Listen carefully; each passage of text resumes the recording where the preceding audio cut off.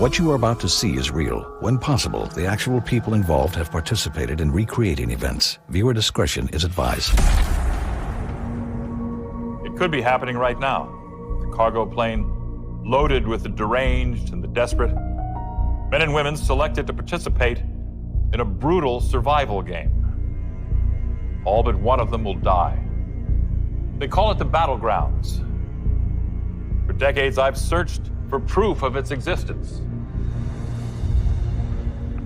Ladies and gentlemen, what you are about to see is real.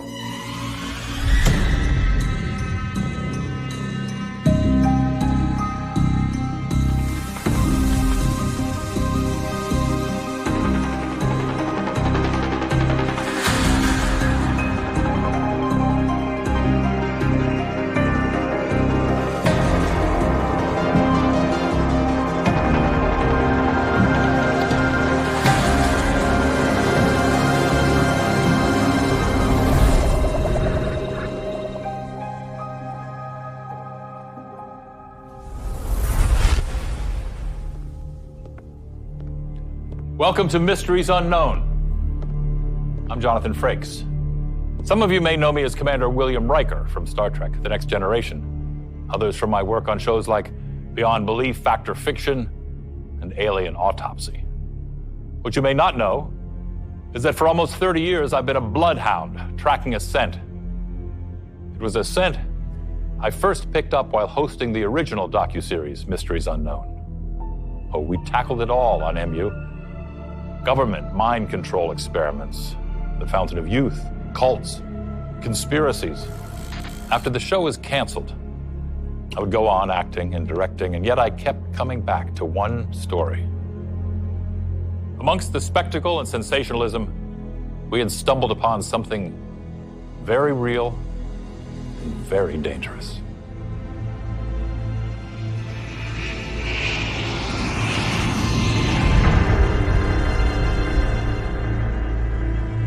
My name is Dr. Ursula Bauer, former head of Applied Sciences, Titanic Industries.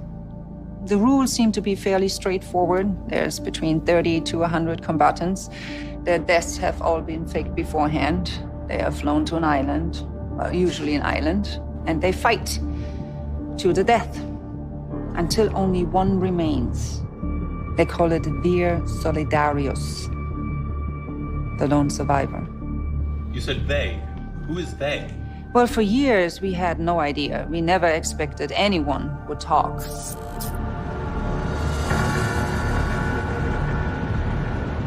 My name is Alexei Sytyov, and I'm a former associate of Sergei Kalimnik. How many deaths do you think you're responsible for? Maybe 400, 500 people. 500 people are dead because of you? No, because of me. Because of him. Because of the man they called the Russian. To understand how this started, we have to go back to 1965, to an island named Erangel. Conflict had broken out between Soviet forces and the civilian population. It was a massacre, with only one survivor, an 11-year-old boy, who somehow escaped the purge. His name was Sergei Kalimnik, the lone survivor of Erangel. As Kalimnik grew older, he found a place for himself in Russia's criminal underworld, working as a smuggler selling guns, whiskey, and blue jeans. He never talked about what happened at Erangel, but the violence was inside him. He was drawn to it. And he believed there were others like him who needed it, needed the violence. That's how he knew he could sell that tape. That tape was a CCTV recording smuggled out of a South Korean prison. A recording of an attempted hit that erupted into a full-on riot. It was brutality, raw and unfiltered, and Kalimnik would use this tape to build an empire.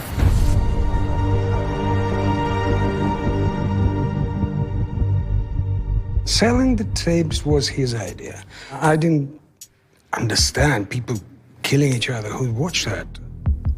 Sergei explained. They don't want to watch people die.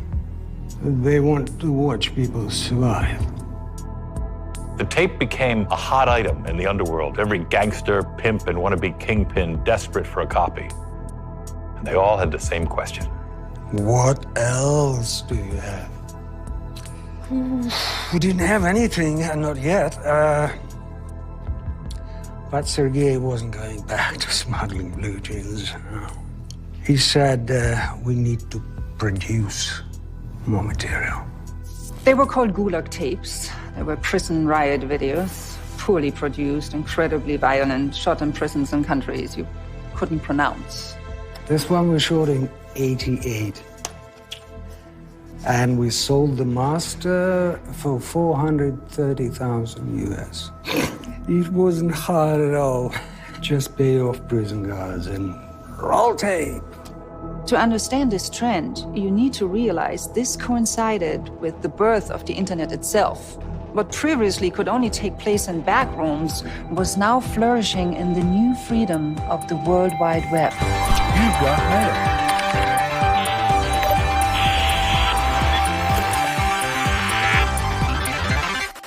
Oh, in '91, we shot 2 videos. Sergei was worried about after the wall came down.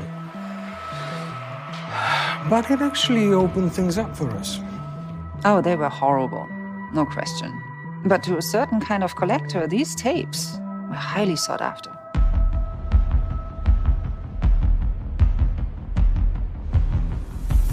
My name is Yusuf Sadeh. I'm a former Interpol agent. I led the task force trying to track down Mr. Kalimnik. The way we worked, typically, you do not look for the splash. You look for the ripples in the water. The ripples are easier to find. You find ripples, you can track back and maybe you get yourself a rock. With Kalimnik, there was a lot of ripples. We were making more money than you can imagine from the US, Russia, all over Asia. But Sergei, he wanted to go bigger. We had the tapes, the Gulag tapes, which were being paid for in cash. We had reports from prison guards, all of them saying the same name, Kalimnik. He had investors, people who believed in him, who said that he was meant for bigger things. When you say bigger, you mean the battlegrounds? Yes. The battlegrounds. Our records indicate that the first official battleground was hosted in the summer of 1994. Combatants were pulled from prisons all across Eastern Europe. They would fight until one lone survivor remained. And where did they host this game? Kalimnik had the perfect place.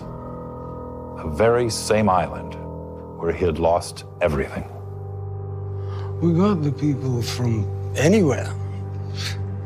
It was the '90s. So easy to make someone disappear. My uncle, he had an old C-130. We used that. We got the weapons through our smuggling contacts. We didn't know what we were doing, but we did it. I will never forget. It lasted 9 days. It was a nightmare. We had people trying to swim. They were hiding in trees. They were shooting at the cameras. And we didn't have no chip in those days. We had to fly a helicopter over with a sniper. Every account we found paints this first battleground as a logistical disaster. Well, there's no question. It was a success. And there would be more. It's one thing paying off the guards, but this.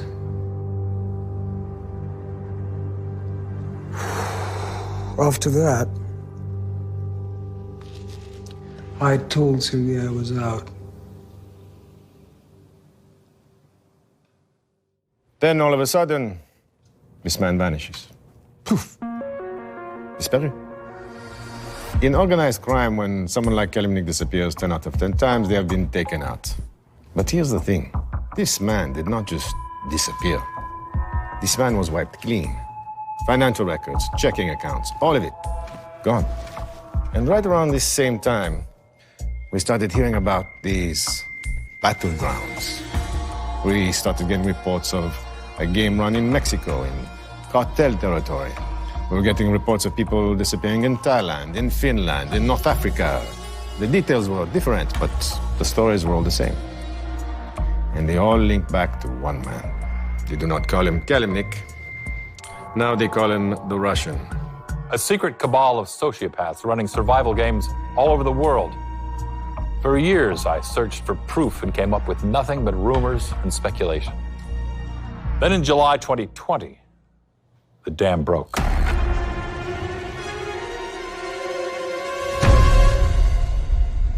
There had been leaks before, satellite photographs mostly, a witness account. But even the most optimistic of battleground truthers never thought we'd see actual footage from a battleground. A hard drive was recovered containing what appeared to be video of a battleground on the island of Sanok. It seemed to depict 4 combatants escaping. Warning, what you're about to see is extremely graphic.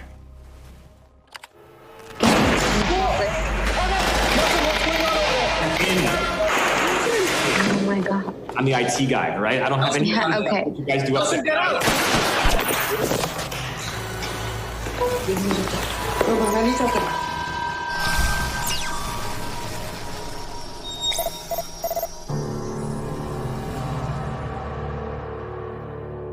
Most people were disturbed by the content of the video. But for me and my colleagues, we found them disturbing for an entirely different reason. This was technology we had been developing at Tithonic Industries. They even mentioned it by name, the blue chip. Technology that could transmit data directly to the nervous system. Technology we were developing ourselves, that wasn't even on the market yet. You understand? Tithonic Industries, a company formed in the 1970s under the auspices of extending human life. A company with seemingly unlimited resources and known ties to mercenary groups around the world. I cannot tell you how many times I was laughed at in a staff meeting for even implying this might be real. The last time I tried to get some traction, my boss pulls me aside after the meeting. Agent Seder, he says, let's say this is real. Let's say there is a man who can do the things you are saying he can do. Buy these islands, make a cartel disappear, and no one says anything. Why in the hell would you want to find this man? What did you say to that? I said I needed to know why he's doing it. I spoke up about it. Of course I did. I said I was concerned about what I saw. They eliminated my position the next day. When I went to the news media, they said it was a hoax and that the footage had been tampered with. Well, of course, because someone tried to hide their own digital fingerprints. No one would listen. No one cared.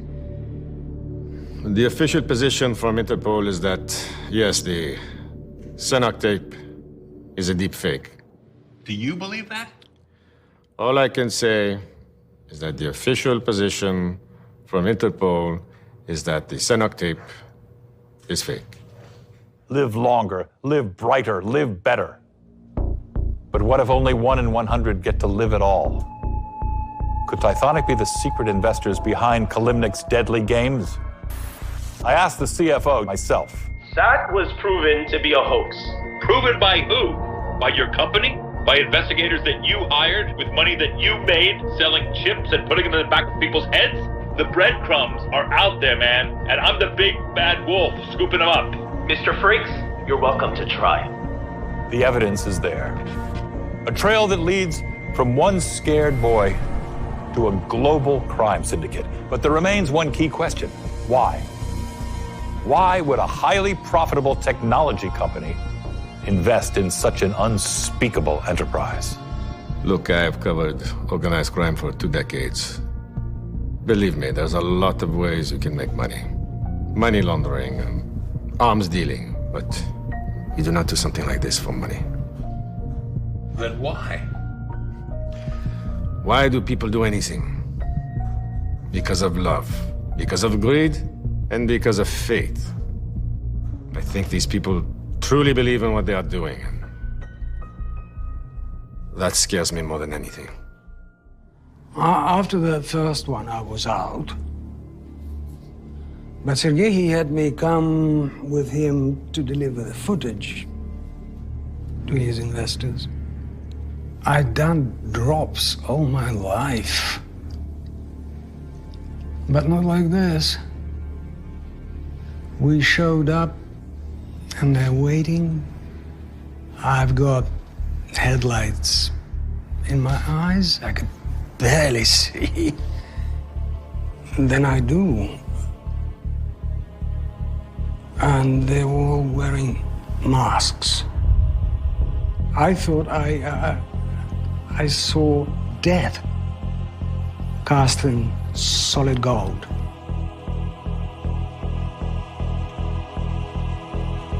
I don't know who they are. I don't know why they're doing this. But I know that this is not the end game. All of this. This is just the beginning of something. In the time since recording his interview, we've been unable to reach Alexei. Our thoughts are with you, sir, and we hope you're safe. Who were those masked figures? And what do they want? We don't know. Not yet. But I'm not giving up. Not as long as the answers are out there, and not as long as there still remain mysteries unknown.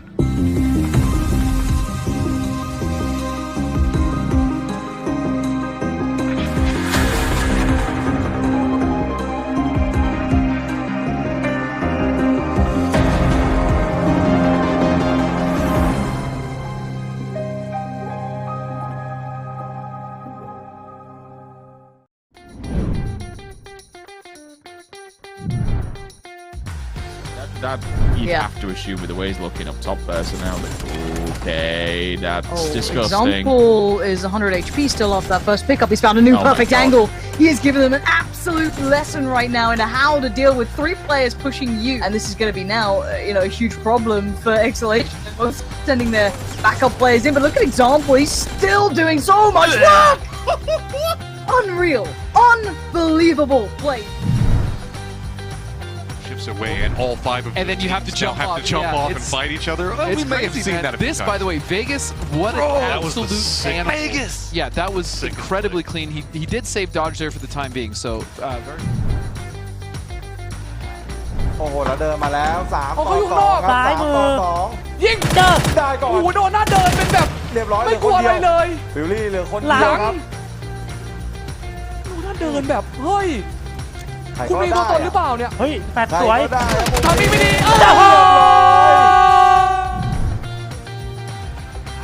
还要堵桥，铁堵的。我告诉你，他毕竟是在圈边。罗凯啊，这波要扫车了，扫了个头车，哎，这个要选择。飞天下死，但是是 Forever 把人给放倒的。是的，这波螺旋飞天直接给打电话这杰夫洛卡整。 Altıncı külüne ulaşıyor. Yuva ayağa kalktı Virtüt buraya sürpriz. Hayır. Kaçırdı spreyini. Bomba atacak şimdi. İyi pişirdi bombasını. Etkili de gönderdi. Kendisine doğru gelen flashlar var. Nitra Perfect'isi vurdu. Yuva Batölesi indirdi. Bir bomba. Bir bomba daha geliyor. Molotov geldi. Virtüt Pro da gidiyor. Dijital atletik. 아 위험한데요 이거. 오 조선까지 바꿔주면서. 아 그래도 위험해요. 오 위키드. 아니 근데 이건 안 위험한데요? 이야 이거 GFI가 네. 아 이건 GFI가 큰 실수를 한 거라고 볼 수밖에 없을 것 같아요. 성광탄! 오히려! 성광탄! 와! 정리했어요! 담원기야! 로키 위키드!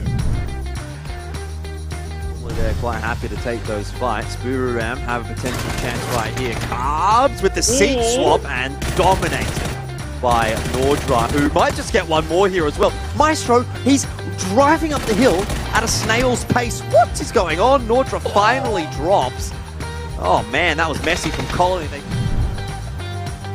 Finally coming in for from Latin Dominus. They've managed to wrap entirely around Dignitas's compound, and with the smokes out, they've got the coverage. But Bunich is going to get one, finds Fisher, tries to connect onto Dan, and actually is going to find a second knock here as he focuses on getting the reload, waiting for the push coming in from Elite. Sees the head peek, gets a couple shots out. Honey Badger sparking, left the compound. They find the angle on here. Elite's got nowhere left to go and is going to fall. Latin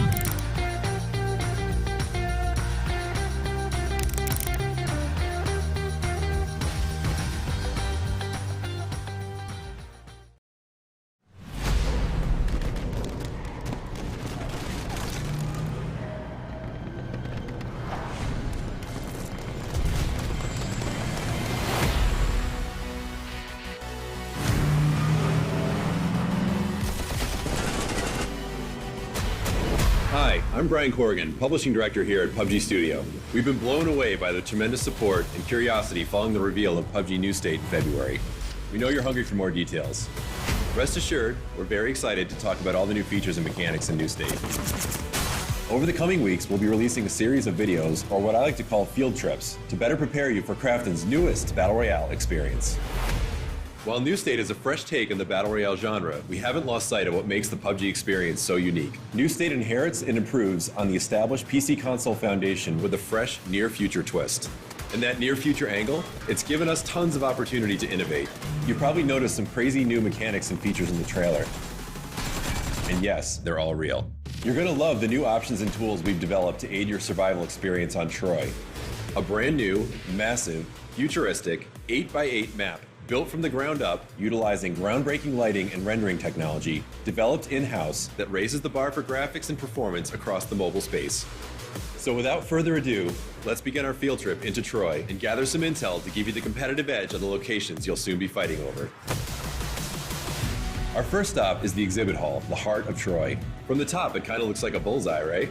You're probably noticing the wide, open-air center, and I'm sure your palms are getting sweaty thinking about the hot drops that'll take place there. But looks can be deceiving. The different levels of verticality provide options for all playstyles. Got good aim? Land on the roof and be ready to prove it quickly. Prefer stealthy play? Drop below and use the bulletproof glass overhead to protect yourself as you plan your ascent. There are many other dynamic features to discover around the exhibit hall, but I don't want to spoil them all. Let's move on to the next stop on our tour, the mall. The mall features a similar dynamic to the exhibit hall with an open roof and wide spaces. But this location, it's all about positioning. Each store has its share of advantages and disadvantages to account for as you size up the competition. The roof gets hot, but if you survive it, there are many ways to snake around and flank your indoor enemies, crushing them from the perimeter. If you're on the lower levels, the honeycomb architecture and bulletproof glass will give you the angles you need to secure your chicken dinner. Personally, I love holding the escalators, another fun element to strategize around. They're fully functional and directional, so be sure to choose the right direction, or you'll risk losing precious speed and become an easy target. Moving over to the laboratory, with 4 levels of intense enclosures and corridor warfare.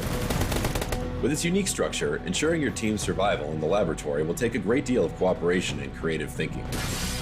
The central area is encased in bulletproof glass, so you're safe as long as you don't come out, or they don't come in, or the blue zone doesn't get you. For the last stop on today's tour, let's take a look at the trailer park. Or at least that's what it used to be. Now it's all bunkers and bullets here. You'll have to vault, sneak, and climb to conquer this spot. But if it's not looking good and you need a quick exit, use the ramp at the end of the runway to jet out of trouble. And with that, we've reached the end of the field trip. But stay tuned for the next episode where we'll dive into more features. Thanks for joining us. Be sure to follow our social channels for further updates, and we'll see you on the battlegrounds.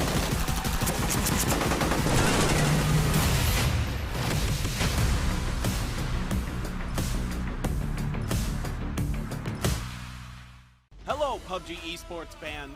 An infinite survival battle between regions, PUBG Continental Series 4 begins this coming June. Like the past series, PCS4 includes APAC, Asia, Europe, and America. Joining North America will be South American teams who showed a spectacular performance at PGIS. So there will be 4 regions for PCS4. From June 10th to 27th, 36 matches are ready for you to watch. A total of 16 teams can qualify for PCS4 through regional qualification rounds. You will be able to witness new changes to PUBG Esports through PCS4. New in the shop, Winner by Chicken Dinner. You will feel the essence of true survival in Battle Royale, coming to you from 4 different regions. Also, we extended from 4 matches a day to 6 matches a day, which lets you enjoy 12 more intense matches of PUBG in PCS4. $250,000 per region. In total, $1 million prize pool distribution and ranking system will also bring more excitement to PCS4. Top 8 of the week gets paid per standing, and the team with the highest winnings throughout the 3 weeks of the journey gets crowned the PCS4 champion, and an additional $20,000 USD. On top of that, special awards up to $20,000 USD are granted to kill leaders, insane squads, and outstanding performances. The All-PCS team will be selected after the event is over and are also eligible for special awards. Expect exciting plays. You can anticipate incoming bold and heroic plays with the special awards. The prize pool gets even better with crowdfunding through Pick'em Challenge and special item purchases. There are plenty of special events prepared for our fans, so keep an eye out. Real Survival kicks off this coming June 10th. PUBG Continental Series 4. Feel the essence of Battle Royale through PCS4.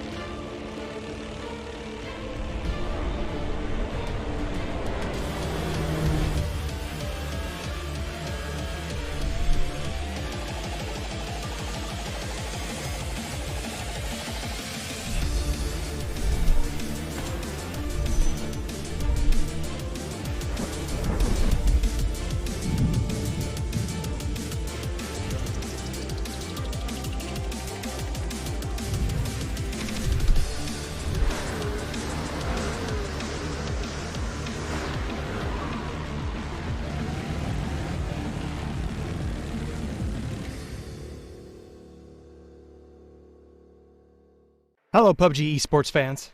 PUBG Continental Series 4 is fast approaching, pitting 64 teams from 4 regions against each other in typical heart-pounding PUBG fashion. That means it's time once again for you, the fans, to get ready for another Pick'em Challenge, so that you can start earning esports points once the tournament starts on June 10th. PCS4 esports items go up for sale on June 2nd, the same day the Pick'em Challenge begins. These items are available for purchase for 3 weeks, and serve as a key way to earn the voting coupons you'll need to pick up even more cool rewards. You can grab up to 14 voting coupons from buying PCS4 items, so pick up as many as you like for even more votes. A free voting coupon can also be obtained by watching PCS4 live streams, which we'll get into later. Every one of these purchases supports the PCS4 teams, with 30% of net sales going right back to the teams through equal distribution and via the prize pool. You get cool stuff, support your favorite teams, and get the chance to earn even more cool stuff. It's a win-win-win situation. To earn the great new rewards in the esports shop, you'll need to play one of the Pick'em Challenge games. Back once again is our Pick the Winner game. Pick the Winner lets you predict overall winners for each participating region. Each voting coupon spent gives you 1 pick, and you can only vote for each team once, so choose wisely. If your chosen team is declared the winner of their region, you'll receive 100,000 EP to spend in the esports shop. With 4 different regions, there's 400,000 EP up for grabs in this game, so plan out your picks and rake in the rewards. Our second game is Team Face-Off. In Team Face-Off, you can earn EP without needing a coupon, simply by picking the winner between 2 rival teams. Like before, EP prizes will be weighted depending on how many votes a team has gotten, so playing it safe for a smaller prize or risking your vote for a higher payout are both valid options. The third game of this tournament is the Chicken Challenge. To play, simply tune into the games as they're being played live on the official PUBG Twitch channels and vote for which team you think will win the chicken dinner. You have until the 11-minute mark to cast your vote, but choosing correctly will earn you a small EP prize. You can play the Chicken Challenge every single game of the tournament, so tune in and win. The last way to earn EP is by watching each broadcast for a special code that will pop up randomly during the games. Enter it fast enough and pick up some free EP for your account. You can get up to 50,000 free EP using these 2 methods, so cast your votes and keep an eye open for codes. You can also get a free voting coupon through a broadcast code. Right after the last match of the week finishes, a code will pop up on screen. Enter it fast enough and you'll earn a free voting coupon to use in the Pick'em Challenge. Remember, at any time during the tournament, you can check out real-time standings, information on participating teams, and player stats in the Esports tab in-game. So get acquainted with the teams and place your votes with confidence. Voting closes on June 24th, an hour before the final match begins, so don't forget to cast your vote in time. Now let's talk rewards for all that EP you just won. The Esports Shop is open for business from June 29th until July 14th. You can view and plan out your purchases beforehand, but be sure to spend your EP during this window as any excess EP will be lost after the store closes on the 14th. PCS4 is back, and our roster of PUBG pros are ready to put on one hell of a show. So log in, study up, place your votes, and strap in for the exciting PUBG Esports mayhem. PUBG Esports, PCS4, and the Pick'em Challenge. Get in on the action today.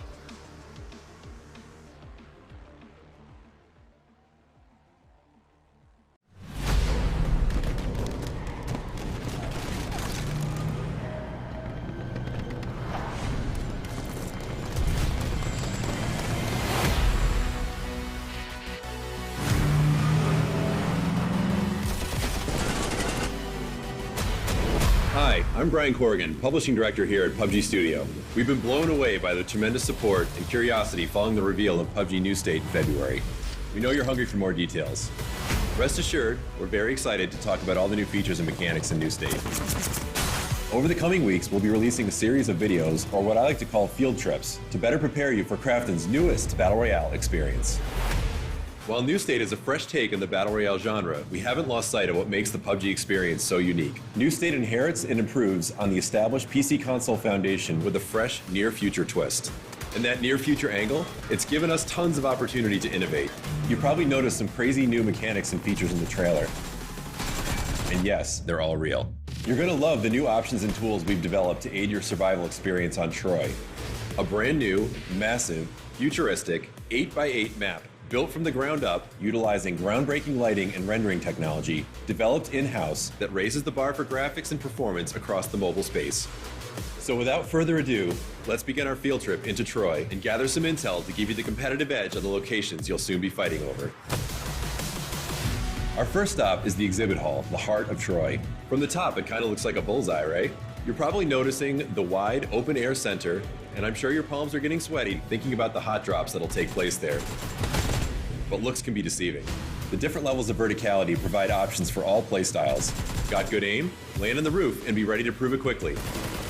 Prefer stealthy play? Drop below and use the bulletproof glass overhead to protect yourself as you plan your ascent.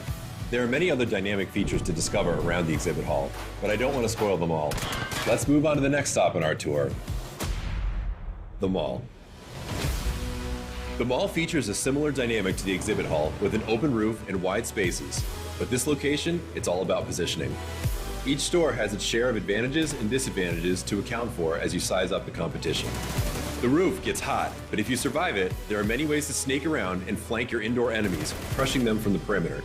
If you're on the lower levels, the honeycomb architecture and bulletproof glass will give you the angles you need to secure your chicken dinner. Personally, I love holding the escalators, another fun element to strategize around. They're fully functional and directional, so be sure to choose the right direction or you'll risk losing precious speed and become an easy target. Moving over to the laboratory, with 4 levels of intense enclosures and corridor warfare. With its unique structure, ensuring your team's survival in the laboratory will take a great deal of cooperation and creative thinking. The central area is encased in bulletproof glass. So you're safe as long as you don't come out, or they don't come in, or the blue zone doesn't get you. For the last stop on today's tour, let's take a look at the trailer park. Or at least that's what it used to be. Now it's all bunkers and bullets here. You'll have to vault, sneak, and climb to conquer this spot. But if it's not looking good and you need a quick exit, use the ramp at the end of the runway to jet out of trouble. And with that, we've reached the end of the field trip, but stay tuned for the next episode where we'll dive into more features. Thanks for joining us. Be sure to follow our social channels for further updates, and we'll see you on the battlegrounds.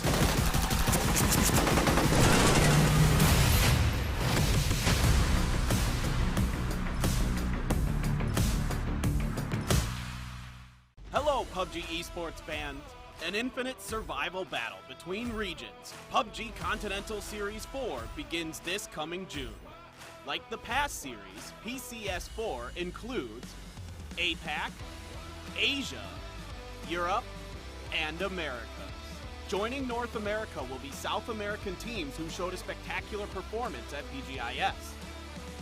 So there will be 4 regions for PCS4.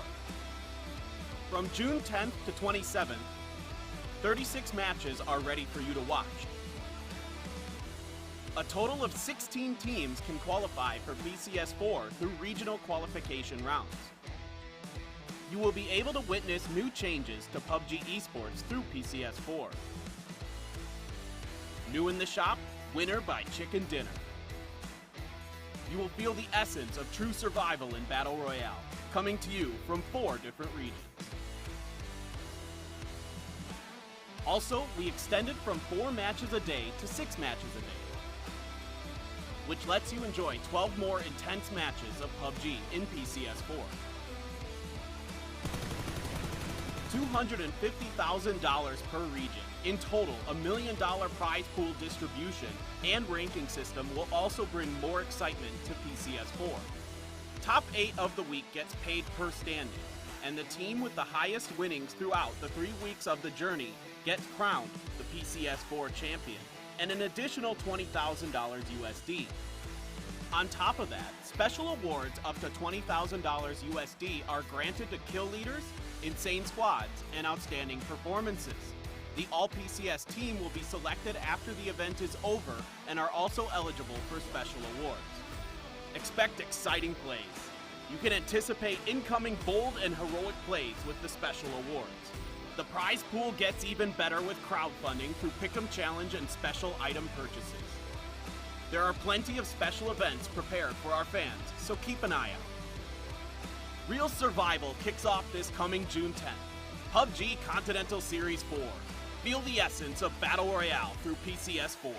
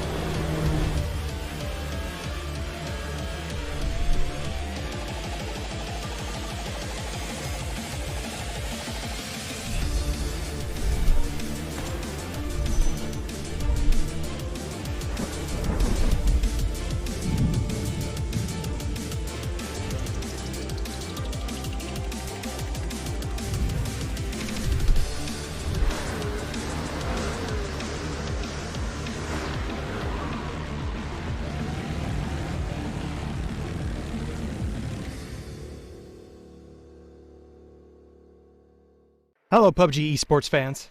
PUBG Continental Series 4 is fast approaching, pitting 64 teams from 4 regions against each other in typical heart-pounding PUBG fashion. That means it's time once again for you, the fans, to get ready for another Pick'em challenge, so that you can start earning esports points once the tournament starts on June 10th. PCS4 esports items go up for sale on June 2nd, the same day the Pick'em challenge begins. These items are available for purchase for 3 weeks, and serve as a key way to earn the voting coupons you'll need to pick up even more cool rewards.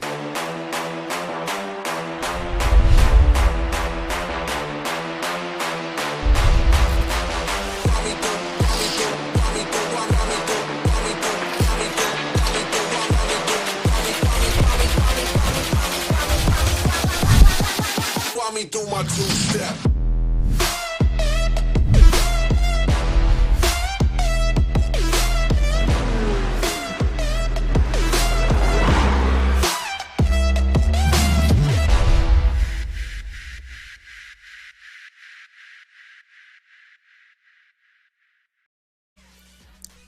What is up, survivors? It is championship week of the PCS4 APAC region. One more week, or should I say 12 more matches until we figure out who our regional champion will be heading to the PUBG Global Championships will be. But until then, we will find out in the next few games. I'm Husky, and of course joined by the ever so trustable and charming Leonard YOLO Lee. Well, thank you for so much for the fantastic intro, Husky, as usual. And it's, of course, great to have you back. It's great to be back for the last week of the PCS4 APAC here. And of course, all this is being handled and organized by our dearful PUBG Corp. Thank you guys so much for the amazing thing. And of course, our broadcast partner, GeekFam. Thank you guys so much for setting things up for the second stream for the Southeast Asia side. By the way, Husky, we have a game on our hands for sure. 12 matches, just like you stated as well, to be more specific here, of back-to-back PUBG action to literally decide who is going to be our championship here for this tournament. Yeah, and it's not just about it's not just about the championships. It's also about the race towards the trophy. Because after week number 2, we have kind of seen our group leader, at least for now, which I believe is Buriram United. A lot of upsets happened during week 2. We talked about the storyline of day trade. We watched how Fury went down 7 out of 12 rounds, which was a tragic. It was a travesty. But the team that was able to stick it through was none other than our previous champions, Buriram United Esports. So it's not between them and Fury as the main character, but there is still a lot of opportunities for teams who are currently lagging behind to catch up. We looked at Archangel Predator, we looked at maybe the Colony, we looked at Sharper Esports. But at the end of the day, the two ringleaders, the two pack leaders will still be Fury and Buriram United.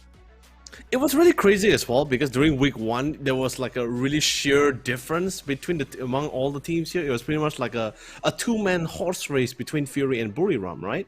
But of course, when we slowly get into week number 2 here, that's when all the other teams, they got adjusted, they got used to it, to the new game format. They sort of understand and sort of re-strategize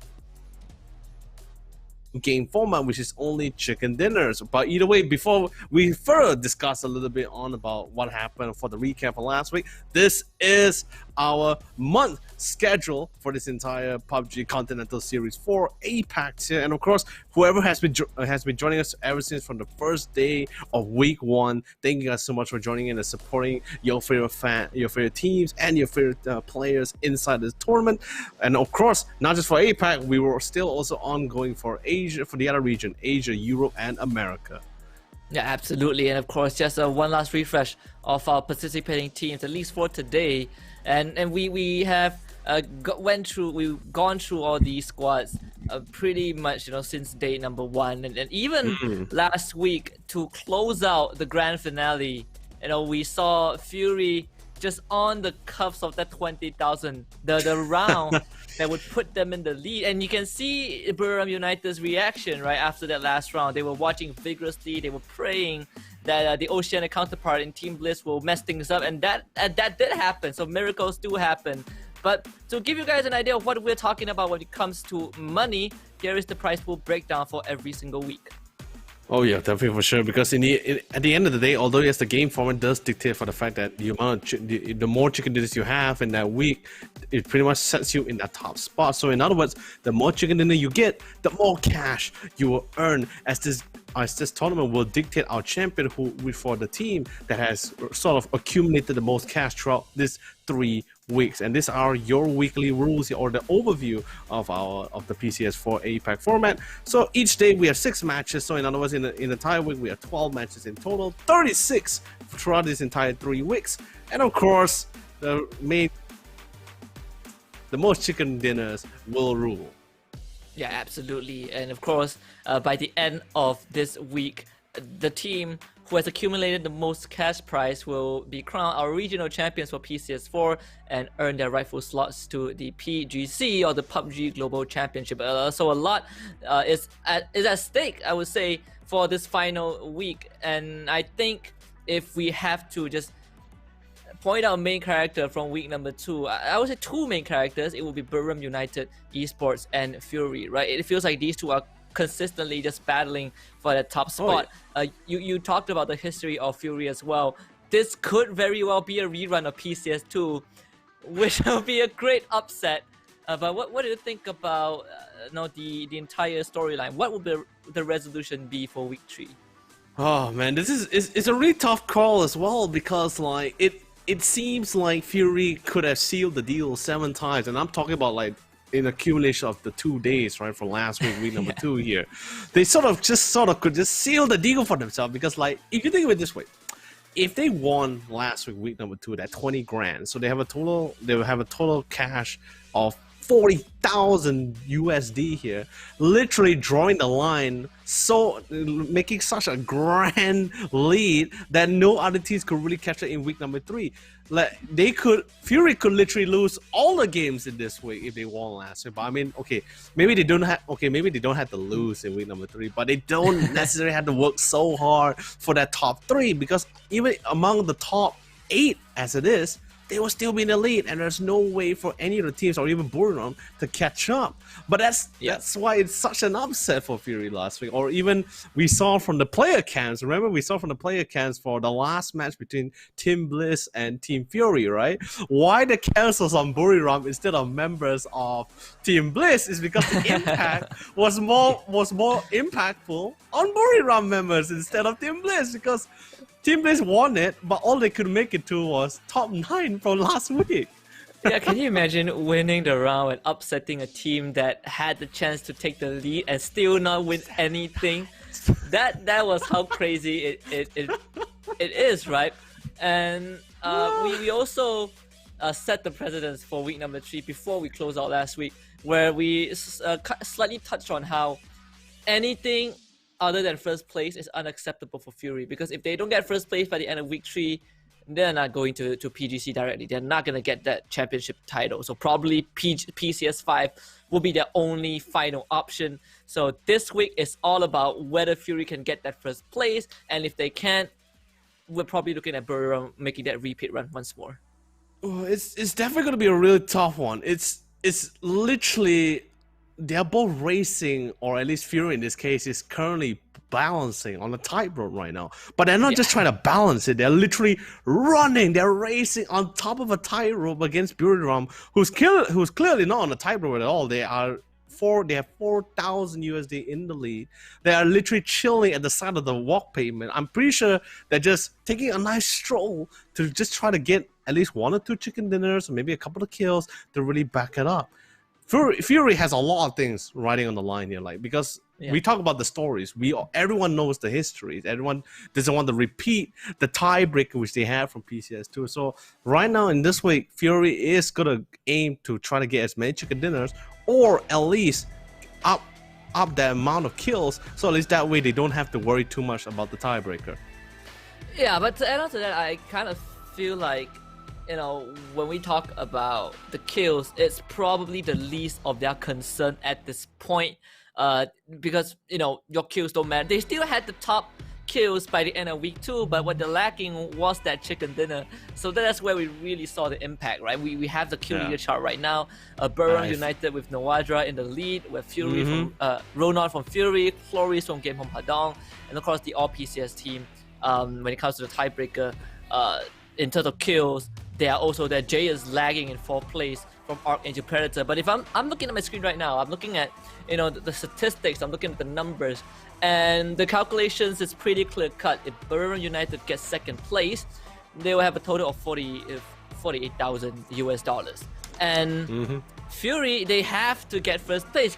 Like, if they get first place and Buriram gets second place, Fury will win by default, but only with a $2,000 lead. So that itself is a very small margin. So anything, other than first place is, like I say, unacceptable for Fury. And this is the reason why, for the APAC point table, you get rank 1 for PCS4 and PCS5, you're going to PGC by direct invitation.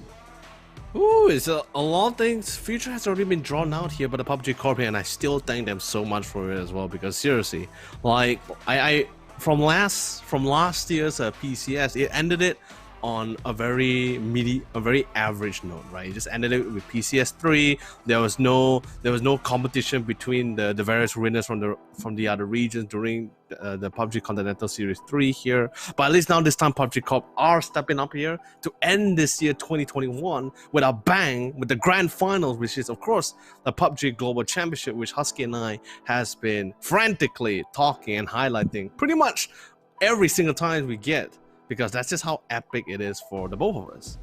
Yeah, absolutely. And of course, this point table is about the current ranking throughout the 2 weeks, not just for APAC, but for the other regions. And if you guys are interested, you can always find this information by rewatching the stream or going to the official website or just going onto Wikipedia. Everything is there. But I want to throw a curveball right now, because we are focusing so much on Buriram United Esports and Fury. It feels unfair to not talk about Archangel Predator, which is in third place. But before we go into that, let's look at the head-to-head for week number 2 between Buriram United Esports and Sharper Esports. Of course, both of them have 2 chicken dinners respectively, but the rest of the numbers on this table shows how Buriram United is just a superior team compared to Sharper Esports.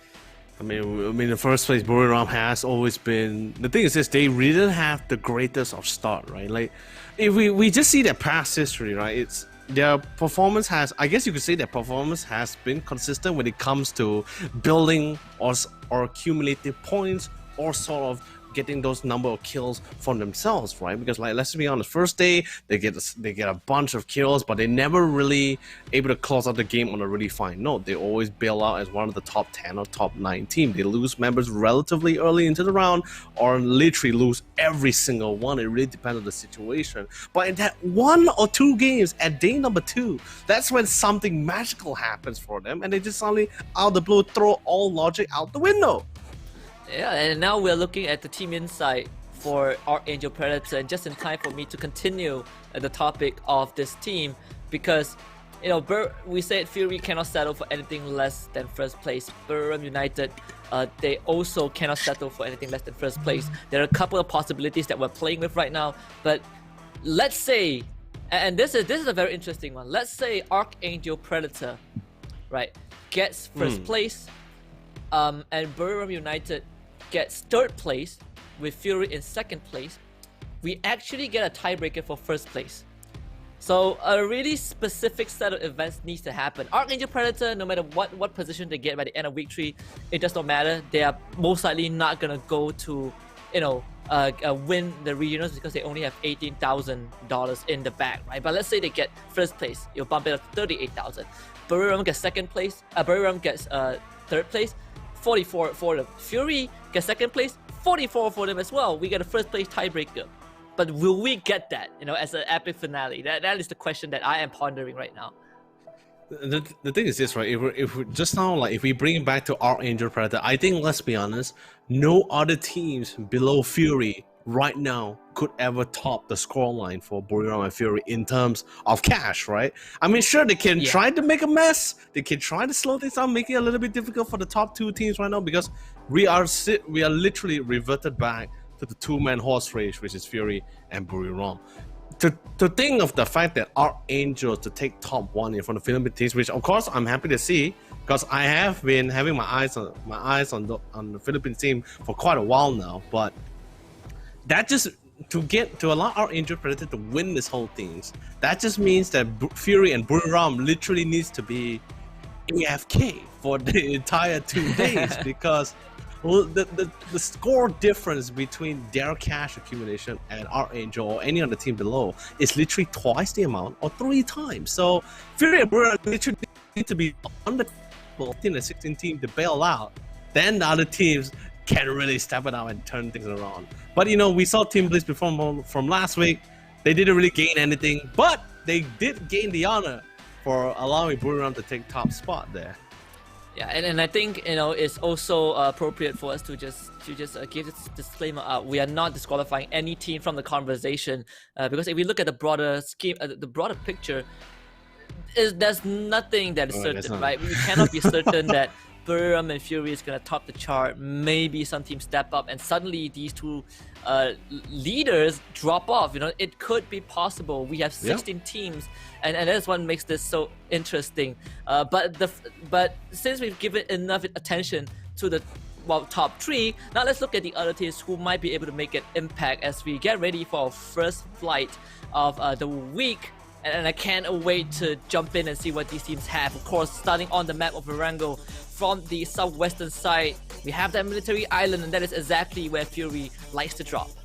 And of course, guys, this is also the pickup challenge votes from the entire time before this tournament itself. So once again, everyone is still fearing Fury for the map of Marengo. They have by far one of the best performances so far, as we've seen from last week 2 as well. They got just so close, Husky. They were so close. They were like right there, just right there. But for some reason, Lady Luck and the odds weren't really in their favor at those most crucial point of their time. Yeah, I mean, to be very fair, right? Imagine you had 7 rounds to make a dip. You had 7 rounds, and all you need is just 1 round. So 1 round to take the lead. Oh. And I don't want to say they couldn't pull it off, but you know, a part of it is on them, I guess. We gave them a lot of praise, but sometimes you also see Fury being themselves, being that aggressive squad. Teams have started to adapt to that. You know, they're punishing Fury a bit more, and it is going to become worrisome if they don't adjust to the responses as well. But we're seeing something different on that military island. Normally we'll see Game of Hadong right there alongside Fury, but this time it's just them and the colony with the circle on the western side of the map. A bit of with Gaka in the center, Ferry Pier is also included as well. So a pretty, well, standard circle, but it's probably gonna be a very chaotic one as well. So far, a lot of teams has been, especially throughout this entire 3 weeks, has not been changing their drop sites. Everyone's comfortable. Everyone sort of already did the research on where exactly everyone's going to be landing. So in other words, there's not going to be any much clashes. We don't see much clashes, or even like teams just crashing into each other the minute they jump out of the plane here. Although yes, there were a few during week number 1, but that's normal, right? Because first week you have no idea. It's been like 6 months since everyone was playing with each other, and not many people went for the PGI either. So not much information to really play around for this team, especially with the new format. Week 2 and week 3, they pretty much got said and done. Pretty much everyone is just sort of agreeing like, okay, you want to go there? Fine, I'll give it to you. We'll go to another area. At least we have every team has a new and different set of priorities. Yeah, absolutely. You know, Sharper Esports now sitting in that 4th place, just slightly behind Archangel Predator. Week number 1 felt like an underwhelming week for this team, as they did have a pretty decent start, or at least they had moment of brilliance. However, they were not able to close it out. And even if you look at the table, the tabulation for the cash prize distribution, across 2 weeks, we only had 10 teams who were able to get any amount of cash. Some were repeats. You know, some teams were able to back cash in both weeks. Some only came in for week 2. Some only were there for week number 1. The question is, are we going to see more contenders for week 3? You know, are more teams going to walk away with prizes during week 3, regardless of the effects on that leaderboard? It's going to be a little bit of a tough call, especially for some of the teams, because now this is the final week and priorities is a little bit different. I believe some of the teams is sort of like has already, I wouldn't say resolved themselves. Sure, Fury definitely resolved themselves to be trying to earn the top spot if they really want to be the first team to sort of one of the first 4 teams here to qualify for the PGC here for towards the end of the year. But the other teams definitely already knew from the accumulation of points and the fact that no matter what they do, it's going to be really difficult for them to for them to really climb significantly to catch up to the top 3 teams. But no one said they couldn't try to be a huge mess, to make a huge mess out of things for some of these teams. Yeah, I guess that's that's a fair argument, right? You know, we at the end of the day, you want to leave the tournament at least with some cash prize, regardless of how much it is. But you brought out a good point. You know, we haven't really discussed too much about the potential of the leaderboard being scrambled by all of these teams. You know, maybe the leaders taking a tumble because they got picked off early on. Something like the Team Bliss scenario happens again. Which team you feel like has the biggest potential of making that happen? Right now, I guess besides the fact that which team has the lead in cash, I would say I have my hopes for 3 teams at the moment, which is Archangel Brothers, Day Trade, and Sharper Esports. I think they are the one so far are the closest to really scrambling or throwing a wrench to a majority of these teams' plan at the moment. Because not because they're sort of in the lead in cash whatsoever, but so far during week number 2, their performance has spiked significantly as well. The bravery, the confidence as well. Our Angel Predators, we even saw a few games where Arjun Baz and Mad Dog, those 2 alone, the front forerunners, has already shut down so many teams, Fury included, especially during the last circle.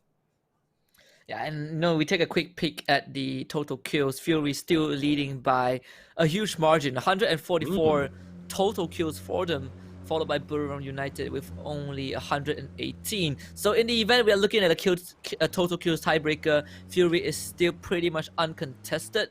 But reaching that point, we just slightly touch on it.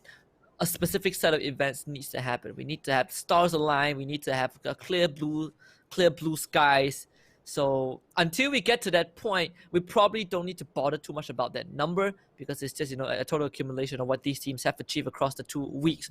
What is notable so far is that the teams are a bit more passive by the start of this map. But other than Team Bliss and Archangel Predator, who are shooting at each other on the radar, most of the teams are pretty content of where they are right now. But I want to quickly segue this in, because if you guys don't know just yet, PUBG is coming out with something new, and it's called PUBG New State. So it's now available for pre-registration. Just go onto your Google Play and search for PUBG New State. You will be able to join the new uprising of survivors. I love it, new stuff coming in to literally hype up the moment when everyone thought the PGC was coming in. Everyone's like, okay, PGC, and also the news on Friday that's just also going to be the continuation of the PUBG Continental Series 5, but now even a new game platform for the PUBG Battle Royale is coming in as well. New state, I guess you could say literally, for anyone who likes to find a new place for their next vacation, especially during this time of the pandemic. I guess you guys can prepare to go and check out the new state here in the mobile platform. I'm excited. I'm excited for that. We have 2 things to be excited. PUBG New State and PGC in November. That's still a long way. Well, at least for now. But if we look at the timeline that PUBG Corp has laid out for us, the roadmap, is pretty awesome. After this, in September we get PCS5, and in November we get the PGC. And a lot of these is just a showcase of how PUBG Corp has been focusing not just on the esports scene, but also on community engagement. And speaking about that, Textile is engaging still with Archangel Predator. No, they switched to Buriram United, but those shots from the Midi 14 needs to be a bit more accurate. There is the rest of Team Blitz coming to converge and join up with Textile, just in case Buriram United has something else to say about that. But BRU, they're not gonna respond, at least not for now.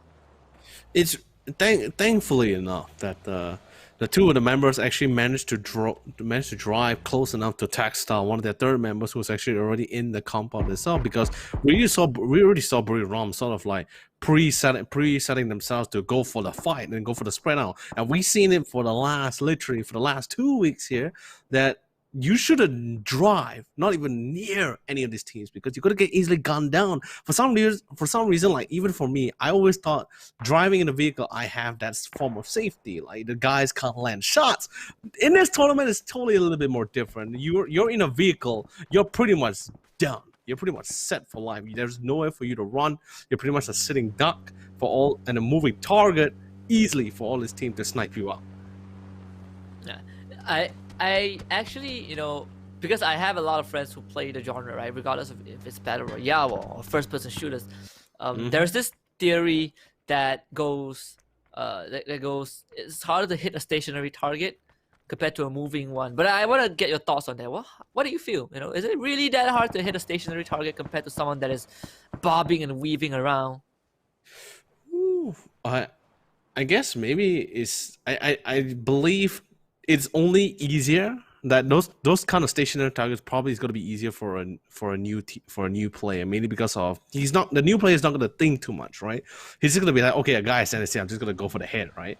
Most players who's very immersed into such a heated moment, like every time they know in Battle Royale, the minute they always drop in a hot zone or a hot area, and they always end up fighting for their lives, right? So during this fight, teams are always trying to predict their movement, where they're going to be exactly. So in other words, a player that's playing stationary, I guess for some teams, there's some players who has a hard time with it. The right call would be for the fact that they are actually overthinking it, because they just have no idea why is he trying to be stationary. Something like how Moment G is trying to pick a shot up front and gets a few tags. Yeah, Fury losing their first guy. Well, the flight is down, but Moment G just connects with that nade, or at least tries to connect with the nade. Alec finishes the job, and Fury not up to a good start. But Ronan and Inside, they both held hands. They both come together to eliminate Calves. So both teams will suffer the individual casualty. As the Colony and Fury, they both started in the same island of Sosnaka military base. So I'm guessing they both moved through the same route. Now only one team is most probably gonna walk away from this alive. Fury has other plans. Probably gonna relocate themselves. Knowing how they play, Fury probably doesn't want to let this slide without eliminating the rest of the colony. However, in this situation, it seems like retreating will be their decision. Definitely for sure. Already losing one of the members is, I wouldn't say like detrimental to all the plans of the team, but it's always more reassuring for the fact that you have all 4 members. And Fury in this case, and by the way, we have a little bit of a pod racing here between Magic Esports and Team Blizz. Looks like both the teams are just sort of just going to respect each other and will go their separate ways. But yeah, coming back to the question, right? So this is, I guess, the part where we can now might hold the thought for a little bit, because Magic Esports slowly trying to crash, not really crashing into the combat as planned, or was actually planning to just go for a quick visit and take it for themselves. Nate comes in beautifully, a quick flank coming in from None, and from the other side, CJ was sort of clear things out for the team. Magic Esports, they're running out of tricks and probably won't even lose all 4 members here, as long as Cheeky will stay as silently, as sneaky, and as cheeky as possible. But he finally gets spotted out. He gets tagged even from the back line. Day Trade will come in to swap the kill away from Tong K, and Mad Dog, he sniffs out the last member and sprays him down with the M249. Where did he even get that in the first place? Oh man, Magic Esports, what were you guys expecting with that engage? I feel like we still see a lot of teams do this. You know, I'm not against pushing a compound. I'm not against going for those SWAT team execution, but you have to have a plan. And driving straight into the enemy crosshair is not part of the modus operandi that you should follow. In Magic Esports, you can see that they were thrown into panic, and everyone else just got wiped by Archangel Predator. An amazing start for the Philippine team. Day Trade also, like you mentioned, chipped in and got themselves one on the board as well. That's it for Magic Esports, you know, out for the count. Oh man, it's tough, really. Like losing one member is sort of like is bad, but I wouldn't say it's too bad. You know, it's the kind of thing where you just sort of, you could just literally call and tell everyone else, like, hey guys, it's a win. You know, we still have 3 members. We can still do this game, right? Losing all 4 relatively early is going to be quite the blow. But however, Magic Esports still has always been finding themselves in a really tight spot. I think like during week 2 and week 1, there'll be games where they get picked off so early as one of the few literally the last 2 teams the 15 or 16 teams to be removed so early into the game. And then there are just some rounds where they're like, hey, we got the top 3. And now we're putting a pressure on Buriram. You know that kind of thing? Yeah, it's a butterfly effect, you know? Both, well, not both teams, but every single team. Now you're kind of looking at this ripple, there's this ripple effect slowly pulsating, resonating with every other team out there. Oh, the Water tries his luck, does get a singular tag, but yeah, with SMG, it's probably not gonna be that effective. He does switch up to the rifle. However, Team Bliss, they are pretty much out and away. Ronaldo forced to at least camp here for a while. The vehicle not in the best of shape, and Fury continues to run into problems as Buriram United have Game of Hadong on their tail. But let's see GHD. Let's see if they will be able to do some damage to our pack leader. Ronan really didn't have a choice either, because he didn't really get to do a quick scan of the area when he was getting shot at. He had no idea how close the enemy were. And his car, he started losing a little bit of control and speed of his Darcia as well. So he made the right call, stopping for a little bit to reset and just try to pick out where he was being fired upon. But I believe once he got into the shack, he just do a couple of jumps. He sort of noticed the fact that, okay, they're quite far. But he was coming back to the current situation at hand. Woo! Nick comes in nice, comes in tight. Not enough to go for the knock though, but Chloris at least will still stay alive. And now the rest of the team slowly backing off. Buriram also sort of resetting themselves, because they also they recall that they did spot Team Bliss rolling down a hill. Not sure whether they did a quick roundabout or not, but just in case, they all slowly fall back, and they had to try to find a better position for the time. Well, at least we know that Team Bliss is probably out of the area, you know, out of the vicinity. They're a team that, if they don't have to fight, they're probably not gonna stop, you know, and try and engage in any sort of combat. We've seen that since day number 1 with Team Bliss. They just play like pacifists a lot of the times, but you know, I would say majority of those attempts end up in just them getting killed or outgunned. But they worked out. You know? They were able to win the most important round for Buriram United in week 2. Game of Hadong, they decide to not take on Buriram United and instead rotate away as the Blue Zone closes in, passing by Pochinki, which is exactly where Sharper Esports will be. So Game of Hadong have a long road ahead of them, and in fact, with so many individuals fighting at them, they would need to proc themselves down very soon. They make it into the circle, but that places them in the middle of 3 different teams. And we get disgusting on the ground. Friends. All open landfills in the Central Plains for the next circle. Expendables, 777 definitely finding his jackpot in the slot machine as he goes for the quick tabs. And let's be honest, guys, we sort of like understand for a fact, like if we see cars grouping up and smoke trails started popping off, we just sort of like, we normally tell teams and members like, hey guys, be careful, there's a team there. But for these members, they're like, hey guys, it's nade fest time, bring all the nades, fire upon them as well, because let's be honest, smoke doesn't really smoke out the fires here. So the mollies are going to be coming in, and same situation with Fury, who's currently stuck in the shack, and the colony, they're coming in, the high war shackle, and now they're coming out to face the foes. Dear friend does get knocked out, but the nade comes in strong! A beautiful Kobe from inside to save the day for the team! You thought Fury was having the back against the wall, but no! Inside said this was all planned and covered. Yeah, Inside single-handedly wiped out the colony, and the Wild Test been smoked! Wong Tanker and 777 taking on Team Bliss. As Force from Victor Rice also chipped in as well. Team Bliss caught in a very bad spot. No way to retrieve Monty. The Expendables on top of them with VTR behind. They gotta pick their fights, and this time, the only way for Team Bliss to make it through is to take out whoever is in front of them. Monty will beat to death. Meanwhile, Eagle 365 in this trench, also under fire, or at least being showered by grenades. As team number 1 making it rain.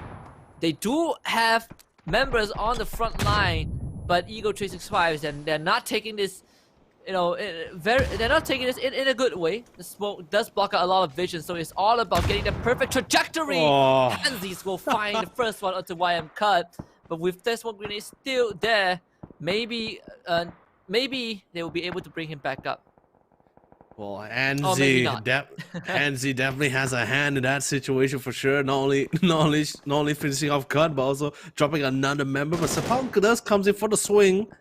does pick them out with a quick spray through the smoke as well. Pretty nice. And a nade to follow up with that for the 2K. Literally somehow he himself alone is already brought out half the members of Eagle 365. And he's still pushing in. He says, I want to get a little bit more kills. Especially since the smoke tree has already been preset as well. He's casually getting closer and closer to their ever-closing foe here. Meow burns out Chibri. Team Boss on the other side was able to find close on the other side. And Garmin had to quickly come for the sage. And the gunner would revive. But the hip fire doesn't come through. As Flash just came in so quickly to sweep things up here for some of the members of Buri Ram.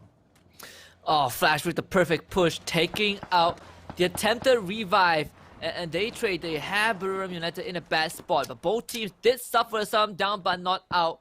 As Archangel Predator under fire from both attack all around and Fury. This nade does go wide as they trade remain alive. And Nautica heals out. Flash will also have time to recuperate, but Ellie still tags him. Flash is down. However, can Buriram keep themselves alive? No, maybe not though. Look at who's behind Eddie. It's Sharper Esports with their crosshair. Snipers at the ready, but Nautica pushes them forward. But it's gonna be Puchus that puts Eddie to speed. And Buriram United have no place in this game as Yanku will terminate their license in match number 1. Now they turn their attention to day trade. Archangel Predator out as well as attack all around. Now will be the next target for Fury. Maxonus sees Game on Hadong in his sight as Fury on the kill feed goes on an absolute tear. They also find Team Bliss.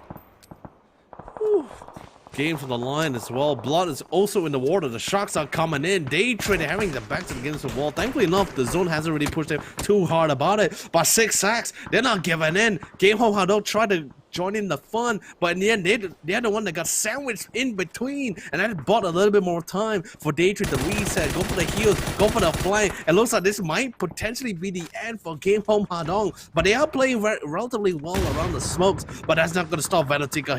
He's going to be charging head first into the fight, into the smoke, and out of the fire here. Still couldn't find a single one. He does get tagged though. Didn't really go according to his plan, exactly what he envisioned here. Yeah, getting backstabbed by Gottenway and Venatica will be picked up by Maxonus as Fury. What in the world just happened? TD takes them out. Fury on a 10. Suddenly they got torn apart as both our ringleaders have been eliminated from match number 1 as Flash will take out Gottenway. We will have a unique team, or at least a different team taking that chicken dinner. Game Home Hadong will be the next on the chopping block as the Expendables continue their run in match 1. So far only X Stadium and Victor Rise still have that full squad available. Namsi finds 6 sacks as 6 sacks is just not prepared to accept those shots. The Expendables having Sharper Esports on that kill list.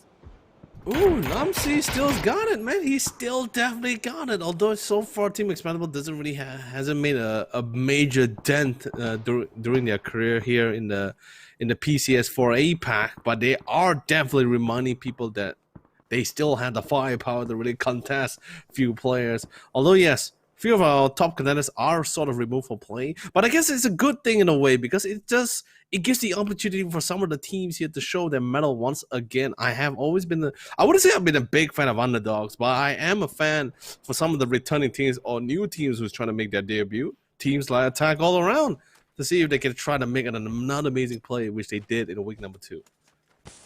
Yeah, well, I guess you can put it that way. You know, I'm a big fan of underdogs. I'm a big fan of an upset or a Cinderella story. I'm a big fan of everything. But you know what else I'm a big fan of, or what else I'm about to become a big fan of? PUBG is available for pre-registration on Google Play. No way!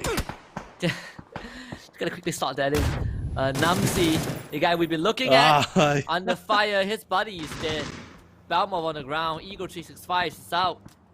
A Sharper Esports now taking control of this area. Unfortunately, they also don't have much to work with, and maybe Yanko can put this to an end. Indeed, he does. Attack All Around still survives, and live to play a bit longer. SBN United also suffering casualties in the hands of X Stadium.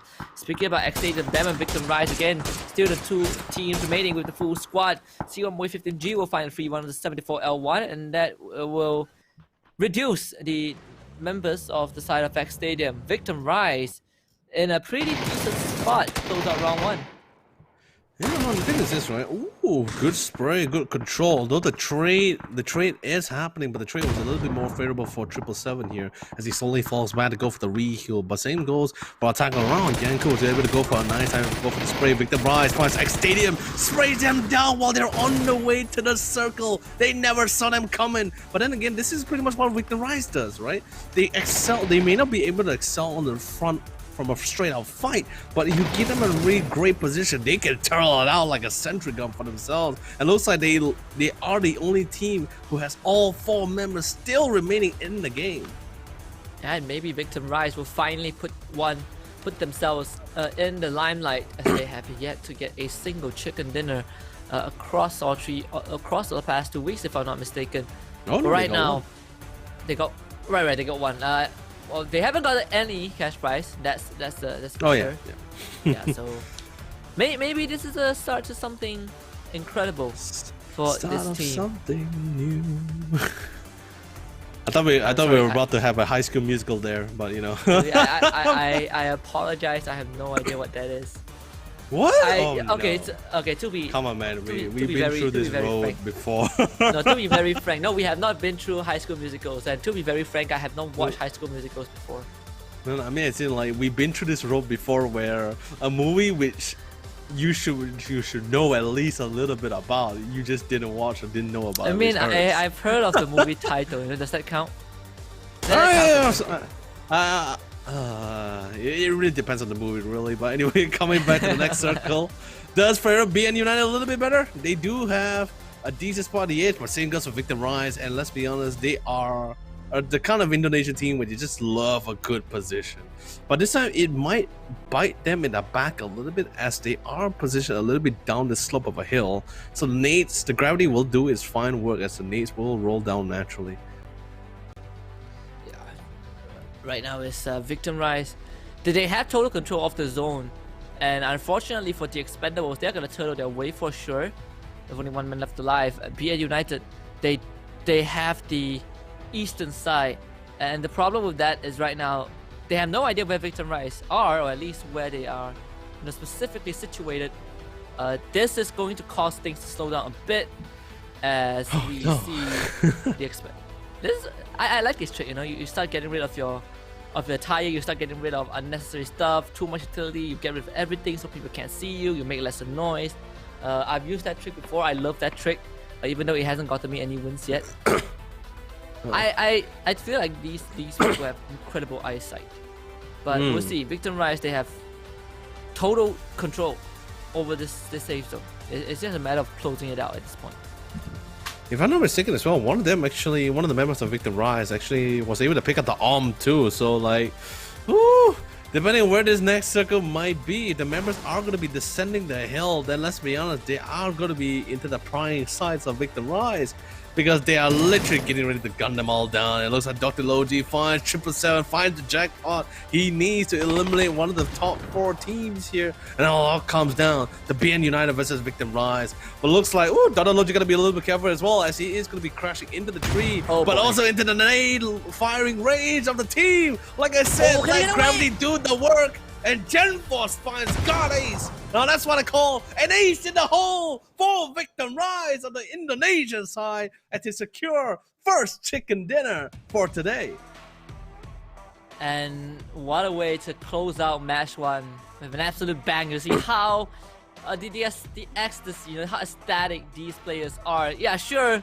If you look at the overall leaderboard, maybe it doesn't mean as much as it should be for Victim Rise, but winning a round regardless is a huge feat for a team that qualified through the Challenger Rumble for SE, for Southeast Asia. And with that ending, that is definitely an amazing spectacle. It is. It really is an amazing spectacle. But also, at this point, I feel a little bit like feel a little bit bad for our production teams or observers later on, because I can tell you this: the amount of highlights the post highlights we're gonna be getting for this entire tournament, we're literally going to have at least a 30 minutes or a 1 hour long highlights, and that's just gonna be everyone just using nades. It's just like nade kills after nade kills. Fury in particular maybe will have like a 15 minutes video by themselves alone, because I think they're the only team that has like what the most amount of nades kills that we have been seeing throughout this entire PCS. So, and some of the nades kill has been pretty sick, more than usual. I do think so. I honestly feel like Fury probably has the most kills with a frag grenade with utilities, frag grenades and mollies. But let's look at how the player of the match is TD from Victim Rise. Ooh, all the threes. Yeah, I mean, sometimes you can win, you can be the player of the match without having extravagant numbers. But at the end of the day, a win is a win, and you gotta take that. Oh man, at this point, like it's really cool to see like Victim Rise slowly coming back into the round. But that's the thing, right? Like as I pointed out, one of their perks which they sort of make use for their tactics, but it's also sort of their downfall as well, because if they don't really have a good position, then that's pretty much it. They can't really do anything else. But either way, these are your top 5 kill boards for our first match inside, taking top spot with 5 kills. Namsi with 4 from Team Expendables. Gakon from X Stadium with 4. Flash also going to equalize the score, and he's from Day Trade. And Years, the main fragger here for Attack All Around. And of course, their first debut for this PCS4 APAC is going to be ending the round here with top number 5 placing with 3 kills. Yep, and that's I would say a pretty straightforward round number 1. And in fact, it didn't take long. It was very chaotic, very action-packed, just like what we expect from APAC. We saw how Fury, they kept putting themselves on that kill feed. Fury this, Fury that, Fury nade, and suddenly they just get wiped out. And we did not even see what happened. So I wonder, what was the turning point for them, because we saw how Burham United got backstabbed. However, it is just match number 1. There's like 5 more matches today. Maybe we'll see our front runners slowly rise up. And it's really cool as well, because like I'm assuming Fury didn't really leave the shack they were in and probably got caught on. Well, what's really amazing is not just Fury, but the rest of the team as well. Victim Rise, Buriram, Sharper, Expendables, Day Trade. The minute one of the members are sort of down and they just knew that they couldn't really turn things around, they kill each other off. Their team killing each other. Although yes, it sounds really horrifying. Teammates killing other teammates, but they're doing it for the fact that they are not giving the potential kill count to another team. So I think that's really cool that all what these teams are really throwing out onto the game, and also sort of understanding that even a single kill point scoreline could be used against them if a tiebreaker should come out. Oh yeah, I now tiebreaker sounds like a very probable outcome at this point of time, and maybe that would be the best way to end things. However, until tomorrow ends, we still have a lot more matches to go through. As now we're gonna take a look at Burham United Esports. They're currently ranked 13, but just after match 1, so the ranking doesn't matter too much. They have accumulated a total prize pool of $34,000, and of course, in terms of the picking challenge, they are the favorites to walk away with the trophy. And there's no question about that, right? They are the best team. They won PCS3. They are now currently leading in PCS4, and all they need is just a good week 3 to lock in that spot for PGC. Yeah, and I think Buriram is by far the only team that can really take a really nice stroll in this week number 3, because they don't really have to worry too much. Because on the state at this point, like Buriram could just be top 5. And as long as Fury doesn't get top spot, they will still be in the lead. And Sharper Esports, like I mentioned earlier as well, right? Like for Sharper Esports, our Interpreters, Day Trade, if Fury or Buriram were to have similar performance to that last match, then that just allows the opportunity here for Sharper Esports or Day Trade or even our Interpreters to really try to rise in the rankings, or potentially even stealing that literally the PGC spot away for themselves. I mean, it's a tall task, but I can see there being a slight possibility. However, if you're talking about Sharper Esports being the regional champions, you need to make sure that Burham United, Fury, and Archangel Predator don't make it to top 8 by the end of week 3. Which is a tall order, but I like the theory. The Colony PH, the Colony Philippines, a team that is constantly in the shadows of Archangel Predator, and that is pretty evident, from the leaderboard itself is kind of a surprise that across 2 weeks the Colony have not been able to crack into top 8 at all. It's quite the difficult climb because every time, like, don't get me wrong, Colony has been showcasing great amount of firepower skill. It's just that for some reason I feel Colony ends up always clashing or meeting with either their co-partners, which is our Angel Predators, their brothers and sisters, or they always just run into another stronger teams like Buriram, Daytrade, or Fury in really unideal situations for themselves, and that just sort of put them in the spot every single time. And honestly, Husky, like you've seen time and time again, I'm still rooting for the Philippine teams all the way, you know. But in the case where Colony keeps crashing or meeting these kind of teams, what can really go? What can Colony really do in that situation? I mean, I hate to say this, but you have to win those fights. You know, you have to outgun your enemies, or you just have to kind of change the way you rotate. Sounds like a get good line coming in from you. Yeah, I'm trying to put it in a nice way. You know, it's hard to, it's really hard to navigate situations like these. There's only so much you can do. Change the way you rotate, change your drop spot. You can change a lot of things, but when you inevitably end up in those circumstances, you have to win those fights. And I guess that's the nature of Battle Royale. You know, you have to win those fights to be able to proceed forward into the later stage of the game. I guess if you look at, you know, teams like Buriram United or Archangel Predator or even Fury, there are also times where they look to be the strongest team, but they don't make the cut, right? So it's all about winning those gunfights. And I hate to say it, I don't think there's any other way to go around that. You know, there's no any other way. Yeah, man, it's really tough. Like it's either you run from the fight or you literally man up and join it and literally take the bull by the horns and just lead the charge here for some of these teams. And I guess it really comes down to years of experience, because like, and also it depends on the place that they were being trained, the situation at the tournament, and the experience they sort of accumulated for themselves. Because like, if you were to compare a team that has been sort of bred or grown in an environment where luck has always been in their favor, where they are never lacking in some things, and compared to another team where the scenario has always been really, they are the unluckiest team. They always have the worst of matchup, or put in the worst or most heavy brackets in the tournaments. Then you can definitely see the difference in growth between the both teams, because one team will have a lot more confidence while the other one will be like really shuttered down into the darkness. Yeah, I guess it's one way to put it, right? And I think for PUBG in general, there's not too much scenarios like that, and everyone just gets thrown into the same bracket and duke it out consistently with everyone else, with each other for 36 matches straight. So thankfully we're not gonna get these isolated teams just not being able to adapt because of the environment they started in. However, I always am curious in how they carry out those practice and scrims, right? Because it has to be a way for them to constantly practice.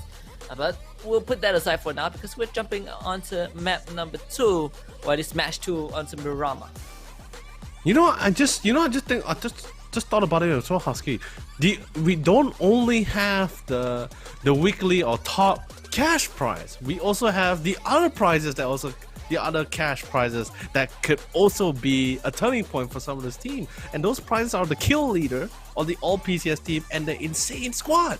Although the cash isn't that much, but hey, it could be a turning point for some of this team, even for the top 2.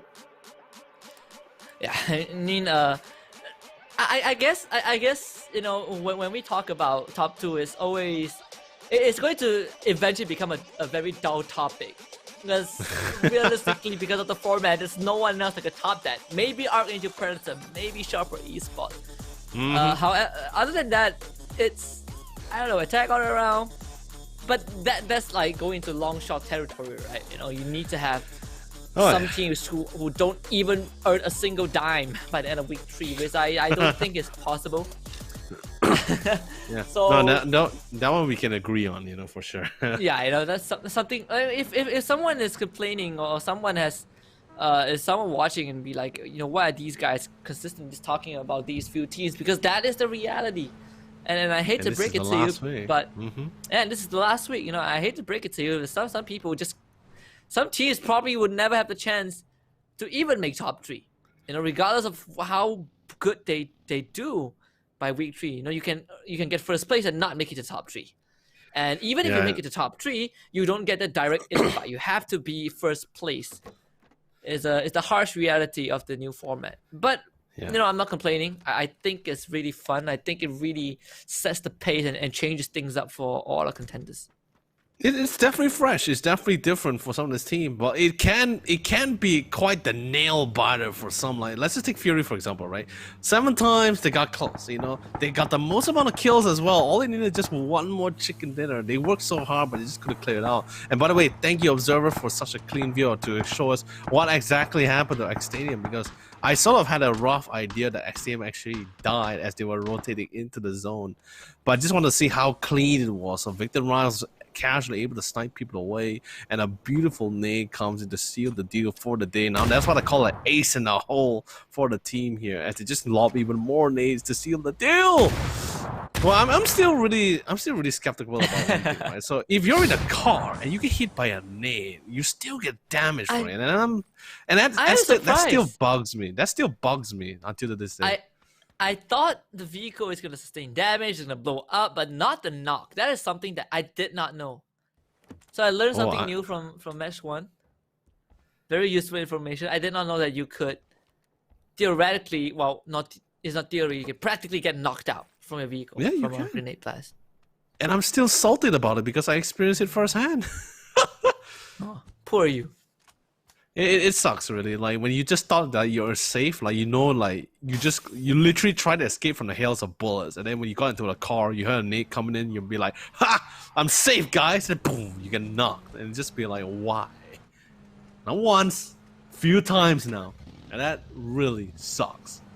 But definitely, it doesn't suck too much for our Angel Predators, because so far, they are, I wouldn't say they are, I mean, for sure, the cash prize are twice away, 2 times away from Fury and Victor and from Brewery Rom, but they are also the only team that's close enough to catch up to them if things goes beautifully well for them. Beautifully well. I mean, like beautifully well. That's the only thing you can really, this team can really hope for, right? Just like Fury and Brewery Rom just lost connections to Wi-Fi, or the players just died off somewhere. I don't know, something. Prayers are happening. I guess if Team Blitz can pull out what they did, you know, last week, then anything else is possible. Oh, still pushing. To be very fair, though, to be very fair to all the other teams out there, I think that regardless of the results, it still excites me. You know, if they were able to take down the front runners, it's great. As long as it's not the clear cut. Well, technically it's kind of clear cut at this point, but as long as the road is not clear cut, then it'll be great. Yanku does see his first victim, but he is intercepted, and in fact his spray taken away by Gloons. Jay is also chipping in. 74L1 will be the first to go, as X Stadium is under constant fire. Gakon needs to get away. Gloons does tag him. Not enough to Gakon should be safe. Yeah, I'm really curious. Just now, who was tagging? Yeah, who was tagging Yanku? Oh, it must be. Oh, it was from Jay Ken. Okay, that's cool. Because I was just wondering, right? I was like, okay, if every member's out on the road, I don't see anyone on the mini map. But it looks like Jay Ken was able to find a beautiful one on Gems. That's not someone you want to lose either. Although they still have Janku, and Jay is for the sideline. But hey, they need Gems. He was the forerunner here. And looks like Janku and Fur are trying to assert dominance to see who gets control of this set of compounds for the team.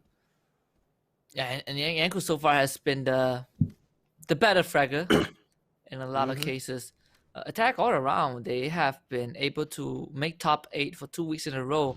Obviously, the positioning for week number 2 was wasn't as good. You know, they barely squeezed in 8th place. But they do have that potential, the capability to challenge the top teams. And most of the times, they are a very, very aggressive squad. So, you know, if you are up against attack all around, you have to be constantly aware of where they are, because they are not afraid to take those fights.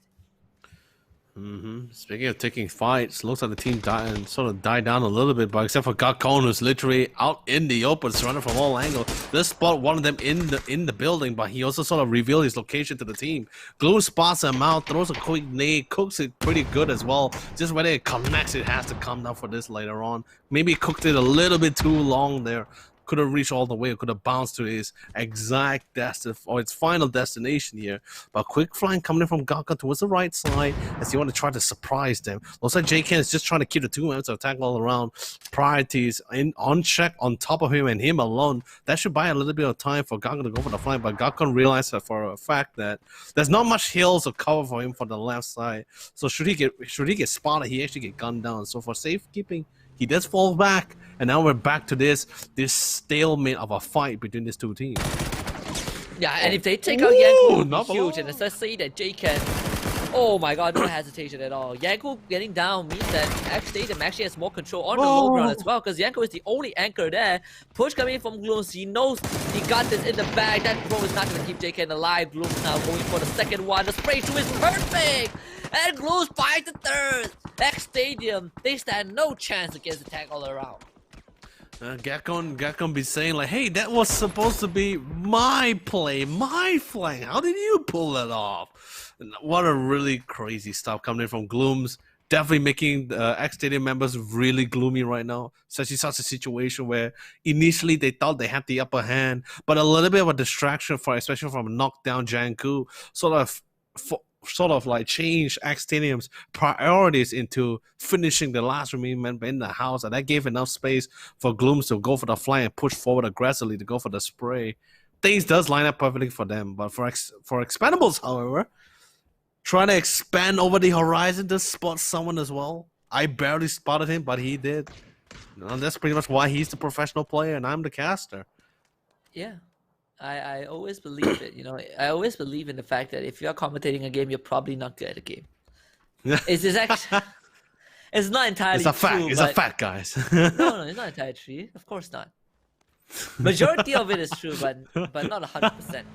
There are exceptions. But in this case, I can agree. You know, I am not. I would probably be the worst, like the worst survivor. If you throw me into a battle royale, I would probably be the first one to go down. Like these kind of environments, it's just not made for me. Like I have too much complaints. Desert is too hot, you know. Don't you like Miramar? Yeah, I like Miramar when I'm the viewer. You know, I don't want to be in the hot environment. I cannot stand the heat. So those you like me, you know. I also don't like Miramar. No. It's sandy. It's hot. There's sand. It gets into everywhere. It gets everywhere. You can't avoid it. You know, it's natural. That's highly unlikely to be the reason why I like Miramar, but okay. You know, I accept that. You like sand, don't you? No, I don't. It depends on what we're on, right? We're on about, right? You know, if it's how annoying sand is, then no, I don't. Sand as an element itself is pretty interesting. Do you ever have this question when you were young on about what? Like, cause sand is just like sand is literally one of the smallest particles, right? In terms of a mineral or material. Like, how much more can you crush sand? That's always something that I'm curious about as a child. Honestly, when I was a kid, I wasn't thinking that sophisticated about sand. Really, if I was a kid and you asked me what sand is like, I would just say like little rocks. Really, I don't think I could say it. I couldn't even think all the head. Yeah, I would think it was just little rocks. Like tiny rocks. Tiny rocks are called pebbles, my friend. Yeah, that's exactly right. I don't call it pebbles. I just call it tiny rocks. If you're asking me as a child, that's the thing. So okay, so if I ask you what sand is as a child, you would say they are tiny rocks. Yeah, I would say tiny rocks. I'm pretty sure. I was pretty dang sure. Fair enough. Man, I go to the beach a lot when I was young.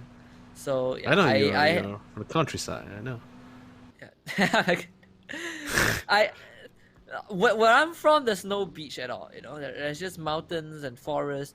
I visit my grandma, so my grandma lives in Kuantan, so there is the beach there. If you heard of it, Teluk Cempedak. For any Malaysians, yeah, that's where the beach is. But over the years, you are not allowed to swim anymore because of the tide, right? The tide is just getting worse and worse. The red flag is constantly up, so you can't swim. Yeah. But it is a great place, you know. I just like the wind, you know. I like it. I like it when the sea breeze blows against you. It feels like you're just gonna be taken away. I don't know. Oh, speaking of taking away, Magic East, we're gonna be careful. If not, they're gonna, their second chance in this second game will also be taken away relatively early into the game once again. The teams Colony are slowly pushing in. Nates are coming in, trying to clear the house, and I think, right, Moment G sort of gave the information to this team that there's Cheeky is probably not in the shack, but he's still there. He's hiding in the corner. So now they're trying to make a choice here. Do we want to continue to push into this? I mean, they could, but they want to play a little bit more safe. It's still relatively early into the round, taking unnecessary fights, especially with lacking of information. I think it's a good call. Colony falling back, taking it nice and easy. I think that's great. Yeah, there's no need to force the issue, honestly. You know, if you can't make a dent early in the first minute or two, just back off. You know? Magic Esports, they don't really pose too much of a threat. Oh my god. They do get a couple of attacks as Carlos was a bit late. However, you can see they were able to make this rotation into the territory of BN United. So I guess this one is inevitable. That bouncing nade does get a tag off, but far enough to not get a knock, at least for now. So the Colony, they avoid Magic Esports, but they have to take on BN United. And unfortunately for them, BN United just have a bit more coverage. Victim Rise and Team Bliss also have something else to say about that. Monty finds one, TD finds a Motor second. The Colony having 2 members down, and it's not looking too hot. You see, this is what I was saying earlier, right? So Conley is they're not a bad team. It's just that they just had really terrible luck when they're moving from one place to another. Something similar to Eagle 365 and BN United as well. They tend to rotate to one area or crash into a site or the compound, and there's always going to be a team that's already sort of comfortably sitting there, or literally having a nice overhead view from the other side. So it's like a third party will come in, and this is the exact result that Colony always tend to face here. There are times when they was able to survive this and prevail with only some members, or maybe sometimes lucky enough with all 4. But like I said, it's just that rare for the Colony so far. I guess. I mean, you know. Oh god, drive-by. Oh man, here we go. The drive-by. Yeah, I guess for the Colony, when you keep finding yourself in these kind of situations, it's not gonna look great. They have lost one. Oh, Alec hiding into debris, just moving around the vehicle. Simon T does get down, but God Ace will trade Alec back. He's gonna barbecue killer with that Molly. Young be able to bring Simon T back up. Well, maybe not. Carlos has something else to say about that. Oh, the refrag is there. Gen Force watching everything unfold. The Colony in a very tough spot. One of my favorite things to do is actually to hold a shotgun and just wait beside a doorway and see if I can find some unsuspecting victim and blow them apart. That's pretty much it. Yeah, we call those we literally call them the Easter surprise right there. But Alex was so lucky, Jesus! Like, I'm not even kidding. Thank God for the Dorado as well to really hold back the burning car. And not that car would have fell and killed him entirely. Carlos has no more heals, so he's literally running for the hills in this case, trying to win out the fight. But he's only one man, and God Ace, he is gonna be landing a beautiful, nice ace for the team here, wiping out the entire teams of the Colony from the Philippines, as they are the 15th team to bail out. The next time we're currently watching on is Eagle 365. Looks like I wouldn't say they crash into the compound. They play a little bit more safe. They stop on top of the hill, and they manage to spot an attack all around in time. So I guess you could say they are learning from their past encounters before, and sort of just adapting to the situation here. Fury couple attacks to team number 1, while the rest of the team is just sort of chilling, waiting for the next impending circle, and that's going to be phase number 4. We haven't seen much of Fury so far in this match. Fury tend to be a bit more quiet on Mirama. As you can see, they are very comfortably settled in their compound, just in the southwest of Los Leones. A lot of teams are outside the safe zone. I'm pleasantly surprised. But the northern side is definitely a bit more populated compared to the southern end. Still pushing. Bots. Everyone just taking a nice pick. I mean, Miramar is the kind of sniper map where you really find a nice vantage point or a good ditch on the high ground with a beautiful amount of cover where you don't get spotted too easily and just chill. That's pretty much what Fury team number 1, even Eagle 365 is pretty much doing right now. Victim Rise is trying to get into a nice spot for themselves. They pretty much found a compound instead. Day Trade, they sort of found a ditch, but it looks like Victim Rise, TD actually spotted them out first, but he got to be a little bit more careful because he doesn't really have a lot of cover towards his backside here. So we might see a fight or a clash between Victim Rise and Day Trade right now. It's going to be quite the clash between these two teams. Trades are going to be happening. It looks like TD making full use of the opportunity, and it's going to be popping off the wheel from that Dorado. That Dorado is definitely a down vehicle for sure for now.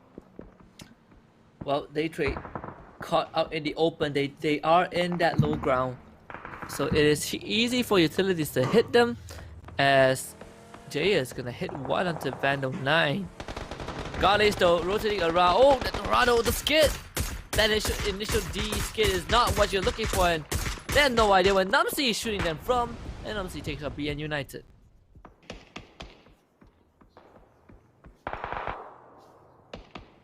Yanku also dying to that blue zone. Shibrit able to take him out. Venatica getting shot as well. Day Trade on the low ground still have everyone else left alive, as Tag All Around will make that rotation away to find safe haven. This nade unlikely going to connect. It's a bit too far, but good attempt from Victim Rise regardless.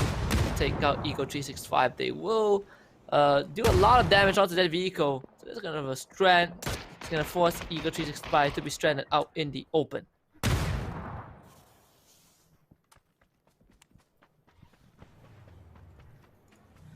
United continues to try and rotate around the map. In fact, they are going to rotate away. GD though finds Shibrit. You can send Shibrit down. Genforce also getting knocked as well. Attack all around. Making themselves once more. Snake connects. And that one is perfect from the side of Victim Rise. Oh man, the fight isn't really over just yet, although it is over for Eagle 365, but the fight still persists and goes on. And Victim Rise, they usually like a nice vantage point for themselves, but this time they're having the back against the wall. Tackle around does get removed entirely from play, and that's going to be a nice setup by TD though. Damage has sort of been done, but now it's time for them to sort of get into the fight, get back into the zone, and get back into the fight. We see Venatica once again charging head first into the side here. The only difference from the last one this time is, at least this time, he's not going to be charging into the smoke, blinded and not knowing where the enemy is. He's going to be taking things nice and slow instead of taking the ball from the horns here as he spots him off from the backside. Mollies and nades are coming in. No connection though, thankfully enough, as one of the members is currently knocked down. Venatica trying to make some beautiful space, but TD goes with a beautiful flag, sprays it down, drags it all the way. It looks like even Daytrade also want to be going a beautiful trade on Mon. Finds TD, drops him down. Seymour's on the other side. He gets tagged, but the damage has been done. Molly comes in. He tries to go for the hip fire, but it's not going to be working for no Rins. Will rinse and repeat for the team, and Victim Rise are removed from play. Oh man, that was so close for Victim Rise. They could have wiped out Day Trade, but they were not able to seal the deal. Team List in the meantime also gets knocked out as Chizing runs out Tonke, and this might be the worst timing to run over your own teammate with vehicle. This nade looks huge. Go 12. Takes out 2, and Yotika is the only one left alive as we watch the rest of his team gets blown to smithereens.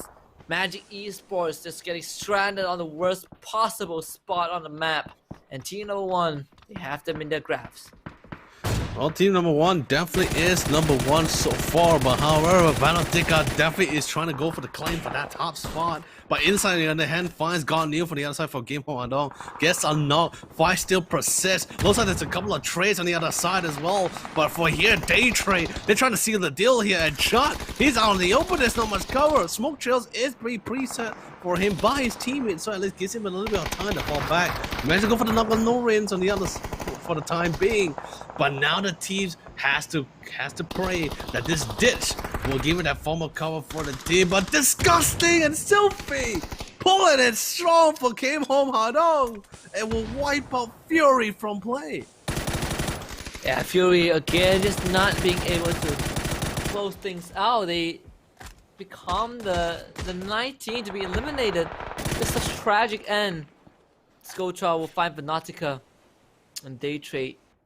Time is slowly running out. Blue zone not in their favor. Home Tanker also wants to chip in as well. All those utilities flying through and day trade getting caught with the pants down left, right, and center. Bojo does down for power, but that's pretty much it. Maybe they can find more. The Expendables now, they're gonna change their attention. First they work day trade into the ground, and now team number one will be the next on the list. Ooh, Expendables expanding across the horizon, not only finding one but two teams to shut down. What's better for Expendables right now is the fact that they found this beautiful jackpot of a squad, because both teams has been clashing and has been damaged quite significantly, enough for literally a small approach by Expendables to seal the deal.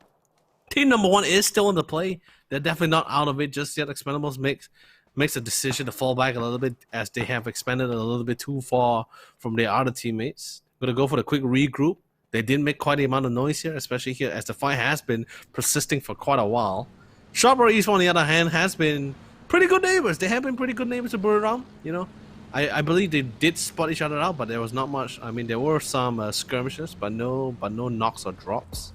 Our Angel Predator really chilling in their compound while the rest of the team are slowly getting ready to push into the zone. And now Game Home Hadong, could they not only crush Fury but Buriram at the same time in the same game? We shall see. Well, Buriram now, they're in a pretty good spot to take the win. But at least they haven't lost anyone just yet, and their biggest contender has been eliminated. And the ambush, oh, 777! They did not see that coming.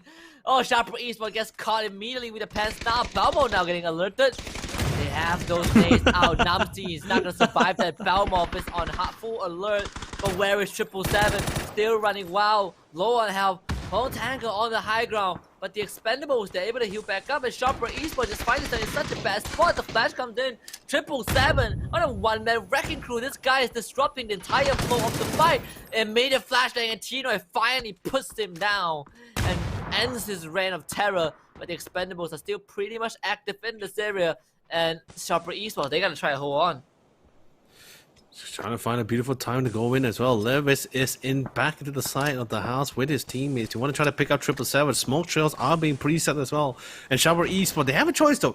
They can take this time to reset themselves, go for the quick heals while Tino is on the lookout. They did spot the smoke trail, so they know that 777, they're trying to go, the Expendables will be going for the revive. They're smalling at the edge of the smoke, and this is going to be a prime time for them to go for the flying through the other side of the house though. But Maxona's nades finds 777. That's the jackpot he was looking for the team. But Home Tanker slowly getting ready to contest with 6 sacks, who's currently scavenging around the whole house. Yeah, the Expendable just playing around too much. They were not able to bring 777 back up, and that means Sharper Esports will now have the advantage. We'll see where this next safe zone is going to close into. Buriram United still huddling together pretty strong. I believe with only 3 men left alive, as Archangel Predator were able to take out one of the members. The Circle being very kind to Magic Esports and Game Home Hadong. But they are the team who suffered casualties early on. Sharper Eastbound coming in for the Puccino. Oh no! Not the flash! When he goes in blind and he loses his life. Oh, the Expendable was able to survive for a bit longer. You cannot flash yourself, not in a situation. 6 sacks. He's gonna try that. He gets the blind. Oh, but he looks at the wrong angle. Maybe he didn't do it. But no! Levi's! Oh! The Expendables suffering more casualties than they should. Sharper Esports suffering more casualties than they should. They were able to wipe out the Expendables, but at the cost of 2 of their members. That is not how it was supposed to go down, but the silver lining is they stay alive. Oh man, that is really tough to watch as well, and especially for Expendable who had the back against the wall. But Neotica on the other hand, last remaining member for Magic Esports, trying to do as much damage as possible. And our Angel Predators, they're shutting him down.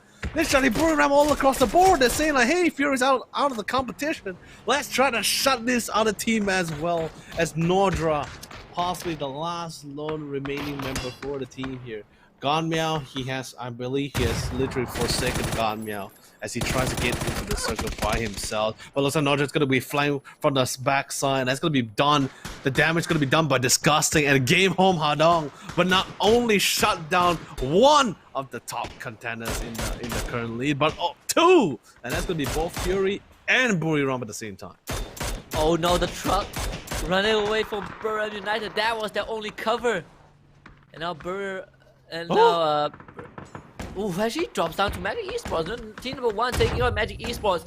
Oh no! Neotica is the one who finds the nade first. Goldtroph is still there, patching himself up. Neotica is still pretty much alive.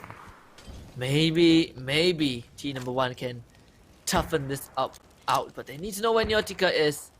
Smoke grenades and mod is being thrown as well. Neotica have no idea that Goldtroph is there, and maybe that's for the better if you're team number 1. Now he sees Neotica, but he needs to focus on getting his buddy back up. 2 is always better than 1, and just in time for Neotica to take the challenge. Balmov though immediately responds by taking out Meow once more. Sharper Esports having the high ground advantage as that nade's gonna fly out. The rest of Sharper Esports is gonna try and chime in to eliminate team number 1, and they just make it quick and swift. 1 frag for Maxonus does the deed. Sharper Esports, Game on Hadong, they both have 2 members left. Archangel Predator though is pretty much complete with the entire squad left alive. And now with Sharper Esports and Game on Hadong going at each other, maybe Archangel Predator can walk away with match 2. Gonna be a really tough one as well. Ajin Bot does try to go for the flank from the left side as well as does spot the lane underneath the truck. Now the 4-wheel drive is slowly working against his favor in this cover. He's trying to do his best to heal, but also slightly moving away, buying enough time for the smoke to literally pop off.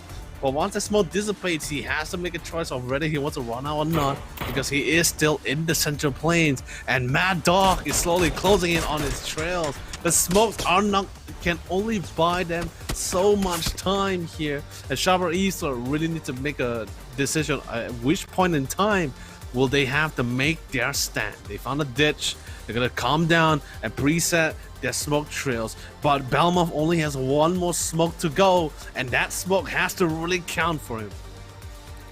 And you can see Archangel Predator, they're slowly inching in, trying to exert more control.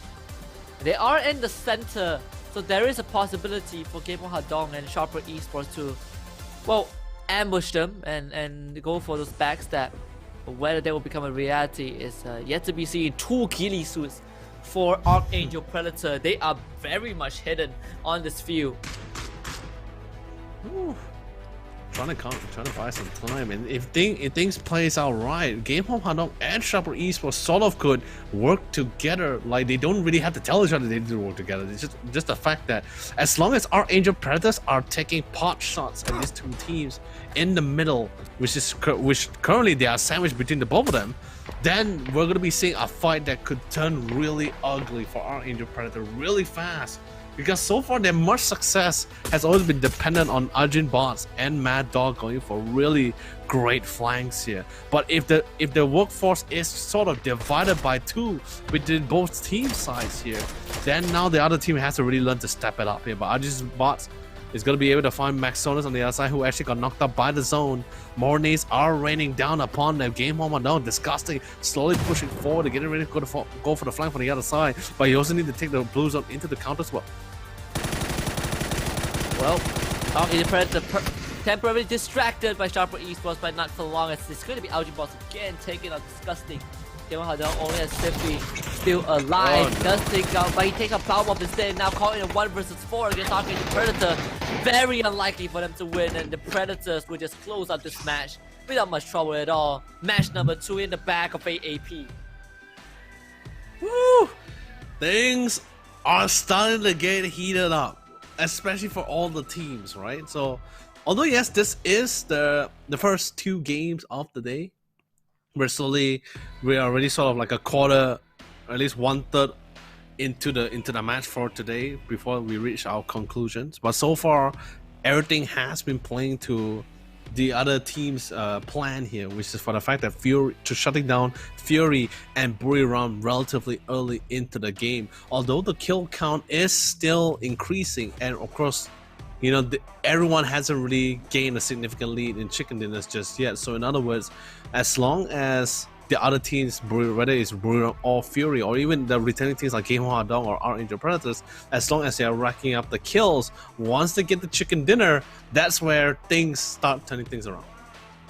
I think that maybe the miracle storyline might just happen. But so far, Archangel Predator, they have been a team that we did not have much doubt that they will be able to take a couple of rounds away because of how good they are. You know, week 1 was a bit slow, but they were able to ramp up the tempo in week number 2. Buriram United and Fury, though, so far no luck for them. They're getting knocked out pretty early into all those matches. As we take a look at our player of the match, it's going to be Aljin Bots from AAP. Not too surprising to me at all, because like we mentioned and discussed it during the cast or during the pre-show or during the last 2 weeks, Aljin Bots and Mad Dog, these are the only 2 things. Let's be honest, our Angel Predators wouldn't be this strong, wouldn't be this good or this clean if it weren't for these 2 players. Mad Dong being the ex-captain here for our Angel Predators have a really similar playstyle and aggressiveness compared to Aljin Bots, so they both was able to play hand in hand with each other, especially in most of those flanking maneuvers. But either way, these are your top 5 kill boards for this second match for week number 3. Go 12 is going to be taking top spot with 5 kills, followed by Gloons on attack all around with 4. Howard Tanker from the Expendables with 4 kills on the belt. Belmont from Sharper Esports, one of our top 4 contender teams here for the last circle with 3 kills. And Disgusting from Game Hwadong with 3 kills to equalize the scoreline. A completely fresh leaderboard with players that were not present by the end of game number 1. Definitely a breath of fresh air. But you know, we so far we have not seen the front runners taking the matches into their own reigns. I guess that's temporarily going to be good news. But what do you think is going to happen? You know, 4 more matches for the day.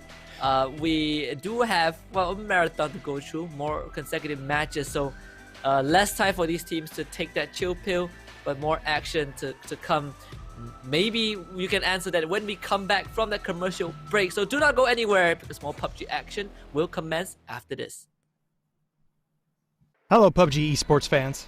PUBG Continental Series 4 is fast approaching, pitting 64 teams from 4 regions against each other in typical heart-pounding PUBG fashion. That means it's time once again for you, the fans, to get ready for another Pick'em challenge, so that you can start earning esports points once the tournament starts on June 10th.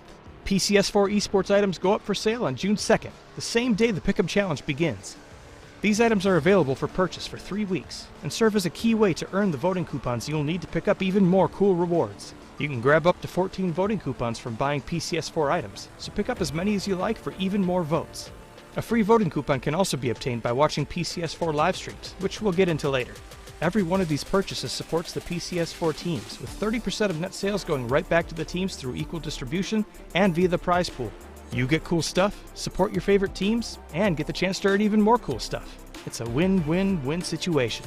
To earn the great new rewards in the esports shop, you'll need to play one of the Pick'em Challenge games. Back once again is our Pick the Winner game. Pick the Winner lets you predict overall winners for each participating region. Each voting coupon spent gives you 1 pick, and you can only vote for each team once, so choose wisely. If your chosen team is declared the winner of their region, you'll receive 100,000 EP to spend in the esports shop. With 4 different regions, there's 400,000 EP up for grabs in this game, so plan out your picks and rake in the rewards. Our second game is Team Face-Off. In Team Face-Off, you can earn EP without needing a coupon, simply by picking the winner between 2 rival teams. Like before, EP prizes will be weighted depending on how many votes a team has gotten, so playing it safe for a smaller prize or risking your vote for a higher payout are both valid options. The third game of this tournament is the Chicken Challenge. To play, simply tune into the games as they're being played live on the official PUBG Twitch channels and vote for which team you think will win the chicken dinner. You have until the 11-minute mark to cast your vote, but choosing correctly will earn you a small EP prize. You can play the chicken challenge every single game of the tournament, so tune in and win. The last way to earn EP is by watching each broadcast for a special code that will pop up randomly during the games. Enter it fast enough and pick up some free EP for your account. You can get up to 50,000 free EP using these two methods, so cast your votes and keep an eye open for codes. You can also get a free voting coupon through a broadcast code. Right after the last match of the week finishes, a code will pop up on screen. Enter it fast enough and you'll earn a free voting coupon to use in the Pick'em Challenge. Remember, at any time during the tournament, you can check out real-time standings, information on participating teams, and player stats in the Esports tab in-game. So get acquainted with the teams and place your votes with confidence. Voting closes on June 24th, an hour before the final match begins, so don't forget to cast your vote in time. Now let's talk rewards for all that EP you just won. The Esports shop is open for business from June 29th until July 14th. You can view and plan out your purchases beforehand, but be sure to spend your EP during this window, as any excess EP will be lost after the store closes on the 14th. PCS4 is back, and our roster of PUBG pros are ready to put on one hell of a show. So log in, study up, place your votes, and strap in for the exciting PUBG Esports mayhem. PUBG Esports, PCS4, and the Pick'em Challenge. Get in on the action today.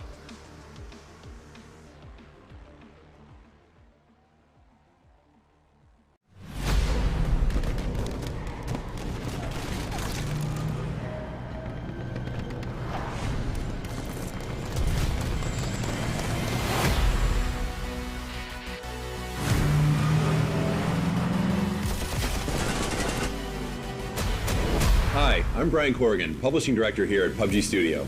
We've been blown away by the tremendous support and curiosity following the reveal of PUBG New State in February. We know you're hungry for more details. Rest assured, we're very excited to talk about all the new features and mechanics in New State. Over the coming weeks, we'll be releasing a series of videos, or what I like to call field trips, to better prepare you for Krafton's newest Battle Royale experience. While New State is a fresh take on the Battle Royale genre, we haven't lost sight of what makes the PUBG experience so unique. New State inherits and improves on the established PC console foundation with a fresh, near-future twist. And that near-future angle, it's given us tons of opportunity to innovate. You probably noticed some crazy new mechanics and features in the trailer. And yes, they're all real. You're gonna love the new options and tools we've developed to aid your survival experience on Troy. A brand new, massive, futuristic 8x8 map built from the ground up, utilizing groundbreaking lighting and rendering technology, developed in-house that raises the bar for graphics and performance across the mobile space. So without further ado, let's begin our field trip into Troy and gather some intel to give you the competitive edge of the locations you'll soon be fighting over. Our first stop is the exhibit hall, the heart of Troy. From the top, it kind of looks like a bullseye, right?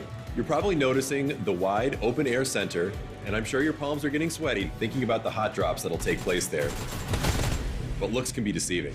The different levels of verticality provide options for all playstyles. Got good aim? Land on the roof and be ready to prove it quickly. Prefer stealthy play? Drop below and use the bulletproof glass overhead to protect yourself as you plan your ascent. There are many other dynamic features to discover around the exhibit hall, but I don't want to spoil them all. Let's move on to the next stop on our tour, the mall. The mall features a similar dynamic to the exhibit hall with an open roof and wide spaces. But this location, it's all about positioning. Each store has its share of advantages and disadvantages to account for as you size up the competition. The roof gets hot, but if you survive it, there are many ways to snake around and flank your indoor enemies, crushing them from the perimeter. If you're on the lower levels, the honeycomb architecture and bulletproof glass will give you the angles you need to secure your chicken dinner. Personally, I love holding the escalators, another fun element to strategize around. They're fully functional and directional, so be sure to choose the right direction or you'll risk losing precious speed and become an easy target. Moving over to the laboratory, with 4 levels of intense enclosures and corridor warfare. With its unique structure, ensuring your team's survival in the laboratory will take a great deal of cooperation and creative thinking. The central area is encased in bulletproof glass, so you're safe as long as you don't come out, or they don't come in, or the blue zone doesn't get you. For the last stop on today's tour, let's take a look at the trailer park. Or at least that's what it used to be. Now it's all bunkers and bullets here. You'll have to vault, sneak, and climb to conquer this spot. But if it's not looking good and you need a quick exit, use the ramp at the end of the runway to jet out of trouble. And with that, we've reached the end of the field trip. But stay tuned for the next episode where we'll dive into more features. Thanks for joining us. Be sure to follow our social channels for further updates, and we'll see you on the Battlegrounds.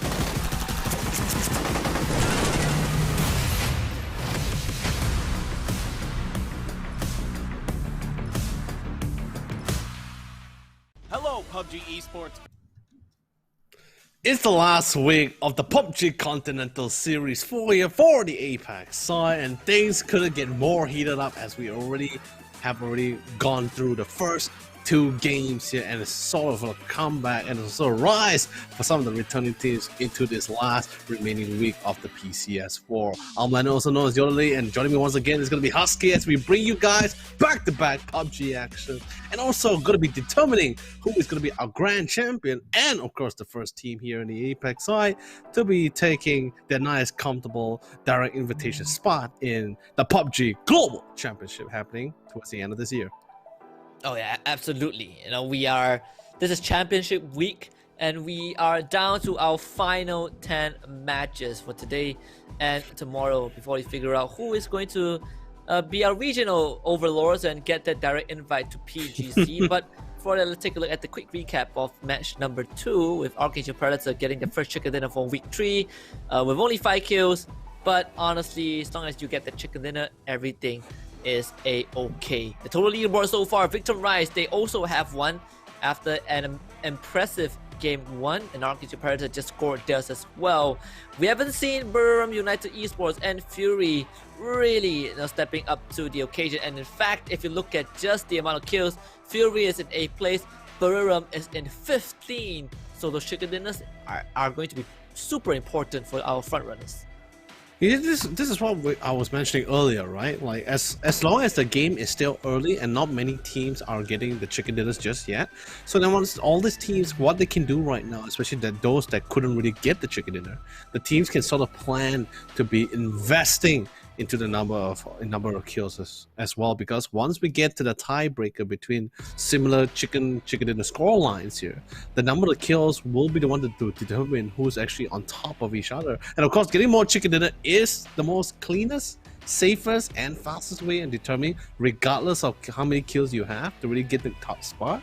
But it's always give that sort of reassurance for now, because look at Buriram, 1 kill. Fury, already 12 kills in the bank. Although we even see Expendables also stepping up for this week. I'm really happy about it. They have a total of 15 kills. So the minute Expendable gets the chicken dinner, they're gonna fly all the way to top 1.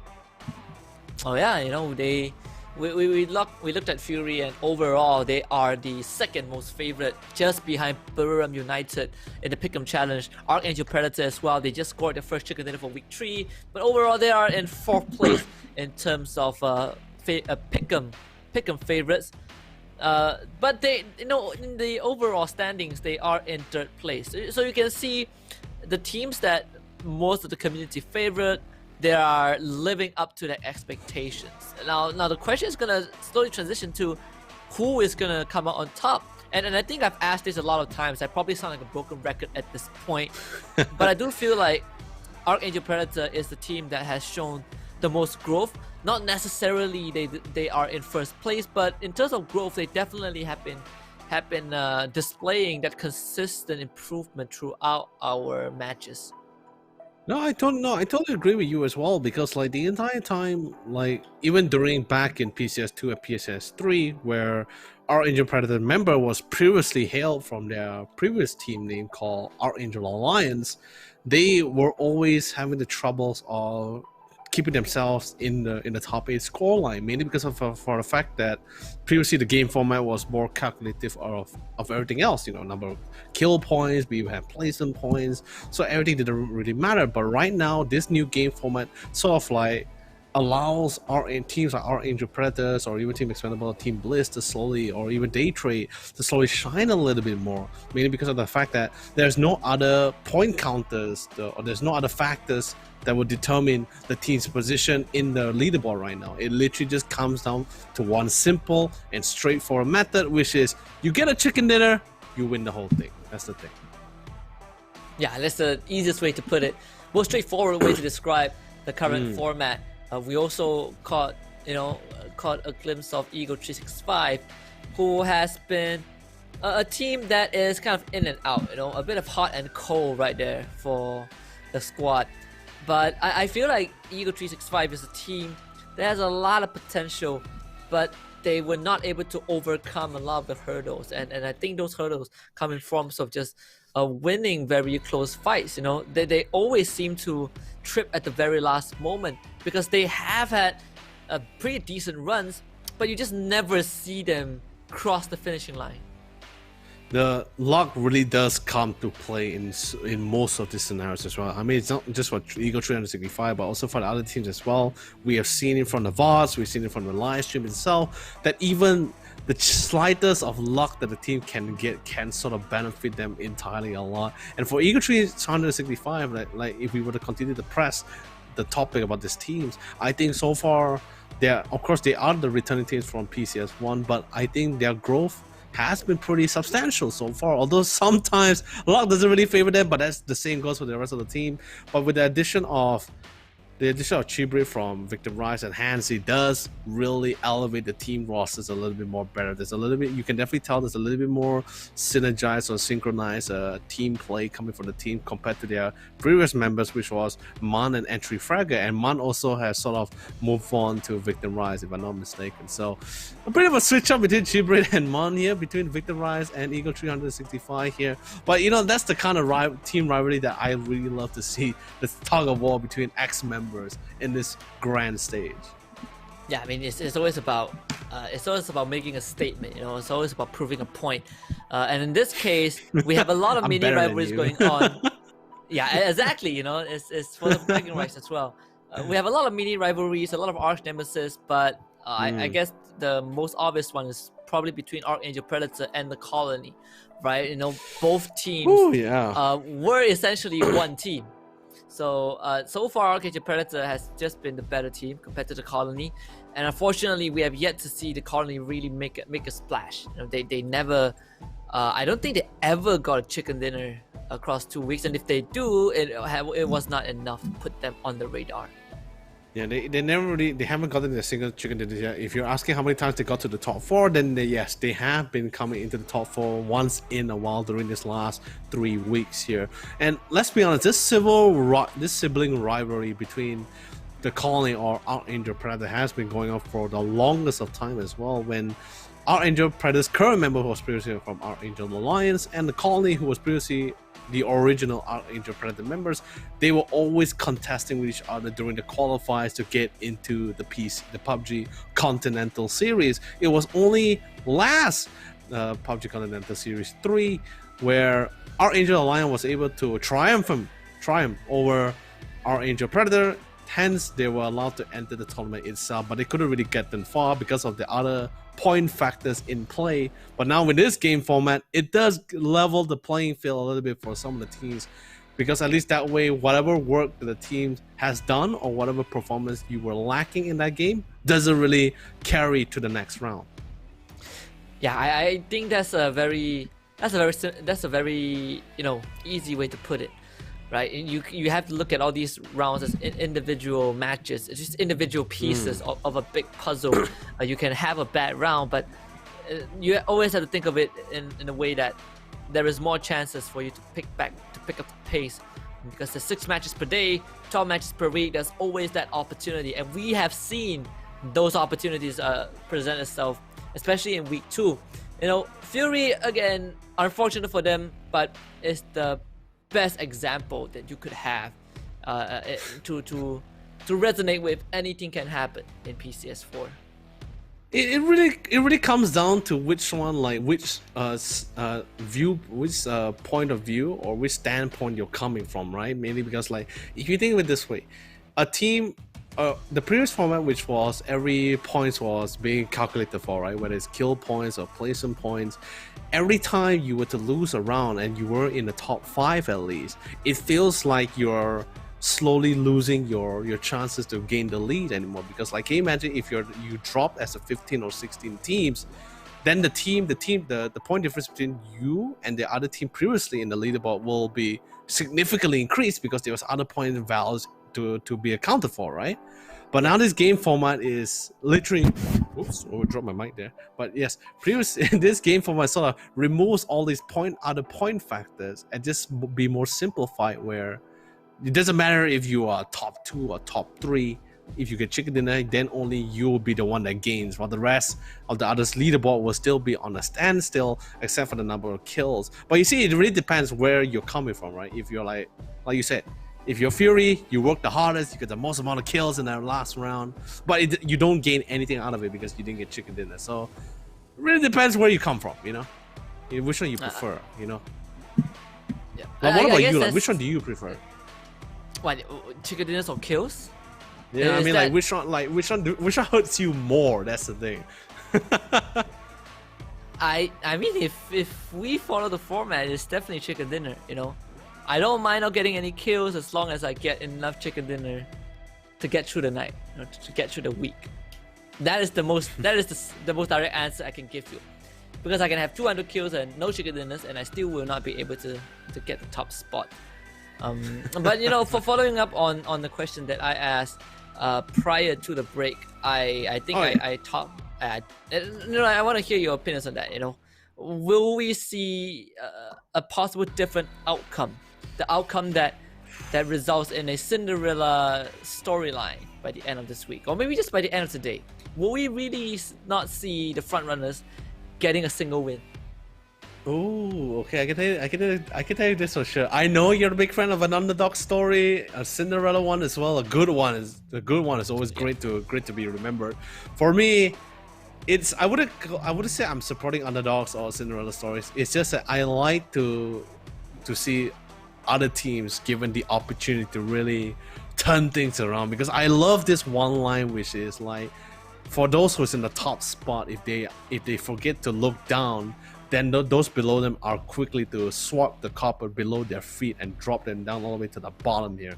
So it's great to see if honestly, let's be honest, all the teams is hoping for it. Our Angel Predators is praying for it. The fans are cursing the Oceania team and the Thailand teams, the Vietnam teams right now, because they're literally cursing and saying, please do not allow Buriram or Fury to gain any more of a lead or even get a chicken dinner, because that just gives the opportunity to other teams. Our Angel Predator by far is the closest.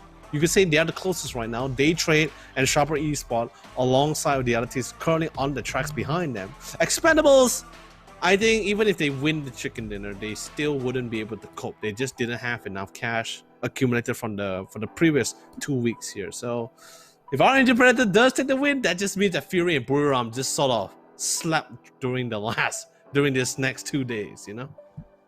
Yeah, and I mean, you know, we saw the total kills after the 2 matches, right? Fury, they are in 8th place with 9 kills, I think, 8 or 9 kills.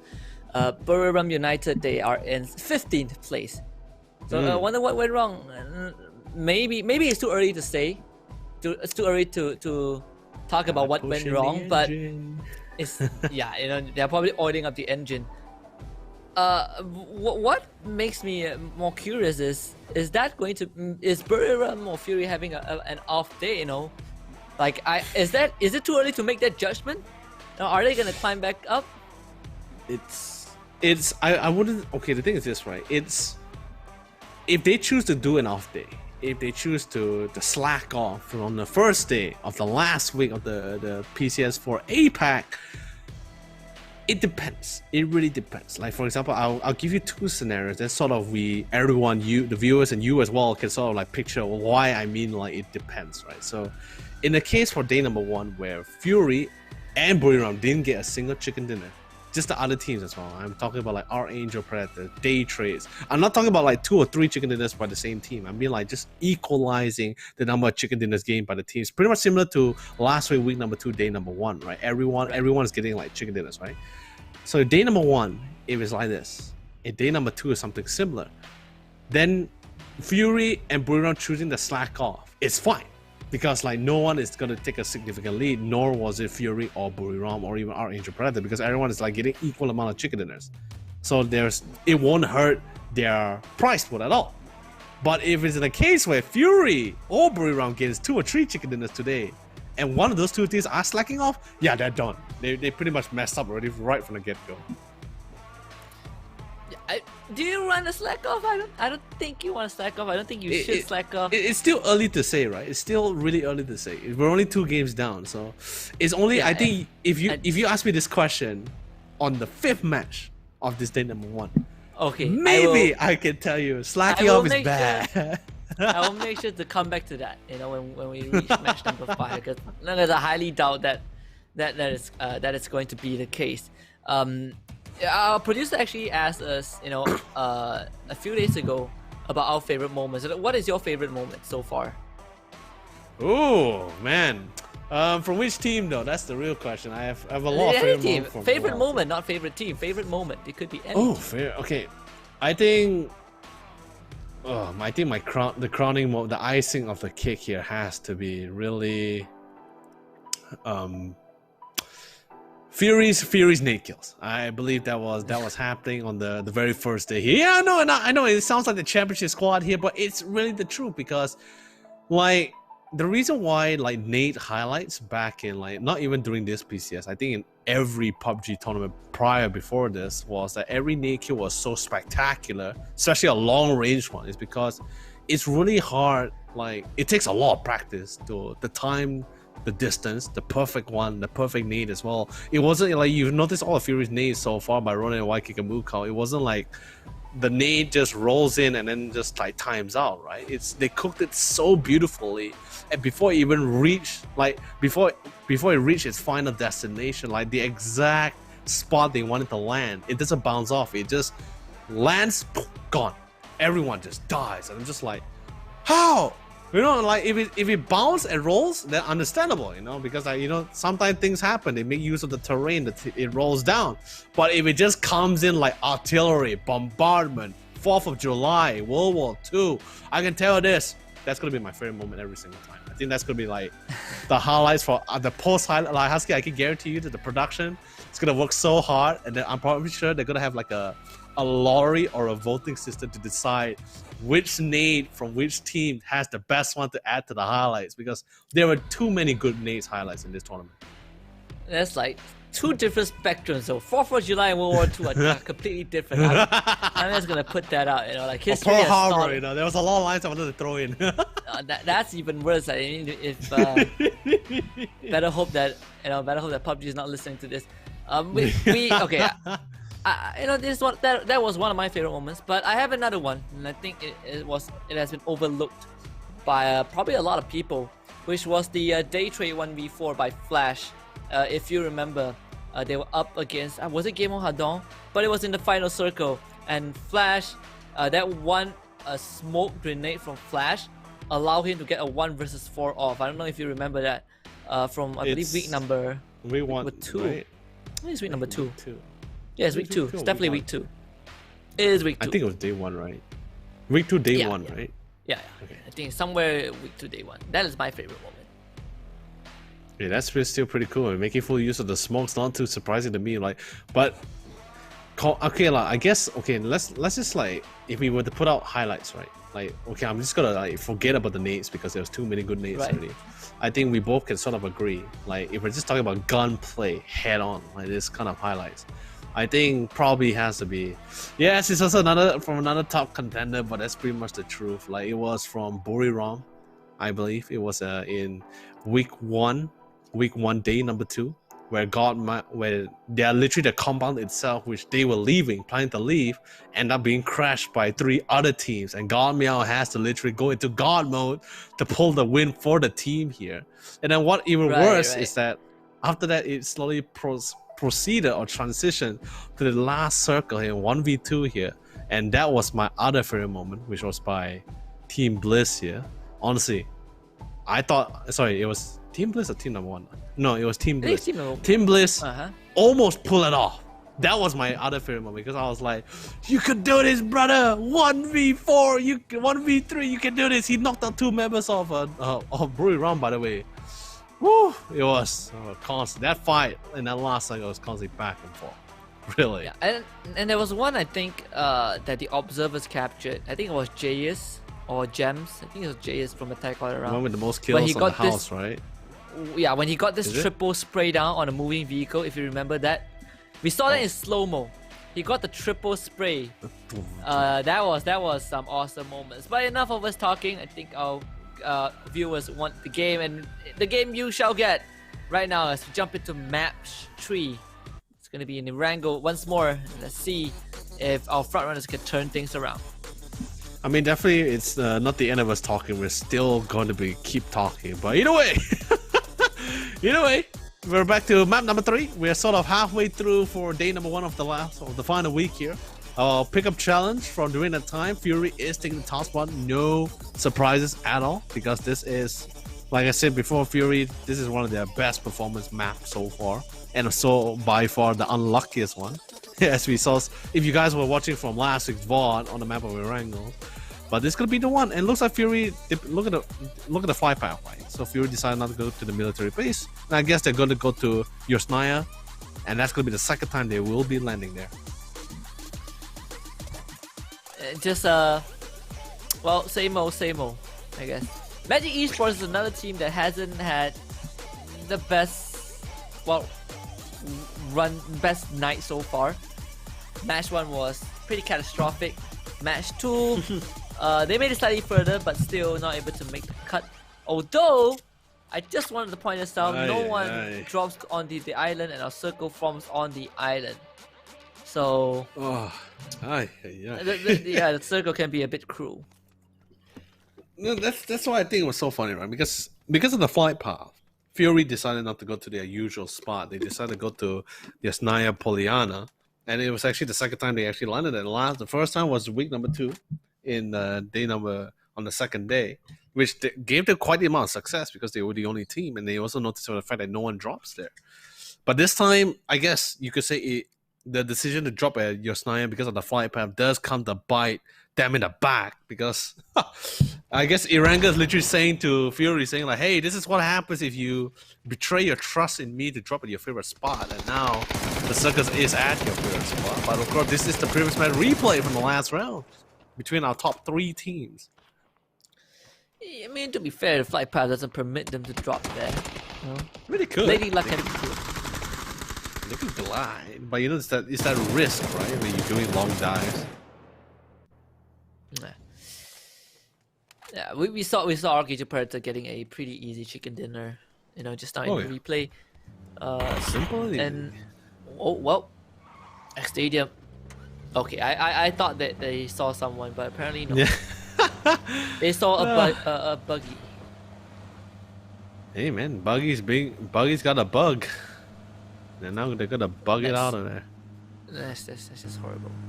That is just terrible. Hey, come on, man. No. It's bugging. You're bugging me out. You are bugging. Like, my tolerance is pretty darn high, but no, that is just terrible. Oh, okay. So he was pre-firing. Okay, I thought he got ambushed. I gotta make sure that left mouse button works. Oh yeah.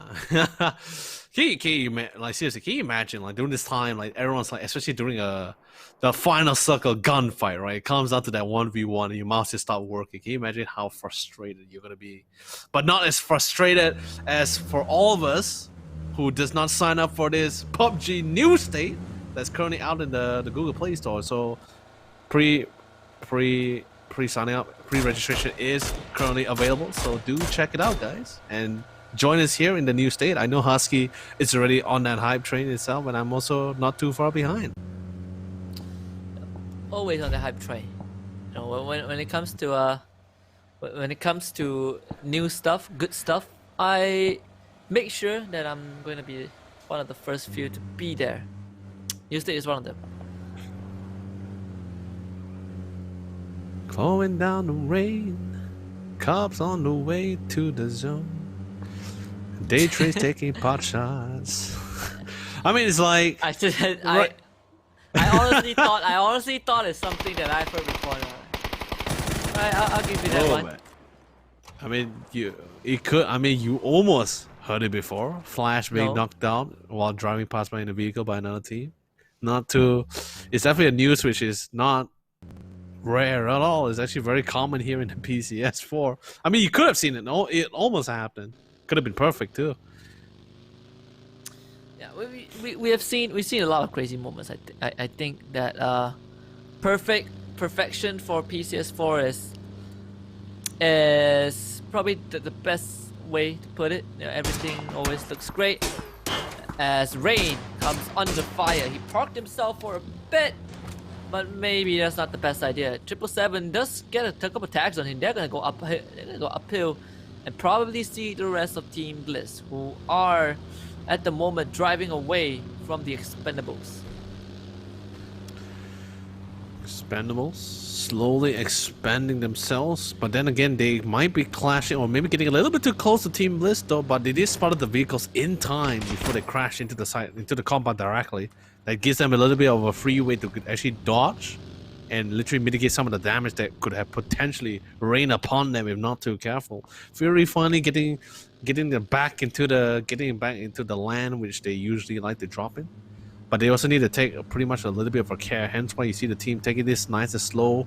We see, I wouldn't say they plan this kind of positioning with the vehicle driving, but it sort of worked in their way. At least this case that one of the members will be taking full brunt of the damage, but at the same time getting the necessary information for the team where it's safe and where it's not. Yeah, now speaking about getting information, surprisingly we haven't seen teams so far across these two matches, go for the 2-1-2-2 split, or 2-1-1 split to have that one guy to get information. It seems like they're all sticking together for now, which is a switch up in gameplay.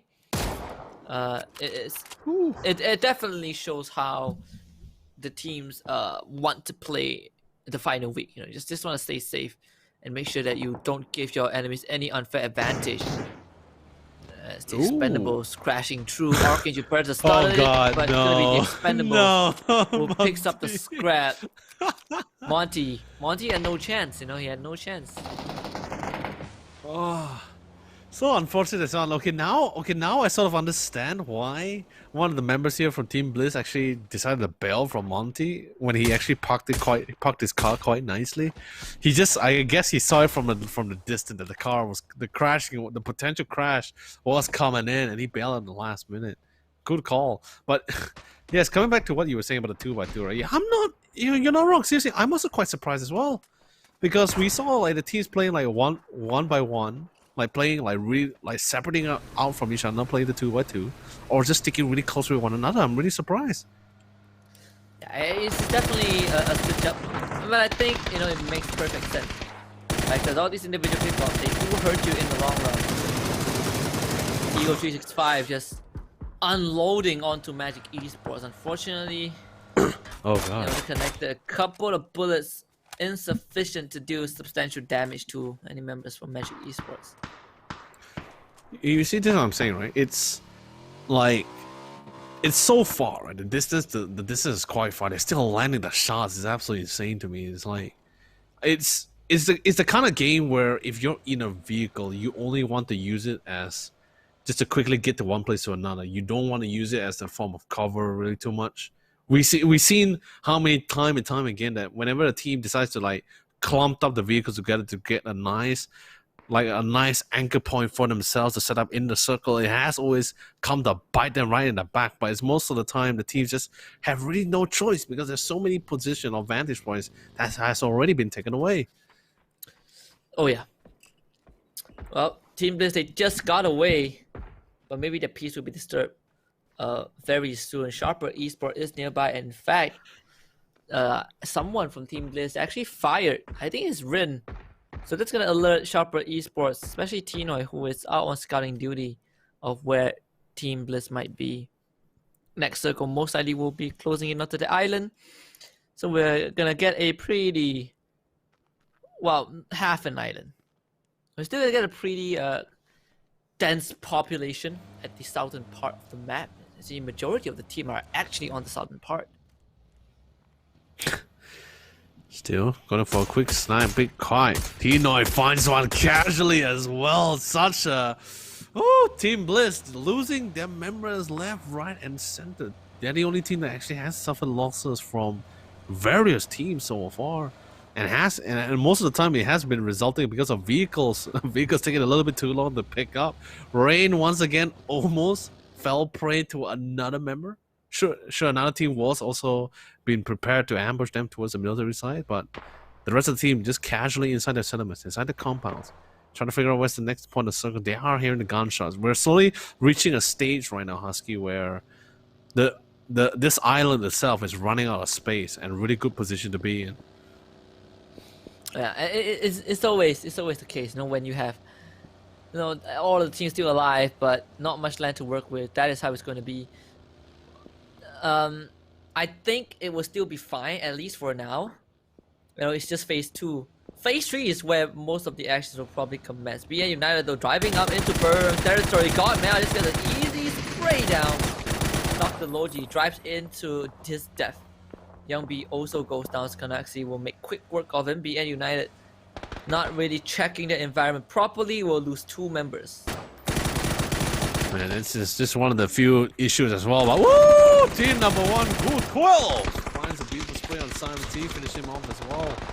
The rest of the squad tried to fall into it, and once again, BN United slowly reverting back from week number 2, where we've seen them crash, slowly rotating from one building to another, but always have to pay a price or pay an entry price for this, and it's very costly.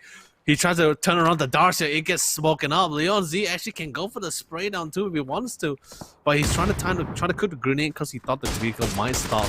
Does stop for a time being, and a beautiful and clean pickup from G King will eliminate BN United away. Honestly, I thought it was going to be Team Blitz to be the first team to be removed from play, but hey, looks like it's going to be BN United, and that's all because of just rotation. And once again, yeah, BN United could not catch a break at all. They were trying to really find a spot for themselves, but unfortunately they just kept running into different teams, and you know, ultimately their death. Gamer Hadong having to finally move away as a second phase blue zone, and not too deadly just yet. Victim Rise still want to hold on to the bridge, but I'm expecting them to move pretty soon.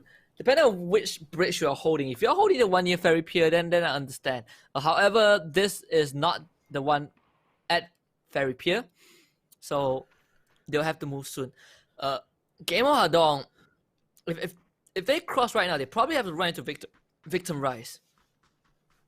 Yeah, it's definitely the kind of thing where you do not want to pay it's the kind of toll which you do not want to pay because it's just too costly. It's just too horrifying for you to really deal with here. And Game Hadong just trying to buy their time. If I'm not mistaken as well, they actually took a boat into the island as well. So they do have a vehicle, but it's only going to be 1 or 2 Darcyers. And hopefully they only had to pray for the fact that maybe they already sort of already know that they actually will be having massive losses. They want to go through this one. And it seems like the next circle is more towards the island. Eagle 365 and Next Stadium both, they're on the mainland, so they will move pretty soon. Victim Rise immediately decides to rotate. Same as Gamer Hadong, they know that there's no point staying playing, you know, bridge, gatekeeping the bridge.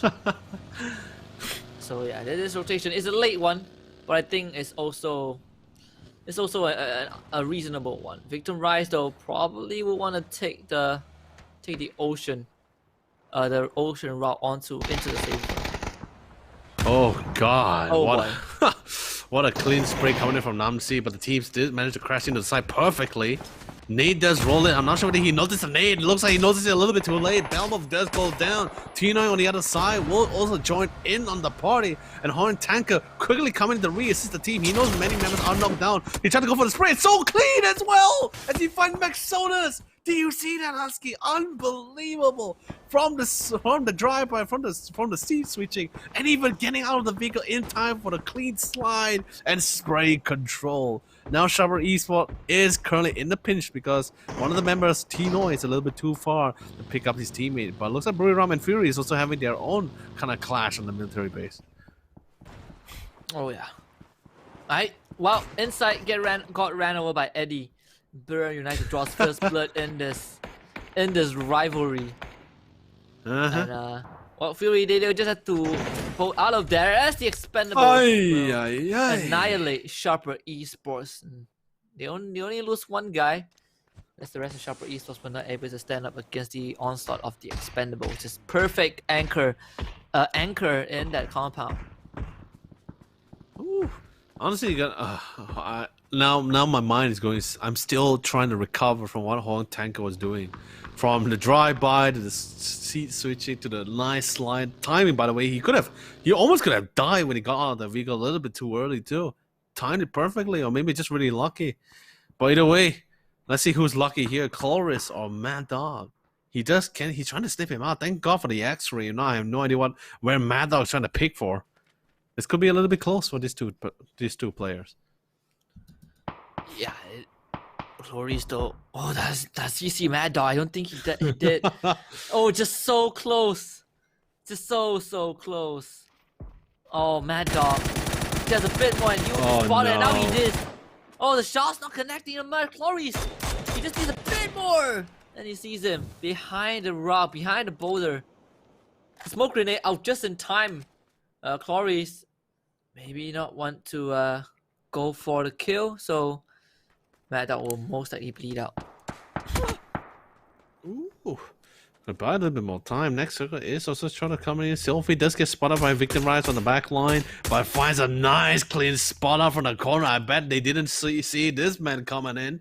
TD's gonna get knocked out, probably even removed from play, depending on how good is this nade. Not close enough, does do the damage, but not enough to go for the finisher. Gen Force was able to go for a quick trade on Game Home Hadong, and instantly, now the rest of the members slowly falling back to deal with this impending team that's coming from the backside, but not too far behind as Expendables as they slowly pushing forward to finish off the kill. Oh, Godway is gotta heal himself back up. So, two members down on Game Home Hadong. They're trying to go for those revive. CJ needs to get to Mad Dog as Mad Dog also slowly crawling towards his buddy. But Archangel Predator are locked and loaded against Game Home Hadong, and Godway will not give Mad Dog any chance to come back up.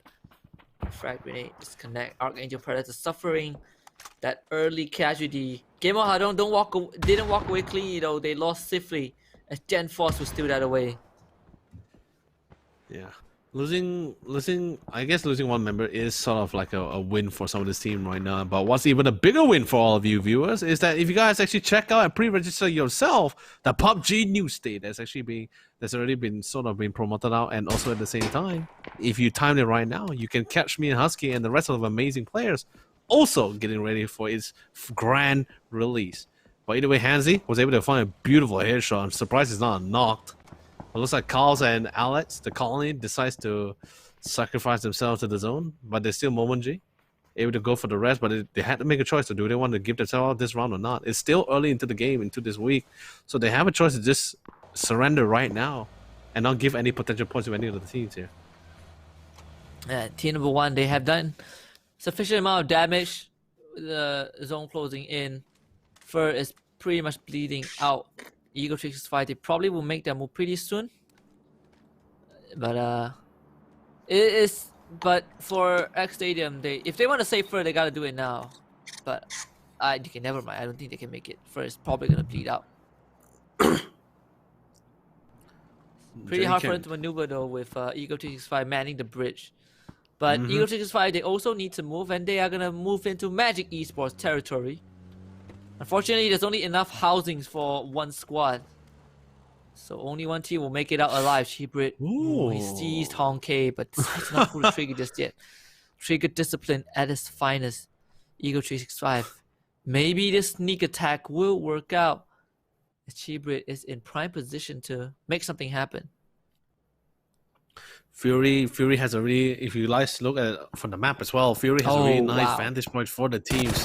Same goes for Daytrade, who has a beautiful compound, beautiful spray on the other side. Buriram slowly still playing around the edge of the circle because this is the angle. A little bit more different from Marama, but the nades coming in from Magic Esports is coming to be a little bit more stronger than Eagle 365 to handle here. And at the same time, they're not just fighting Magic Esports, they're also fighting Team Number 1 at the same time. They're sandwiched between both of these teams here, and Team Number 1 has a full advantage to snipe the majority of them away. Henzi is trying to do his best to hold them at bay. Go was able to find the last remaining member of our stadium and eliminate them from play. This is going to be a really tight one, especially for Eagle 365 to get out from. Oh yeah, you know, they have to deal with Magic Esports, and now with Team Number 1 also joining the fray, and the blue zone closing in 5 seconds. This is a race against time. At the same time, attack all around under fire from Daytrade Gaming. They did take one to the knee. Team Number 1 coming in with the high ground. This might be the third party that they're looking for. Meow gets the bomb, and YM Cup will steal that away. Attack all around now with 2 teams to deal with.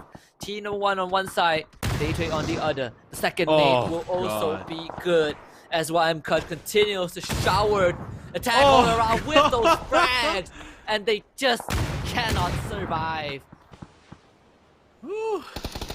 Team Number 1 pressuring so many of these teams at the same time. I'm surprised that I'm loving this really, because this team, that our Vietnam idol team here, is literally juggling between 2 to 3 teams at the same time. That sounds crazy. That's brazen, but whoa! No drop. Finally make the rise. Gets the 2 for the knock though. No. But instantly, none of them will be able to get a single kill out of that ram. They thought they were crashing to Nodra, but Nodra said thanks for coming in. I don't have to work so hard to look for you guys anymore. Oh, I'm surprised Nodra didn't even get finished off. Victor Rice just dropping the ball right there. They drove in. and they got sent away, you know, instantly. Buriram United just with the perfect response. But definitely looking way better than they were in the first 2 games. Buriram United still with everyone left alive. Arcade the Predator not so lucky though, as Gardner clips him with that final bullet. As Game of Hadong, they want to outrun this blue zone, and they find none in their crosshairs. So this is a +1 reward for their efforts. CJ also gets taken out, and Arcade the Predator, they're down to just 1 guy. Oh, for Arjun Bats. I mean, he can play a major role as a third party, but just depends on how long he can really survive this. Fury is still pretty much chilling in the zone. Buriram finally catching up with the number of kills. They only have 1 kill for the last 2 games. Finally, in this third one, they managed to rack up quite a few, just to prepare themselves for that early investment. But Expendables and Team Number 1, they have been popping up, and I'm really happy to see this. They're literally, if we're just looking for the number of kill counts, they are currently the only 2 teams that has a significant lead compared to the rest. I mean, except for the chicken dinners, though. Still quite far behind for that one. Yeah. Well, Vandal Knights fine, goal 12, Team Number 1 on the back foot. Eagle 365 continues to push on forward. Chibri will secure that, and Mel is in a very horrible spot. They might not see him just yet, but what we do know is Buriram United have taken out Magic Esports.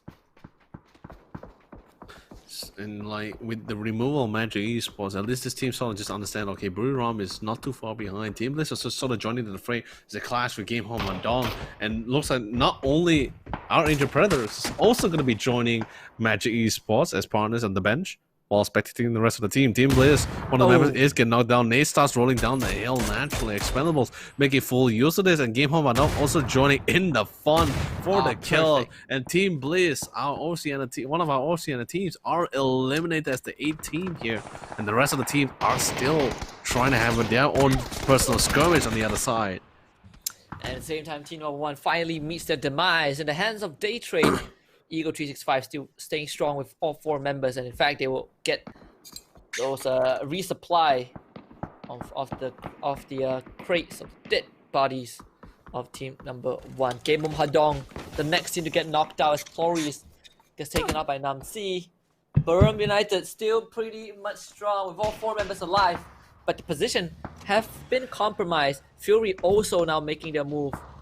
But they're gonna drive straight into the Expendables or maybe Eagle 365. Let's see what the course of action will be. They are in the safe zone, but also they are on the low ground.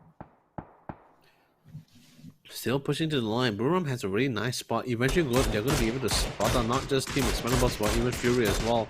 Now this poor man, Nam-C, had to scale up this hill. He hasn't even spotted where the firing is coming from here. So the proning does buys him a little bit of time, but not for too long, as Godman was able to find a beautiful headshot to knock him out. Last member for Team Expendables, 777, drops in the pre-smokes to go prepare the smoke trails to pick up his teammates. Hopefully he can do it, but Godman finds his mark on Nam-C.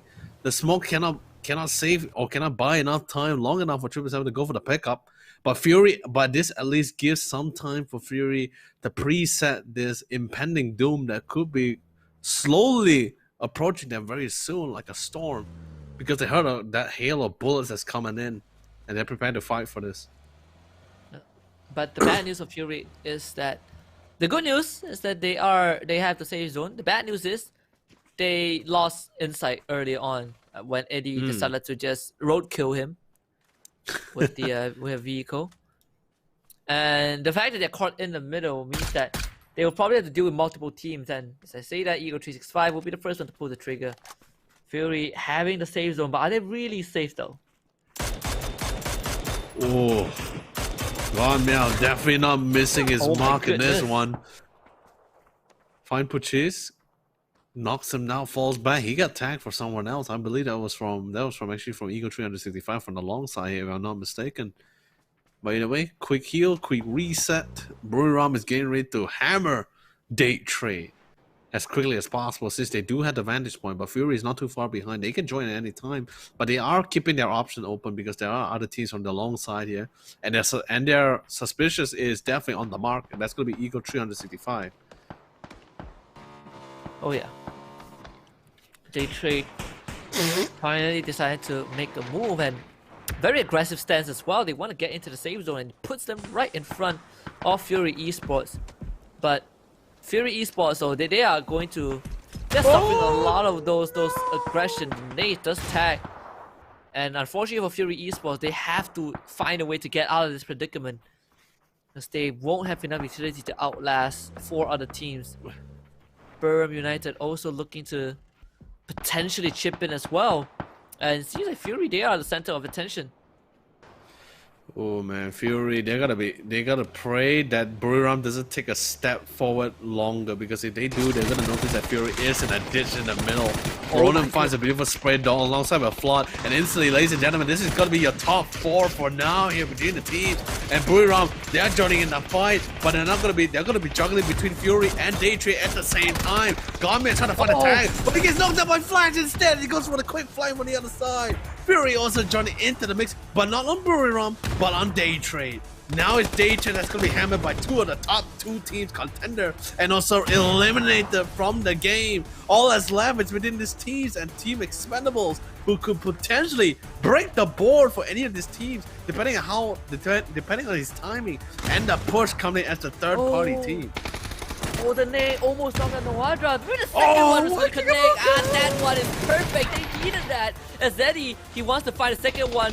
Ollie a bit short from Fury. Flood also finds one. He gets flashed, but Ronan makes it count. Godmau is now down. Ronan on the flank. Eddie coming up kill. Eddie is kind of crouched down. Ronan finds the secure kill, as Buriram starting to get overwhelmed by Fury. Flood with the molly is just perfect, taking out Godmau, as Eddie and Konaxi are the 2 last members alive for Buriram United. The Expendables, like you said, 777 can make something happen, as Eddie finds the knock on Waikimuka, but Eddie also gets shot back. Ronan falling behind. They have no idea where the Expendables are, and this might be another tragic ending to Fury if they don't make it quick. As Flood, he is alerted to where 777 is, and he needs to make sure to flush him out. Smoke grenades are there, as Flood has the most important task of his team right now. Fury caught between a rock and a hard place, but this is the most important chicken dinner that they need. Oh, this team really needs it for this one. Buriram taking full advantage of the situation because they know 777 is trying to buy enough time. It could be the diversion for the team. Boy, Kikumuka playing with the smokes, drops him down. Expendables is eliminated from play, and all that's left is Eddie to try to bring in the play for the team. It's gonna be coming up to a 1v2. It's a rock.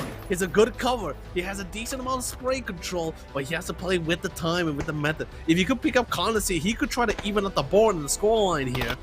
But Fury, they're slowly hammering him, not giving him the opportunity. He has 8 smokes to set up the smoke trail to pick up for the team, but he wants to try to trick them as much as possible. Condesi is removed, and now it comes down to this 1v2. Who will come on the top? Is it gonna be Eddie to be the big daddy here for Buriram, or is it Fury, who is so literally furious from last week's performance? Fury, they made such a good move. They actually backed off. They know that Eddie has that long range advantage. He has the scope with the barrel. So they actually backed off to the low ground. So Eddie, he has no choice but to push on forward. The circle has completely disappeared. They're not looking at him. And look at where Fury has no idea where Eddie is. But the good thing is, if Eddie walks a bit closer, Fury will see them first. But with them backing off, it means that the circle is going to push in. Fury will have to make a move. Eddie just needs to get these 1v1 ins. And these 1v1s, these isolated gunfights might give Buriram a chance. Flood is the first one to get pushed out. Rona might need to follow soon. And Eddie might be able to make the play of the game. And look at him, he knows where Fury is. He knows that they were last seen backing off. Smoke trails are being laid down by Fury as Ronan and Flood. They are both going to try and make the push happen. And Eddie, he sees the head of Flood, but he's not going to pull the trigger just yet. Try to track where Flood is. Oh, they spot him. They know him. Like, yeah, they spotted him, and here comes the gunshot. Eddie, can he take this? No! And Fury finally nails it. They finally find a win. And one of the most important wins that Fury needs to start the comeback. And they take the third match, and look at them, just absolute joy. And what a way to close out the halfway point of the first day of week 3. Okay. So, you know how much that win that Fury really needed when you see Ronan instantly just stood up to leave the room to hug his teammates on the other side, because it was a win they really needed. It was a win they should have won from last week. They just needed 1 out of the 7. And Waikikamuka, let's be honest, I believe he practiced this like in front of the mirror. He was for waiting, the last you know, 2 weeks, because he was literally prepared for this, because he told himself like, I'm gonna so do this when we are guaranteed that win. But finally, either way, he managed to use it now instead of last week. You know, it's better late than never. But Ronan will be your waited, MVP. You know? He probably waited he 7 waited. games and he never came. But yeah, play of the match, Ronan for sure. And you see the decision making, towards the very end is just amazing from Fury, from how they spot the Expendables, how they divert their attention, how they were able to hold up Buriram at the same time is just marvelous. The top 5 kills, Nawadra from Buriram United with 5 kills in first place, Ronan with 4 alongside Chloris in second and third respectively, followed by Hanzi with 3 kills, and finally Eddie from Buriram United. You see, this is where it gets a little bit more scary, right? Because like Nodra, the minute when you lose Nodra, and even you lose Godmail at the same time, you definitely already sort of like instinctively tell yourself, or instinctively feel yourself that the fact that Buriram is gonna be in a really tight spot. They're gonna be in a really hard tight spot, mainly because Godmail is their mid-range spam king. You have Nodra, who's your frontliner and aggressive flanker, the one that really set the pace for the team. You lose both of them, all you have left is your 2 range supports. That is, I wouldn't say they have really terrible firepower. They have quite a good one. But the one that really makes the play or set the pace for the team most of the times are Nodra and Godmail, and they only play a more supporting role here. And what's even worse, it came down to a 1v2. And it was Eddie, where Eddie, like, let's be honest, Eddie literally surpasses all these teams when it comes to really close quarter combat. But it's gonna be quite the tough call here for him when it came down to that 1v2, especially when Fury had the vantage point on top of that hill. Yeah, absolutely. You know, it definitely was very close for comfort. Too close for comfort. Was, yeah. in fact, you know, it came down to the two teams who needed that chicken dinner, and it was Fury who finally found retribution in match number 3, getting that, not just getting the chicken dinners, but also adding 8 more kills. But the good news for Buriram United is that they were able to bag 13 bodies for match 3, so that is going to substantially help them in the frag department. You know, that's how crazy it is to me, right? It's like out of the first two games, they only got 1.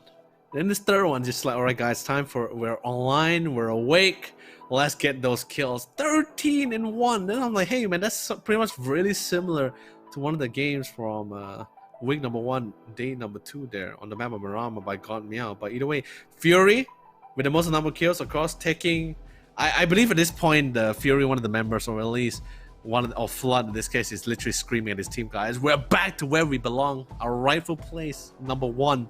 But the real question is, how long can they really maintain this one? Because the teams are not really too far behind to catch up. Yeah, you know, how long can they keep up with this performance, right? And now is they have gotten the torch. They've gotten the torch. Now it's time for them to hold on to it.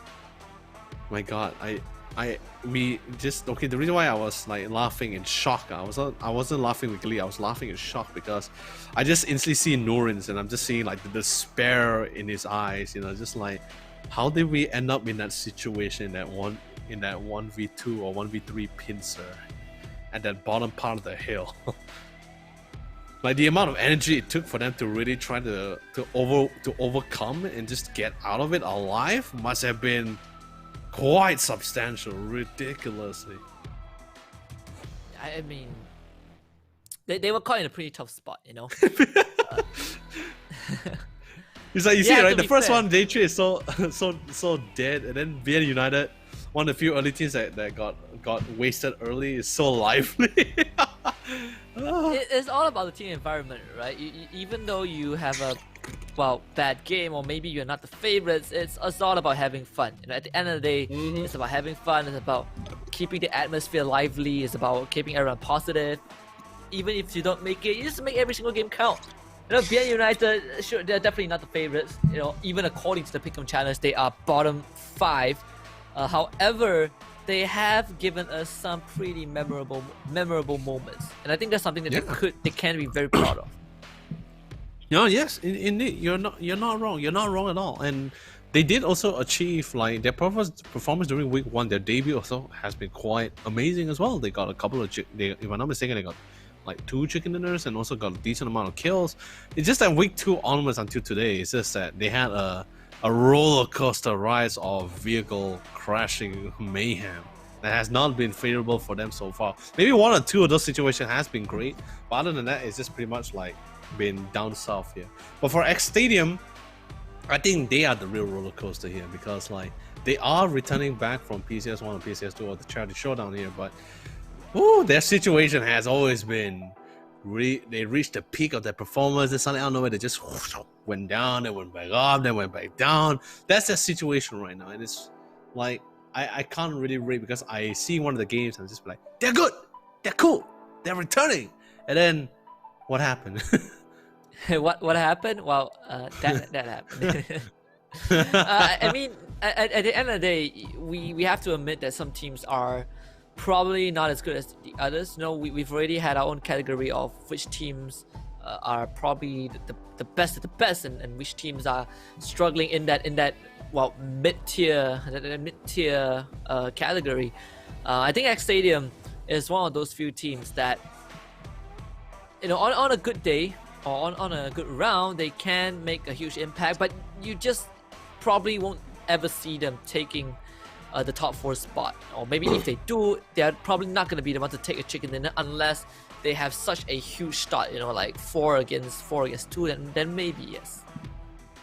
Oh man, it really, most of the time, majority of the wins does come down to the fact that you do have the man advantage. But there are some games, I believe, if I'm not mistaken, there were some rounds where even with the man advantage, the team just sort of lose out here because of just a really quick, swift plays. It went from, like you were stating, your favorite moment in this PCS4 here, APAC, which was Day Trade's 1v4 against Game Home Unknown. 1v4!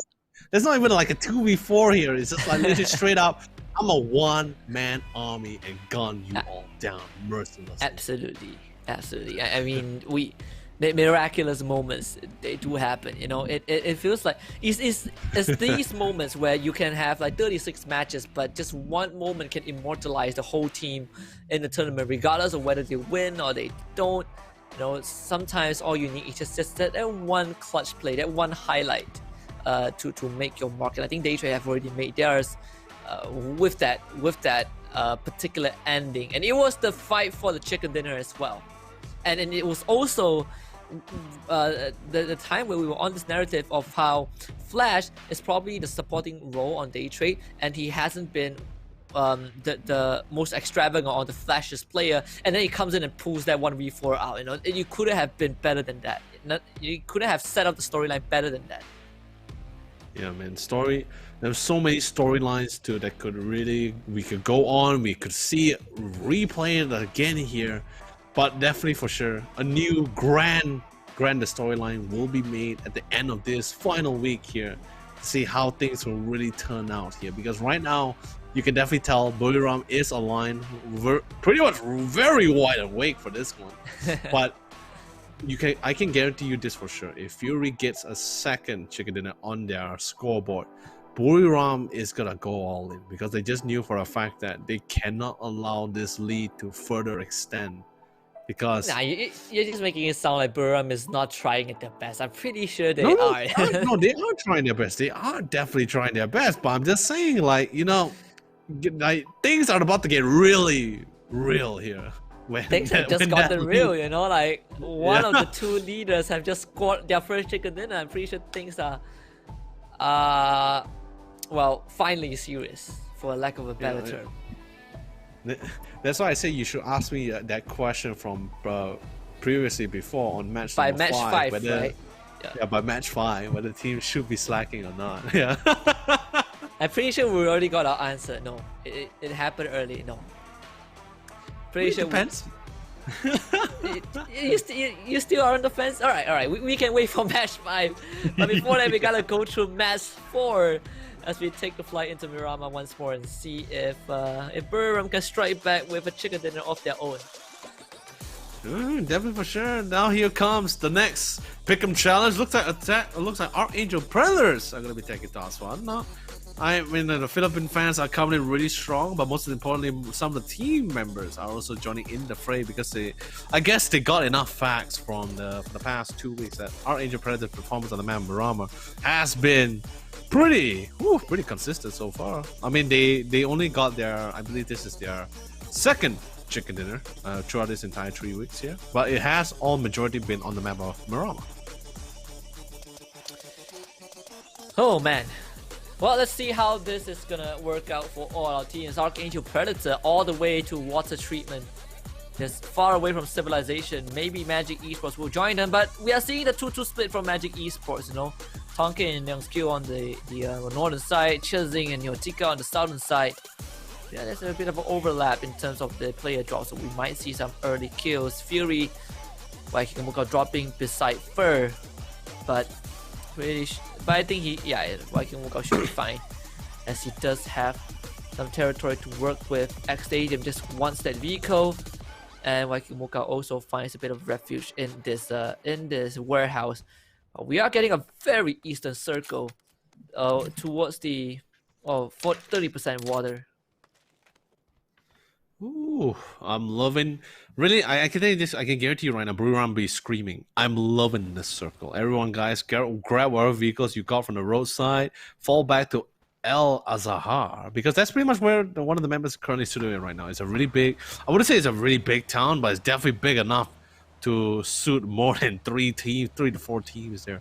But this is the replay from from the previous match. I believe this was the drive-by made by Victim Rise on top of Nordra as well, if I'm not mistaken. If I'm really not mistaken, Nordra just casually landing shots after shot. He almost, honestly, if he could, he almost wiped out the entire squad. I think he did. He really did. Actually, no, wait. This is not the Nordra. This is not. Wait, was it? No, this was not Nordra and Victim Rise. This is the Flood. Look at this. How Eagle this fight just drives in, and they just lose everyone. Oh man, it's like I said, it's just another BN United and Eagle 365 play. You know, the kind of thing where they just drive and things just never turn out well at all. Yeah, I don't know. I still feel like it's easy from our perspective to say it's a bad move, but I'm pretty sure the teams have their own justification. I mean, I would never say it's a bad move. I just say it was just a really risky one for a fact, for sure. I mean, it could be a bad move. It really depends. I guess they just took Husky. I think they just took a gamble for a fact that the vehicle wasn't really in that smoke, but end up the vehicle did crash into the smoke. Yeah. So. Well, Attack All Around has not been that they haven't been showing up too much. I'll say Attack All Around, they actually have been struggling for the past 3 matches. Well, yeah, I mean, currently they are 11th, in the leaderboard. Haven't been scoring too much kills. The aggression still remains, but the result is a bit lackluster. Honestly, I can guarantee you this: Team Expendables and Team Number 1 definitely is waiting for that chicken in the spot, because literally any of them could just overwhelm Fury right now. And Fury, I can guarantee you this: they're definitely keeping track they're definitely keeping count with the kill track here for majority of this team, or at least the closest rivalries or contenders here. Buriram is not too far behind. If I'm not mistaken, they have 14 kills and only 3 kill point differential from Fury. Buriram, of course, and including the other teams are praying that Fury does not gain any more of a lead for this one. A second chicken dinner would sort of throw off a lot of this team. A third, I think, would sort of seal their fate for this first day, for this last week. But I think the other teams won't let that happen. Yeah, I'm pretty sure. There's no. I'm pretty sure no one's gonna hold back. You don't want to. Team Number 1 has had a miraculous run. Well, just on one match, but they were able to at least cop in some cash prizes for themselves as well. In week 2, I believe. But I think it's fair to say that we kind of expected them to be in the spot that they're in right now, because they're not the brightest star out of all the contenders.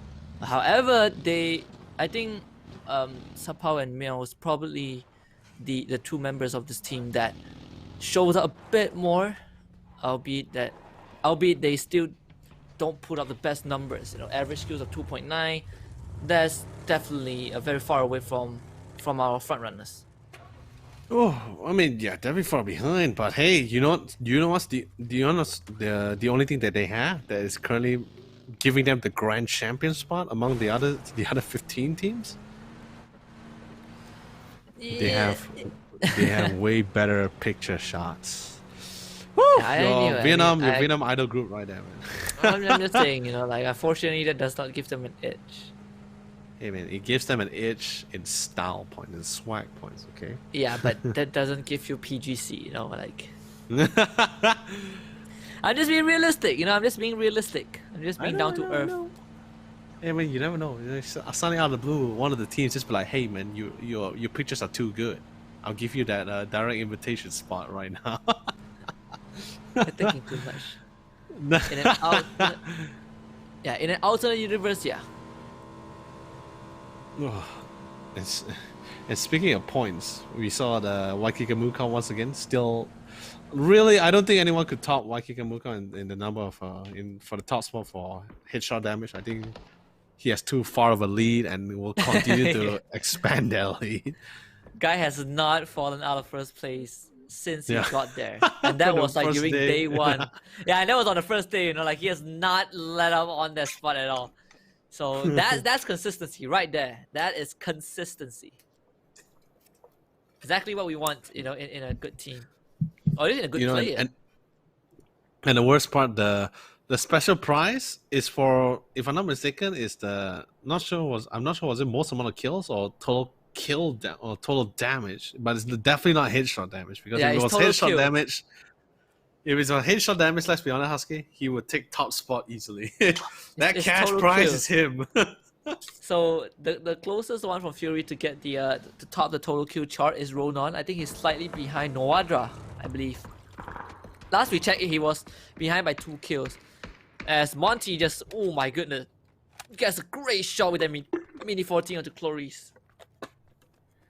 Oh man, he never saw it coming either. He's so far out, but thankfully enough, he has the form of cover from Rain before Rain over Clarice parade here. But he is slowly closing the gaps, or at least exploring new angles for him to pick off. Textile also is trying to find that spot. But looks like Rain is definitely going to be raining all over his parade, or at least does enough damage to hasten the bleeding process for him to be picked off faster. Yeah, Clarice is definitely out. He's out alone, out in the wild, and he will bleed. He'll bleed out. But 777. Oh, what? What? Wait, what did he drop by? I want to say. What did he drop? Skull? I think so. Clarice goes out as Gakon comes in for it. They're not even going for it. They just drove by. They just do it up, what do you call that? Grove Street style. It just takes out Gakon. Not Gakon, sorry. Gakon takes out one of his victims. I think it was from Victim Rise. You know, I'm a big fan. I'm a big fan of this reverse situation, because normally I thought it was gonna be extended to be getting the drop, since Victim Rise had they had the position, they had the vantage point, they were more prepared.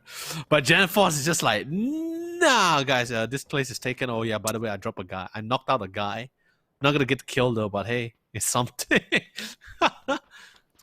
It's like, you want to get out of this? Nah, I don't think so. I don't think so, son. Oh no, Arjun bots. Actually, no, I shouldn't be saying that. I should be saying, oh no, Magic Esports once again. It's gonna be hard to land this shot though. It's not gonna be easy to land this shot. So so he's better off not pulling the trigger. He's gonna get us some intel for now.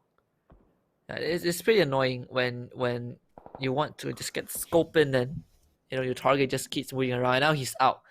He is out. And back in again.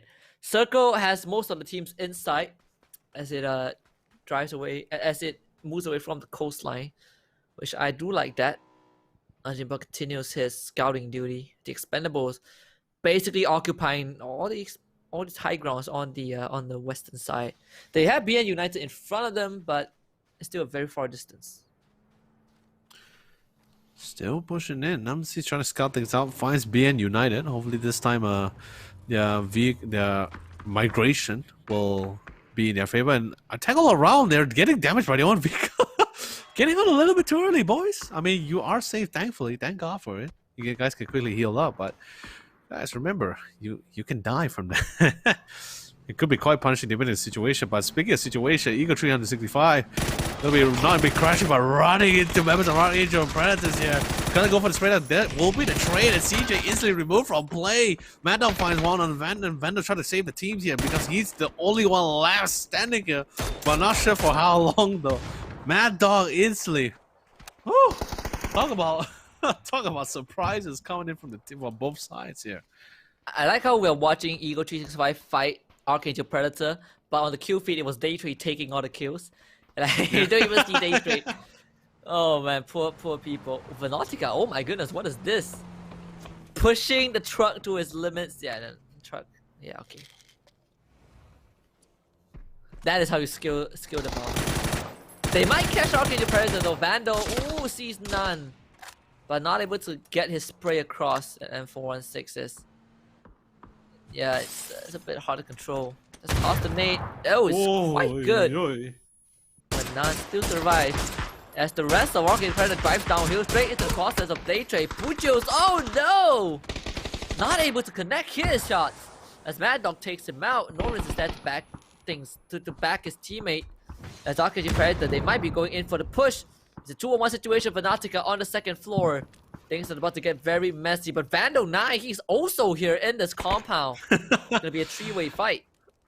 Oh my god! I mean, we almost could have witnessed the same repeat from the 3. It's been a while since we had a 3 to 14 crashing, or at least something similar, from literally week number 1. It's that long. It's been 2 weeks now.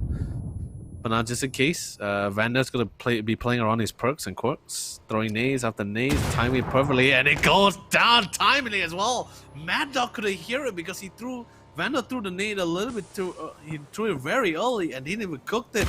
So Mad Dog couldn't hear it in time and assumed it was a flash. Walked out, knocked down instead. That should give his team some time. Nade comes in once again, no connection though. Now we'll be able to go for the pickup, but Mad Dog once again knocked down.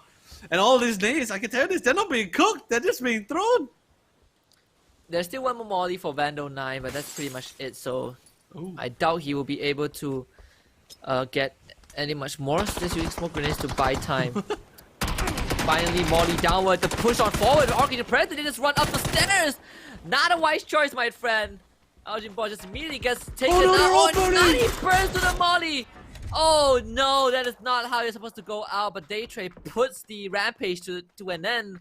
Vandal 9 goes down, but not before he takes out 2 members of Orchid Predator. Suddenly, Mad Dog is left all alone.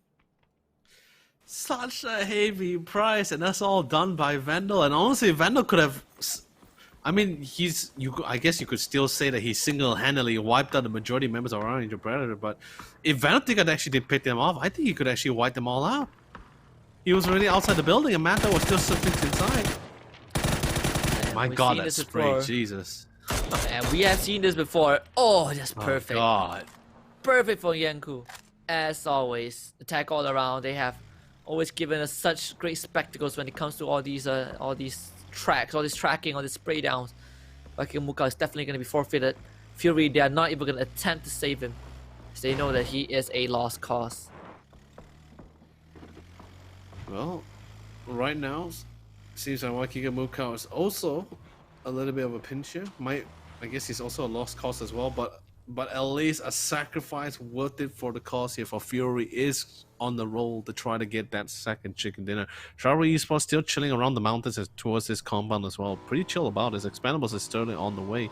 Fury, they're trying to figure out how they want to really play this at all. They're not really in the circle either, but they already sort of pretty much similar to all of their Murama's playstyle, which has been still the same, which is playing around the edge of the circle.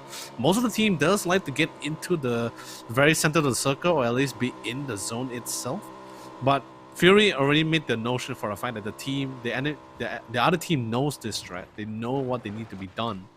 And Fury just sort of respects for the fact that we can't clash into any of them right now.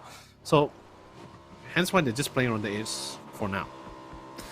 Yeah, we've seen Fury do this pretty much every single round. You know, they like to play on the edge, on the edge of the safe zone, and it's completely fine. You know, sometimes you might be able to catch some enemies off guard, and it also doesn't, you know, trap you in the middle, and you know, getting pinched by multiple by separate squads, and put you in tight spots. So I actually prefer teams who play along the edges.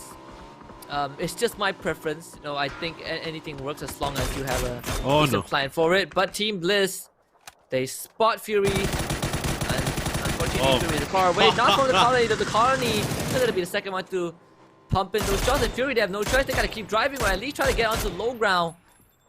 As one falls, the other pushes forward. No, Karma. Oh, the response, so swift. The colony was not ready for that. Can he heal back up though? Blue's on take him in now. And yes, he gets it just in time. So perfectly done by Flood.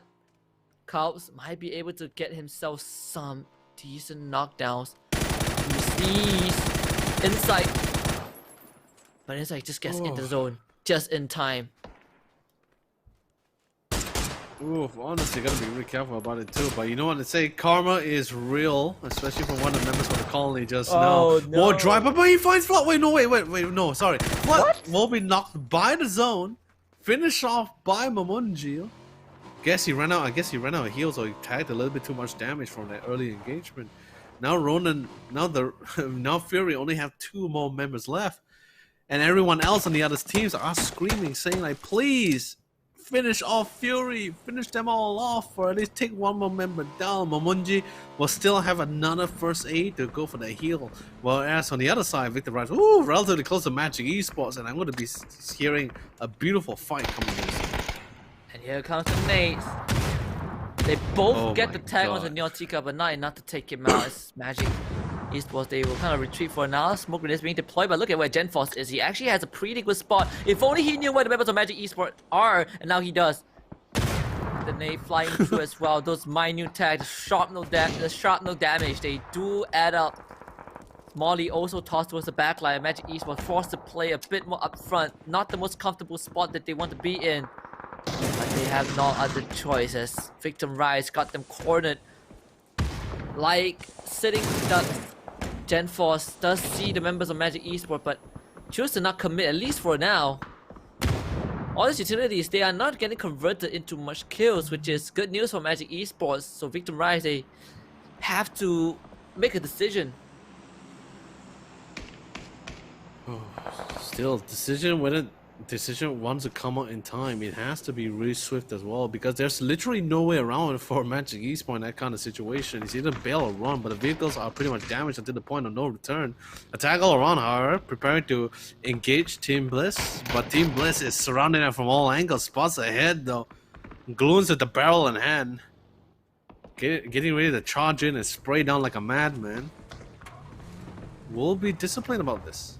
Waiting for Monty. Monty will be pushing to the zone, but they are relatively near to the safe zone as well, so they don't have to really worry too much about it. The only concern that they have is that the fact that they have to descend this, mount this hill, and attack all around, getting ready to greet them alongside. But Monty comes in from the right side, saves his team the time as well, and now attack all around. They're gonna be hit from all angles and from all sides. Oh, the flank was just perfect from Monty. I bet attack all around did not see that coming, and now they're kind of trapped. Burham United though, they also see what is happening and they are chipping in. Circle going towards Junkyard. Bloom is gonna die to the Wudo for sure. Gems though is gonna trade 2 back, as he's not happy with what Team Bliss has done to his team. But attack all around, suffering more casualties. Gems finding a second one on the board, and that is all she wrote. Textile ends the run for attack all around. The colony now is gonna chip in. Killer takes out Monty. Team Bliss left with 2 more guys. Same with the colony, but Team Bliss are in a much worse spot. All this action happening across the map, and the only one that's really safe and comfortable is Buriram and even BN United. Strawberry Esports are slowly being naded away by Axe Stadium from the front side here. Belmont gotta be a little bit careful though. The nade wasn't close enough to finish him off, but it is still doing the necessary damage. 74L1 is getting ready to push forward here, and this fight is still going on. Nothing has been happening here, but thankfully enough, the Observer comes in time to see an aggressive push coming from TD to go for the knock on Tong K. But Chigi comes with a quick trade. It looks like Buriram is also joining the fight on top of Fury as well, picking on Ronan here. And Fury only has 1 more member to play for this one, unless he was able to pick up Ronan in time. And the skirmish between Victor Rice and Magic Esports once again is down back to a stalemate. Victor Rice picked up the upper hand, and Burham United now they also set their sights onto Team Bliss Textile. Getting forced away, far from his buddy. Ronan gets finished off. Oh my god. And then nade, oh my goodness, just perfect. Inside goes down. Burham United, they fight 2 teams at once as they get their sweet revenge against Fury. As the nades continue to rain. Maxonus gets bombed by his buddy. Oh no, that is not what's supposed to happen as Sharper Esports bow out. Ooh, still holding on the line. A little bit slowly pushing forward. Does spot Axe Stadium as well. They're not having the best of health, and nor are they having the best position either. Literally Expendables they have the vantage point to get ready to punish them from the skyline to deliver the divine judgment. Buriram still relatively healthy. I mean, except for the fact that they did lose Eddie a little bit too early here. But they still have the 3 necessary members here next stadium. Woo! Honestly, I thought that was Buriram actually going for the knock, but the observer switched just at the right moment where X Stadium was the one that get picked off instead and removed from the game. Down to the top 8 teams. Mad Dog finds Flash. Day trades back. Flash is not out just yet, but Archangel Predator definitely is. So only 4 teams have the whole squad. Like Buriram United, they sustained casualties as well off screen. T01 needing to take on the Expendables with the freeway in between. It's not going to be an easy task. But you can see BN United, they are huddled in Junkyard. Just hunker and bunker down the safest possible spot. Well, the next circle has already been decided. BN United is still being fair, but same goes for Expendables and team number 1. But the onslaught, the conflict between the 2 of these teams are still ongoing. Some hits, some connections, but no knocks. So no massive deaths, just some casualties. But nades are finally coming in, and the clash between Victor Rise and Game Hard Dog might be getting a little bit too spicy for the Indonesian teams here as he slowly fall back here. But disgusting lands a disgusting nade on GenForce, and now all that's left is if Victor Rise to try to pick up for his teammate or pray at least that members of Game Hard Dog don't push in aggressively for this flank.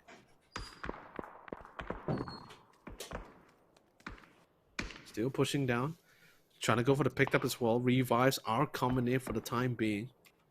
Buriram, however, is surrounded from all angles, though. Their goal is try to get the chicken dinner, or at least try to survive all the way through. They did manage to get quite a substantial amount of kills for the team here.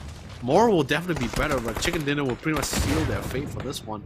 Nade comes in, gets GenForce, well played by Sylphie, but a beautiful nade runs down by Vanatika as he seals the deal on God Meow for the 2nd time.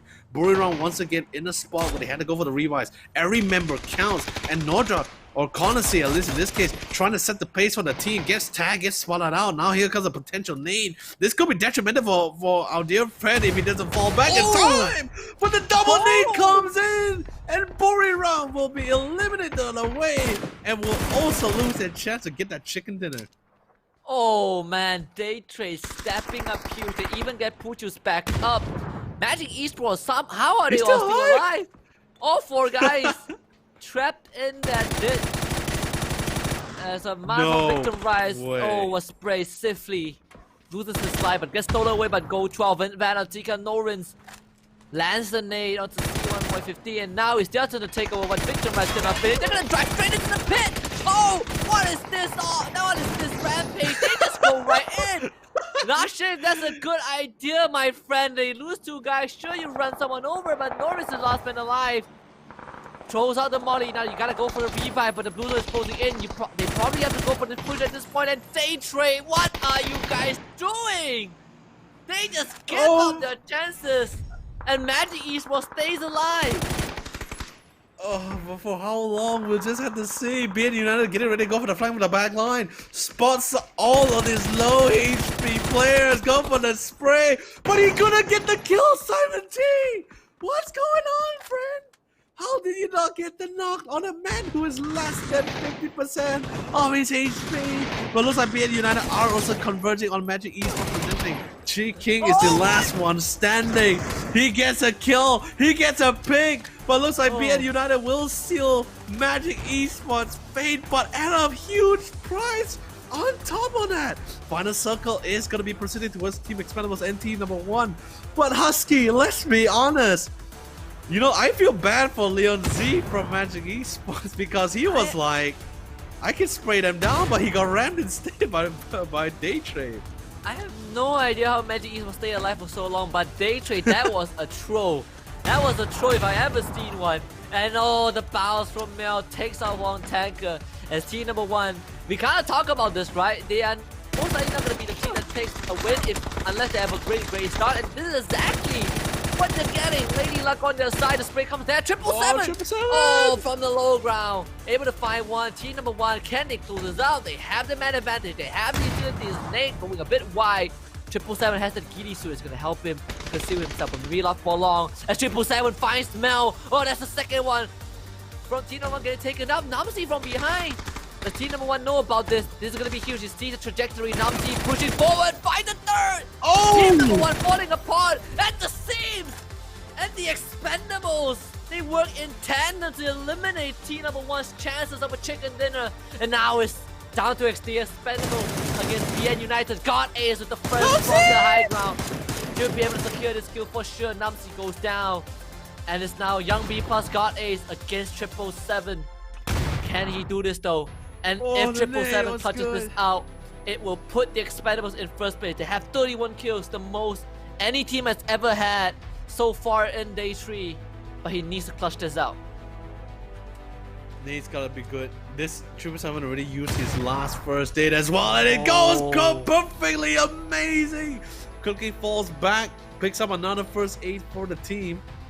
Looks like that's the only one he could find from one of his teammates' boxes. He had to try to check on the other ones and do a real quick check.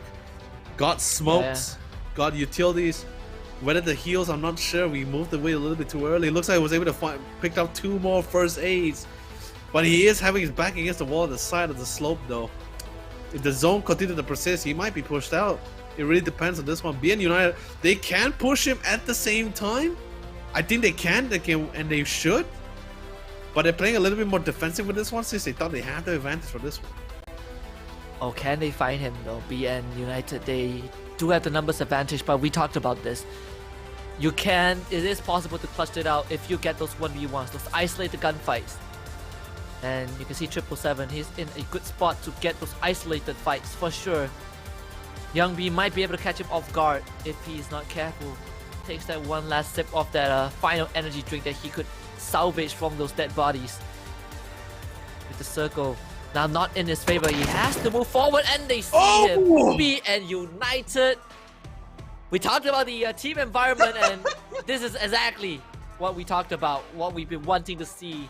They close out match 4, they get that first chicken dinner and see the excitement right there from the team. Just sporting the Vietnam flag, that's the spirit right there. Oh, they're loving it, they're happy about it. We were just also talking about them just now during the game as well, as they couldn't find the right timing, and finally this is the moment. Then I believe this is going to be the 4th chicken dinner they actually earned by themselves during these 3 weeks. They're feeling really happy. Their first debut has been absolutely fantastic. Although I was a little bit shocked about Simon T. It got a little bit too scary because Simon T actually literally dropped the ball for that one, but Ghana is just pulled through for the team here, getting 4 kills, 80% kill proportion. That's just how much of those fights that they have been avoiding the entire time. The circle has been favoring them quite considerably as well. I mean, if you are shocked about Simon T, I'm more shocked that Daytrade just threw their chances away with that rush.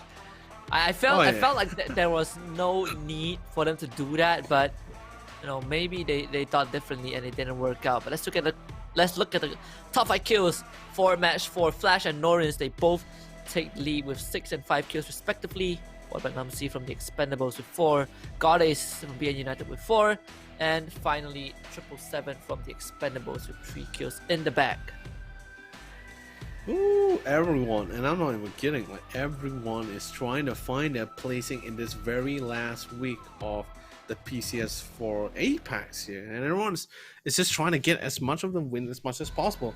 We're sort of like 2/3 away from the matches of today, and we're slowly approaching its very end. So far, Buriram has not found its fire just yet to really try to catch up to some of the teams here.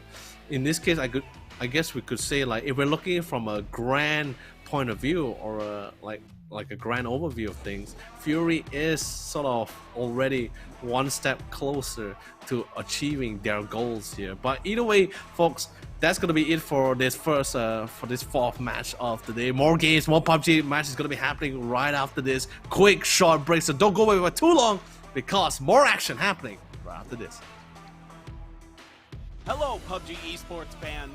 An infinite survival battle between regions, PUBG Continental Series 4 begins this coming June.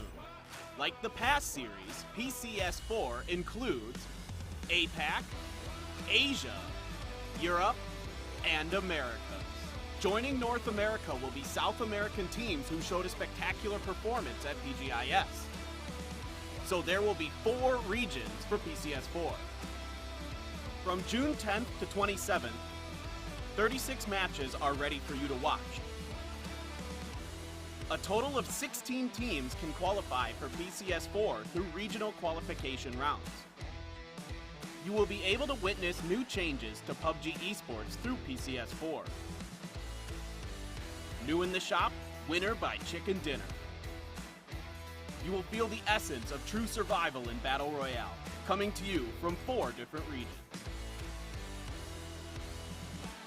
Also, we extended from 4 matches a day to 6 matches a day, which lets you enjoy 12 more intense matches of PUBG in PCS4. $250,000 per region. In total, $1 million prize pool distribution and ranking system will also bring more excitement to PCS4. Top 8 of the week gets paid per standing, and the team with the highest winnings throughout the 3 weeks of the journey gets crowned the PCS4 champion, and an additional $20,000 USD. On top of that, special awards up to $20,000 USD are granted to kill leaders, insane squads, and outstanding performances. The all-PCS team will be selected after the event is over and are also eligible for special awards. Expect exciting plays. You can anticipate incoming bold and heroic plays with the special awards. The prize pool gets even better with crowdfunding through Pick'em Challenge and special item purchases. There are plenty of special events prepared for our fans, so keep an eye out. Real Survival kicks off this coming June 10th. PUBG Continental Series 4. Feel the essence of Battle Royale through PCS4.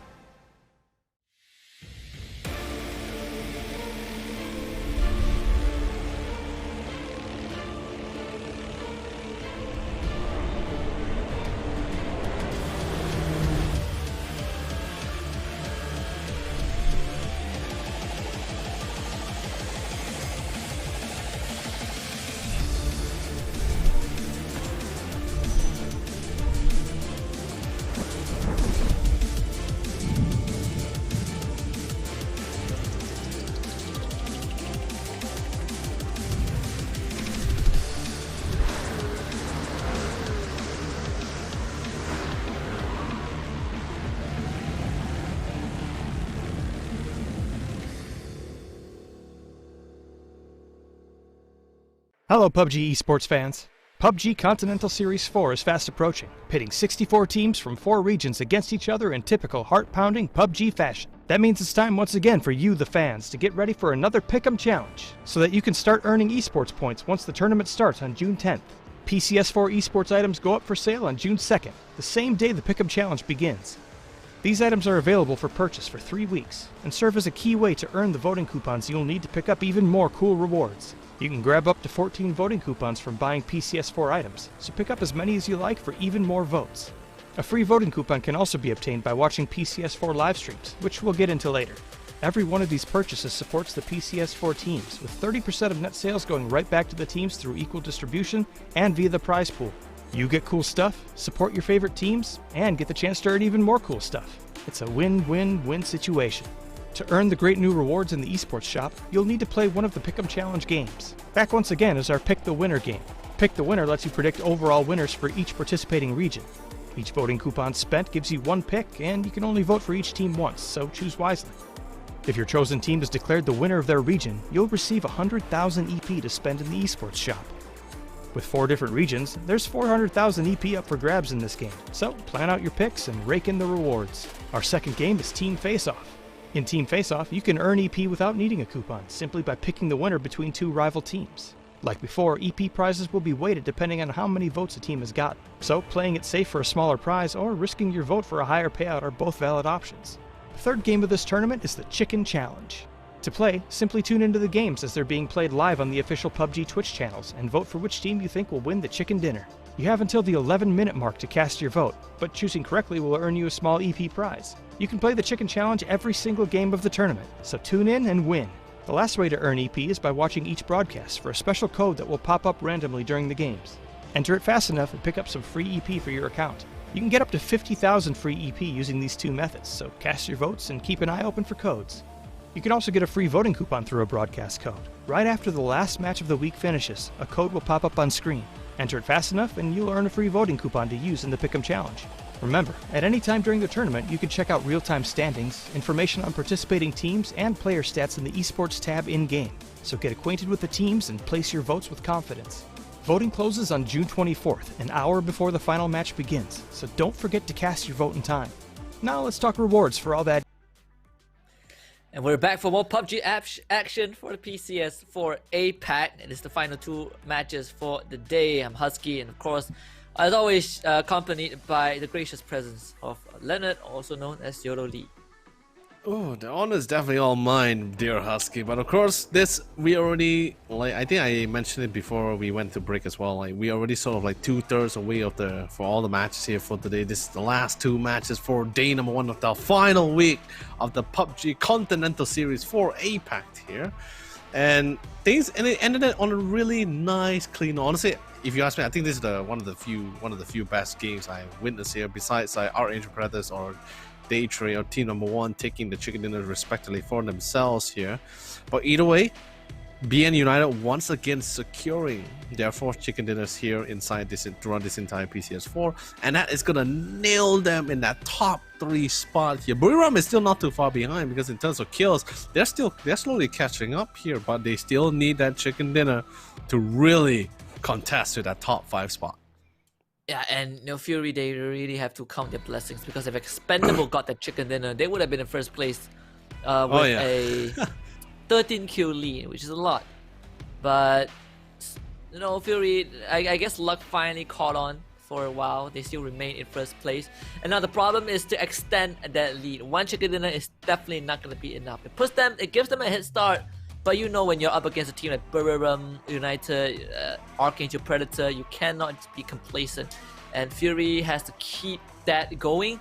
We look at attack all around, a team that is pretty favored in top 5 in terms of pick'ems, but haven't been showing up too much, at least for week number 3. Whereas team number 1, they were looking pretty poised to get the chicken dinner, but they were shut down by the Expendables towards the very end. It was pretty much a really tough call, but hey guys, check it out. It's our Vietnam Idol group, team number 1 here, who also achieved one of their first chicken dinners of the day here. But honestly, I'm really surprised about one thing only, for the fact that I completely forgotten that they actually had a cumulative prize pool for themselves here with an amount of 3K. Actually, I honestly thought they were still in top 9. I never thought they would actually manage to get into the top 8 here. So really my bad about this one. The Victim Rise, our Indonesian team, was able to, although they were able to get the chicken dinner, their first chicken dinner from last week here. Sorry, or maybe it was week number 1 here. But they still wasn't able to secure the top 8 spot, as because the majority of this team is constantly just contesting with each other. Especially in week number 2, where things got really hectic among the majority of the teams. Oh yeah, absolutely. Victim Rise so far, they only have 2 chicken dinners, but just like some teams out there, like Team Bliss, for example, those chicken dinners were not enough to land them in that top 8 spot. So no accumulative cash points, cash prizes up to this point. 2 more matches for the day for them to make an impact, or at least scramble that leaderboard for a bit. We know for a fact that Fury has a lead, but again, it's not a substantial lead. Any teams that has a chicken dinner just needs a couple more kills, then they will probably overtake Fury. They haven't been looking too good, same as Buriram United, not looking too hot, and that's probably what we want, right? You know, just some contenders to challenge the top dogs. Well, honestly, I was really happy during week number 2 because it wasn't like a 2-man race. It was constantly, everyone was just racing for that top spot here, but the scoreline does dictate it, and especially with Fury already getting their first chicken dinner of this first day of the final week, we can slowly see that slowly reverting back to the very same situation, unless Buriram chooses to not get a single chicken dinner and not even secure top 5 spots here, because I think that's right now Fury's goal, right? Fury's goal is, even if they don't win top spot, like if Expendables were to get the chicken dinner and get the top number 1, right? As long as they are able to shut Buriram out of top 5, they will win. They'll still win the whole thing either way. Yeah, that's a very good point. You know, that's actually a very good point. You know, Fury doesn't have to be in first place as long as Buriram doesn't get those a good position, doesn't get a chicken dinner. They just need to stay ahead of Buriram United, and whatever comes after that is, well, dismissible. But again, you know, we're looking at we're factoring in both Fury and Buriram United are, you know, top tier teams, so they're probably going to be neck and neck, and in the event that happens, anything other than first place is out of the question. Fury has to be in first place. That's their best guarantee. You know, I had a premonition, a really scary premonition, or basically a simulation in my head just now. In a case where Fury gets second place and Buriram gets third, they will both have the same cash scoreline of 44k. And the tiebreaker will be kills. I just said that at the start of the broadcast, you know, like there is a possibility. But it didn't hit me until now. Like the shock came in. Okay, so now it's time to ask the important question for match 5. Are we? Oh yeah, we are match 5. Correct. Yeah, we are in match 5. I'm awaiting your answer. Oh, okay. So whether the team slacking right now, Buriram in particular shouldn't be slacking, because like they can't slack at this moment, because if Fury didn't get a chicken dinner, then sure, Buriram can still be slacking, because in their mindset is, as long as I get the top 5 here, I can already sort of contest with Fury. I'm already in the lead in cash by 4k. I just have to wait it out, that kind of situation, or at least deny Fury 1 position ahead of me. But now Fury has already achieved their first chicken dinner. They're already overwhelming Buriram by default, by game format already. So they can't be slacking anymore. They can't. They really can't. I mean, they weren't slacking, but now they really need to kick things into overdrive. Yeah. Okay. Fine. I'll take it. But we did see, you know, if we look back at the numbers again, let me bring out the chart. We are seeing. I got the calculator already. Any team other than below Archangel Predator probably would not have a chance to dethrone Buriram United or Fury. But we did get a glimpse of Day Trade, right? They were so close, and they decided to not. Well, they kind of threw it. You know, they kind of threw it out the window. But I still feel like this team has a lot of potential, because they are a very experienced team, and from week 1 to week 3, I think other than Archangel Predator, Daytrade is also a squad that has substantial growth. Just that we need a bit more. We need a bit more from them to confidently say that Daytrade is the top contender. But I think they're getting there. It really took them a while, but they're slowly. But they really got used to it. They finally reached a level on the stage where they really got used to the game format and what kind of tactics they can try to use. It's just that there's just not enough time, and there's too much of a lead that's already ahead of them. Like it's like just like what I was saying earlier during the pre-show and during the earlier part of the cast, where I said that the only way for Daytrade or Archangel Predators or even Sharper Esports to really contest with the top spot is where Fury and Buriram are not performing. They weren't really performing as well during the first and two on the second game. It's only in the third game or fourth one where everyone started stepping up. Fury getting the first chicken dinner, and that was pretty much the final nail in the coffin for all of the teams literally below the third placing onwards already in the actual match leaderboard here. So it's gonna be a really tough one for all of them. But seriously, that last one, that Daytrade crashing one, was really a little bit of a funny one. That was a head scratcher, you know. That was actually a head scratcher. I still am trying to find you know, like the perfect justification of why they would do that. Personally, for me, I see no reason for them to just rush it, because they had Magic Esports pinned down. You know, all they needed to do is slowly flush them out, but they decided to be a bit, well, I wouldn't say reckless, but they were a bit impatient. You know, they went in for the kill, and it was not the time yet, and so it really was a tragic exit. It could have been their game, honestly. I guess it's just maybe because of the I wouldn't say like they wanted to do it. It's more like because they were confident they were able to pull it off. It's just, oh my god, it was really a little bit of quite the reverse sweep for them there. But I really feel bad for Leon Z, because if I remember perfectly, was that we were casting from Leon Z's point of view, right? He was looking back at his teammates. He was like, okay guys, I'm coming back. And out of nowhere, the worst part, he had the ADS on as well, because he was scoping in. And out of the blue, I was like, okay, here's Leon Z. There's something out of the way. His whole screen went totally 180. And I'm like, what's happening? Then I was like, oh, he got rammed by Daytrade. But then they all got wiped out instead. But I'm surprised he managed to survive that ditch for so long. They have not moved ever since from Victor Rise during that skirmish. I'm surprised as well. You know, I thought that Victor Rise got taken out, but evidently that was not the case. Daytrade took over Victor Rise's job, and they failed horribly. And Victor Rise was like, I guess we can clean things up. But another team that I think we have been seeing quite a bit over the past 4 matches is Game Home Hadong. You know, Game Home, they have been putting some pretty decent kills on the board, but they trickle off towards the end, and I feel like it's kind of a bottleneck, right? I think Cloris in particular for today has been phenomenal for the team. Yeah, he's been there. Although there were a little bit of slip-ups for some of the moments, but he really came through here for some of the teams. Like I guess it's the same goes for every other team, right?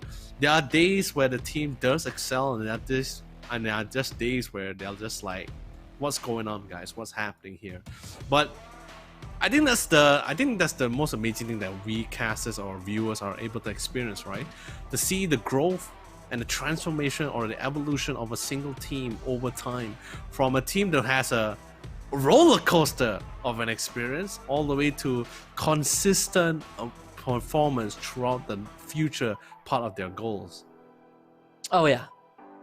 Well, right now everything rests on the final 2 rounds, and I think by the end of day 1 we probably will get a better idea of who will have the best chance of winning PCS4.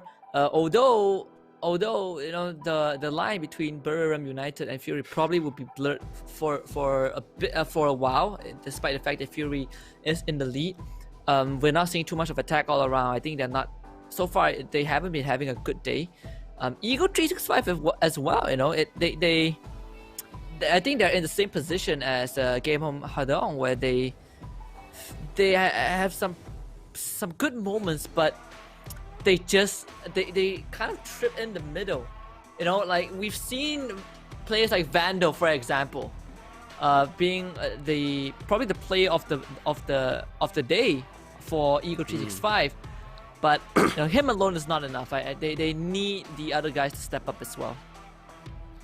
It's well, time and time again, I'm really just surprised on how some things does come about. Because honestly, let's be honest, we could speculate, we could theorize what exactly went down, we could throw out our assumptions on the reason these things happen, but I like to put the right reason. I still strongly believe that this is the only reason why all these teams having or experiencing those kind of situations. Even the best of the teams like Blue Ram and Fury are also suffering because of this one thing, and that thing is called luck. And really, you can't really explain anything else. It's not lag. It wasn't a bad decision. It was just really unfortunate luck. Because there have been some times where, like, okay, this team, 4-man, 1v4 day trade, all alone, out in the open, all he has is a smoke, absolutely can pull it off. Although, yes, that was pure skill, I do agree. Skill does play and experience does come into play for that one. But luck really played a hand in it as the teams of Game Home Hanoi was going in one by one. I noticed something pretty interesting where across the matches that we've seen, most of the circles are pretty challenging. We don't get much easy circle. Most of the circles that we've got, safe zones, are pretty challenging. On one side of the map, some waters, different lands may split apart. I like it. It really puts all of the teams on edge 24/7, and it gives us the best possible gameplay that we can expect from these teams, and I hope that continues. We probably see the wackiest of circle at this point. I just wonder what kind of other safe zones will we get. It will definitely continue to persist. It will definitely continue to happen. I will also love to see more, but I think because of this kind of circles and also seeing the kind of teams that the other teams are facing in this tournament itself, it's really hard for them to really dictate or make a really good decision on where's the right call. Hence why I guess we are seeing teams like BN United, Eagle 365, Victim Rise slowly crashing or migrating into areas where teams are already comfortably sitting down. By the way, ladies and gentlemen, this is gonna be the 5th match of this day one of the final week here. And your pickup challenge, of course, as usual, Fury taking the top spot. Not surprised. This time, it's also not surprised to see Fury not dropping a Vasnaya for potentially the third time. I guess they're going back to their casual military base. Yeah, this is pretty straightforward. And let's see, the colony should follow them. There we go. Colony also dropping into the military base. See Magic Esports at X Stadium. Probably going to go towards Novo. Yeah. No, that's Novo. Very Pierce on the western side. Simon T. Now what's the? We're talking about day trade, right? Oh. No, we're talking about X Stadium.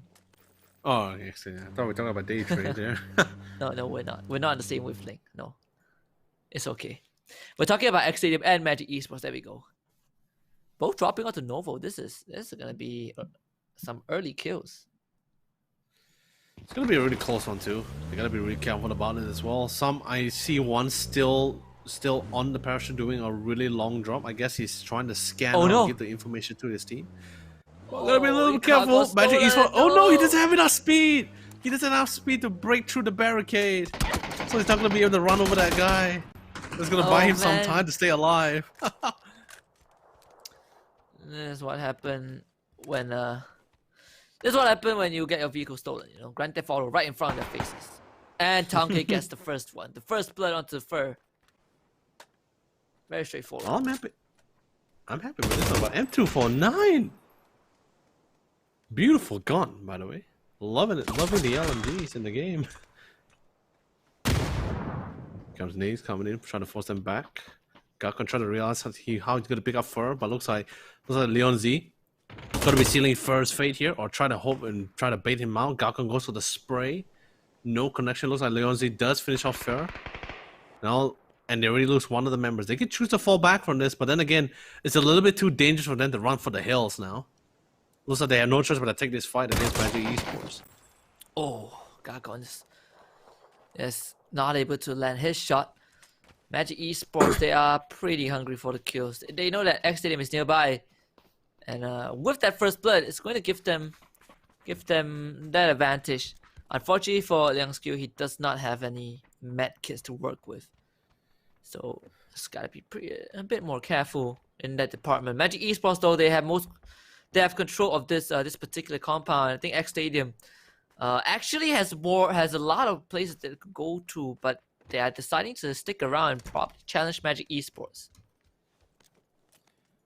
Still pushing down. 74L1 does manage to find not just one but two first aid kits. That's going to be pretty nifty for this continuous skirmish, as this battle might end up being a battle of attrition very soon.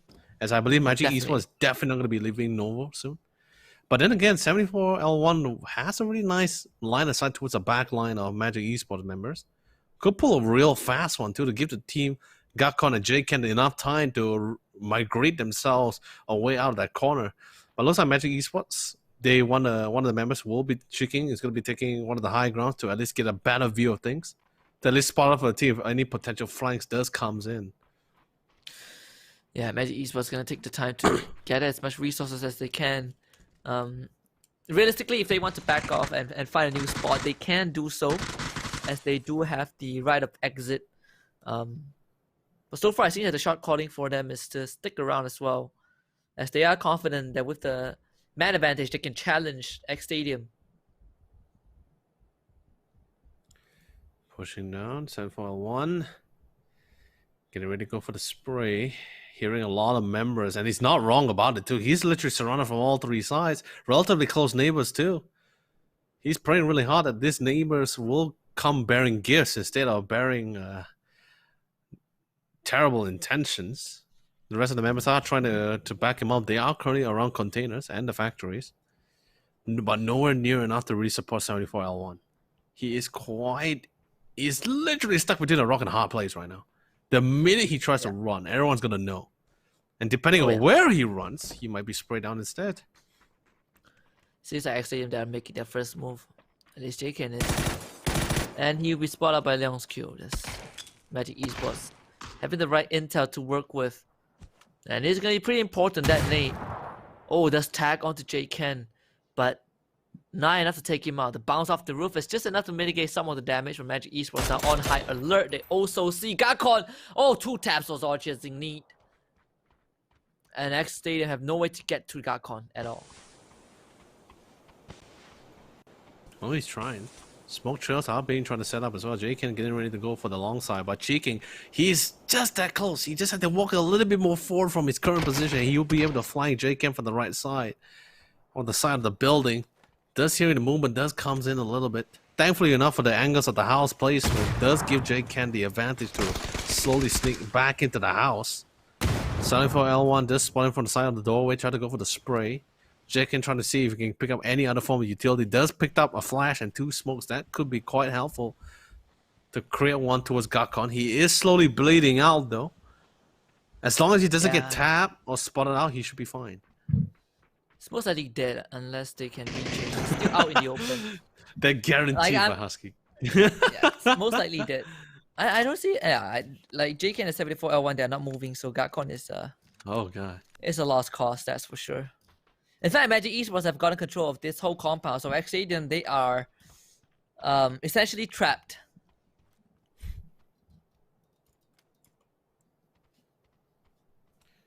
Still pushing down, Leon Z. At least now they have a rough idea where the remaining members. Neotica is just trying to expand his proximity area to at least try to see if there's any other members trying to push in. But the minute Neotica starts pushing forward, right? Yeah, you see right now he's pushing forward into the houses. He's gonna guarantee his team that all members of X Stadium is currently in this building. JKen finds one, but gets flanked from the right side. There's too many windows that's currently working against JKen right now. And now he's literally telling his team is 74L1. They're not just in front from the north side, but they're from the south, east, and the west as well. We're boxed in. We're the fish in the barrel. Oh yeah, X Stadium, they are.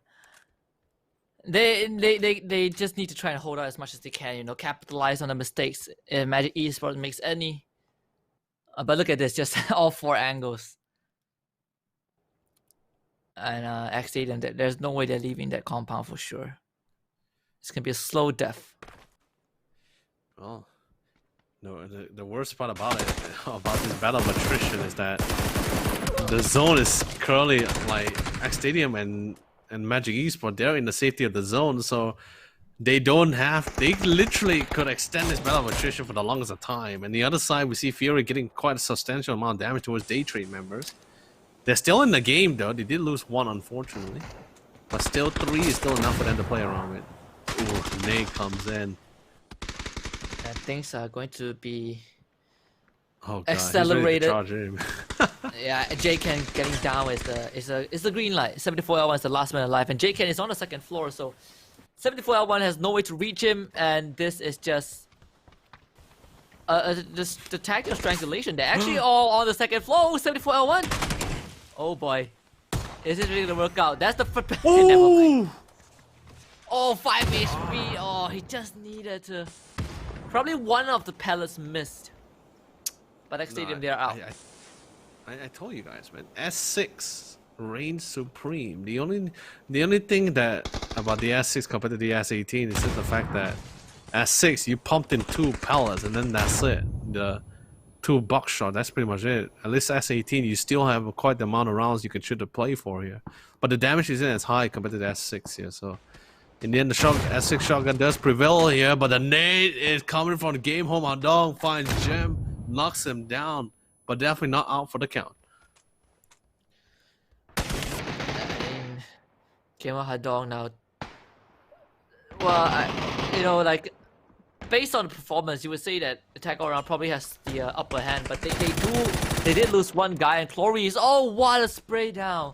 Oh, Yanku won't be able to reach the compound in time. Game of Hadong now. They have the information. Flashman coming through. Godwin just goes for the push, and he just sees Cloris. Cloris wasn't even looking. Attack All Around. They are out. Ooh.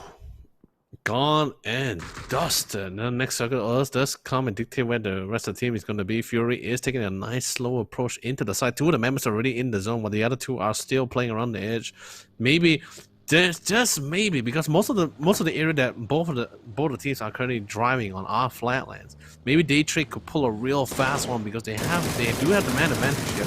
But Sharper Esports once again BN United crashing into the wrong side. Thankfully no knocks though, but trades are happening and they are very costly too. Yeah, Sharper Esports just have to better read on the situation.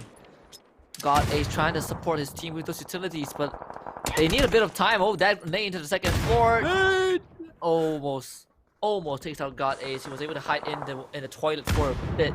As T-Noi, that is very important information for Sharper Esports, and in fact, they might get company. Team Bliss is brushing shoulders with Archangel Predator.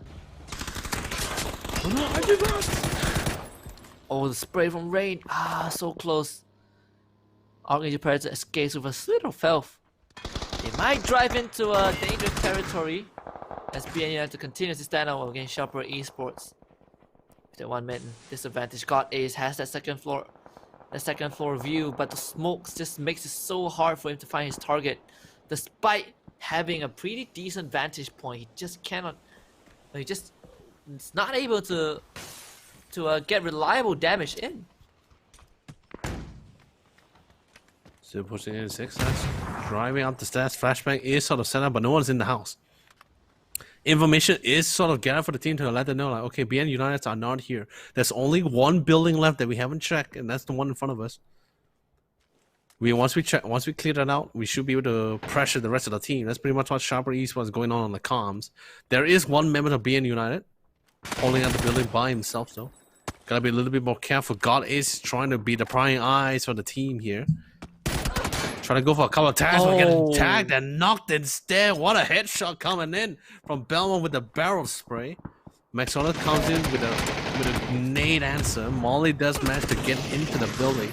Gets tagged, has no choice but to abandon the house entirely. Belmont not going too far behind. He's going to go for the quick catch-up. If that was a nade, they could have knocked Belmont, but that was a Molly instead. So no instant damage. You're going to be able to get enough time to fall back here.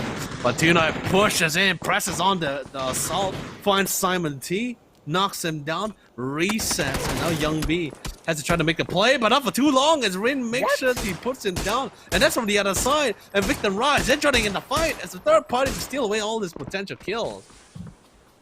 Yeah, God is the only one left alive. He just patched himself up, but he trapped. Can he reach his other friend though?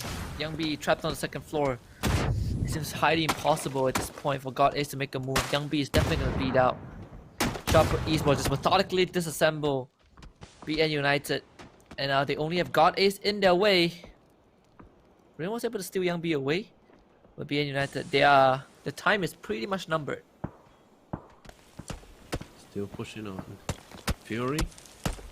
Thankfully, all 4 members of Fury managed to get into the zone, but Daytray is relatively really close to game home or no, and same goes for Fury. Literally, this is actually a fight which I'm anticipating in the very first circle of the game, because Pochinki has been one of the few favorite spots most teams like to drop. But now, pretty silent there. The town has enough resources to supply 2 teams there, but the 3 teams that pretty much just landed there are just scavenging for whatever they are literally lacking in the least. I wouldn't say lacking entirely, but it's just more like, you know, it's that kind of situation where more is better, you know? I agree. Well, Arcade Predator, they're gonna continue to make their move past the crosshair of Vandal 9. Side by side with Victim Rise, Arcade Predator. Ooh, the flip onto Mad Dog's truck. UAZ able to kind of get back on track. Sharper Esports finally text TD. Eagle 365 also has something to say about this, but the target is going to be Archangel Predator. Sharper Esports already move on forward. They haven't finished off BN United just yet, but that is the least of their concerns. Still pushing on. Looks like BN United finally the fight between between Sharper Esports and BN United has finally came to a conclusion, and they will be eliminated away.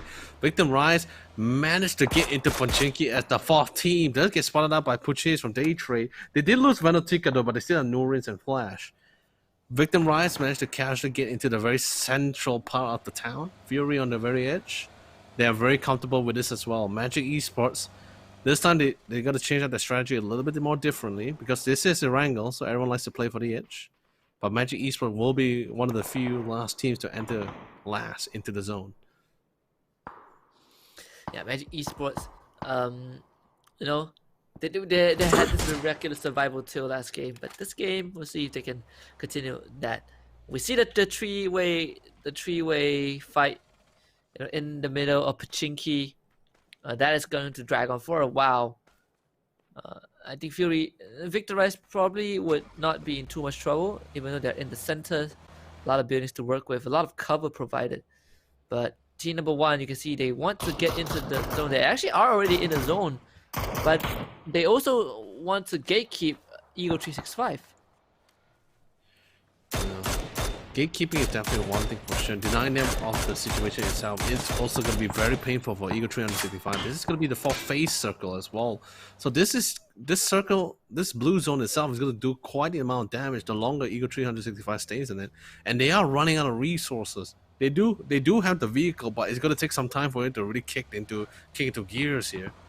But Eagle 365, 2 of the members managed to get into the zone. Was able to divert some of the gunfire. That buys enough time for Venom and the rest to get into it. But team number 1, they're not looking to go for tags or trades. They want to look for kills. And the Saga slowly proceeded towards Pochinki. Oh my lord. Husky, we're about to see a fight that we never seen before. A fight in the towns here. And in Pochinki and no less. Oh yeah. This is... We hardly get showdowns in towns because of the nature of the circle. This is one of it. Inside. Oh, what a perfect spray. And you're gonna see Perm then driving straight at territory. Oh, inside with a second. And the rest of Fury backing them up. Here comes Eddie, but they toss the molly up there. Oh, Canuxy gets ran over by his buddy. Phone out by his Eddie.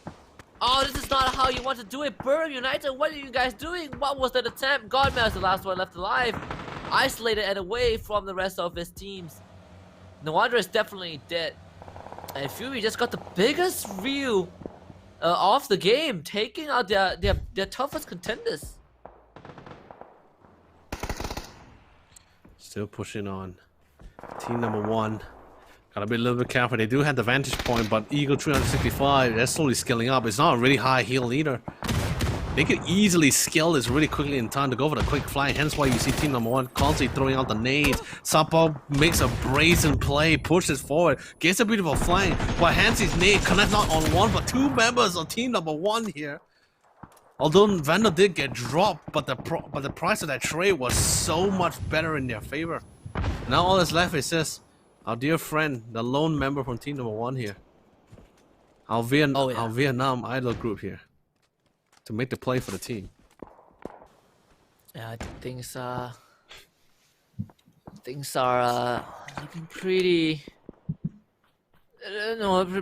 pretty grim for some of these teams. But I would say though, for a team like team number 1, they just got knocked out, and they're just not in a good spot. Eagle 365 having that advantage, able to eliminate them from the get-go. Nothing much that they could do, honestly. Well, now we're not from three teams occupying the town. We're looking at a total of 6 teams casually in their respective houses. I think the Colony and the Magic Esports, they actually made quite a decent call as well, as they are playing around the edge.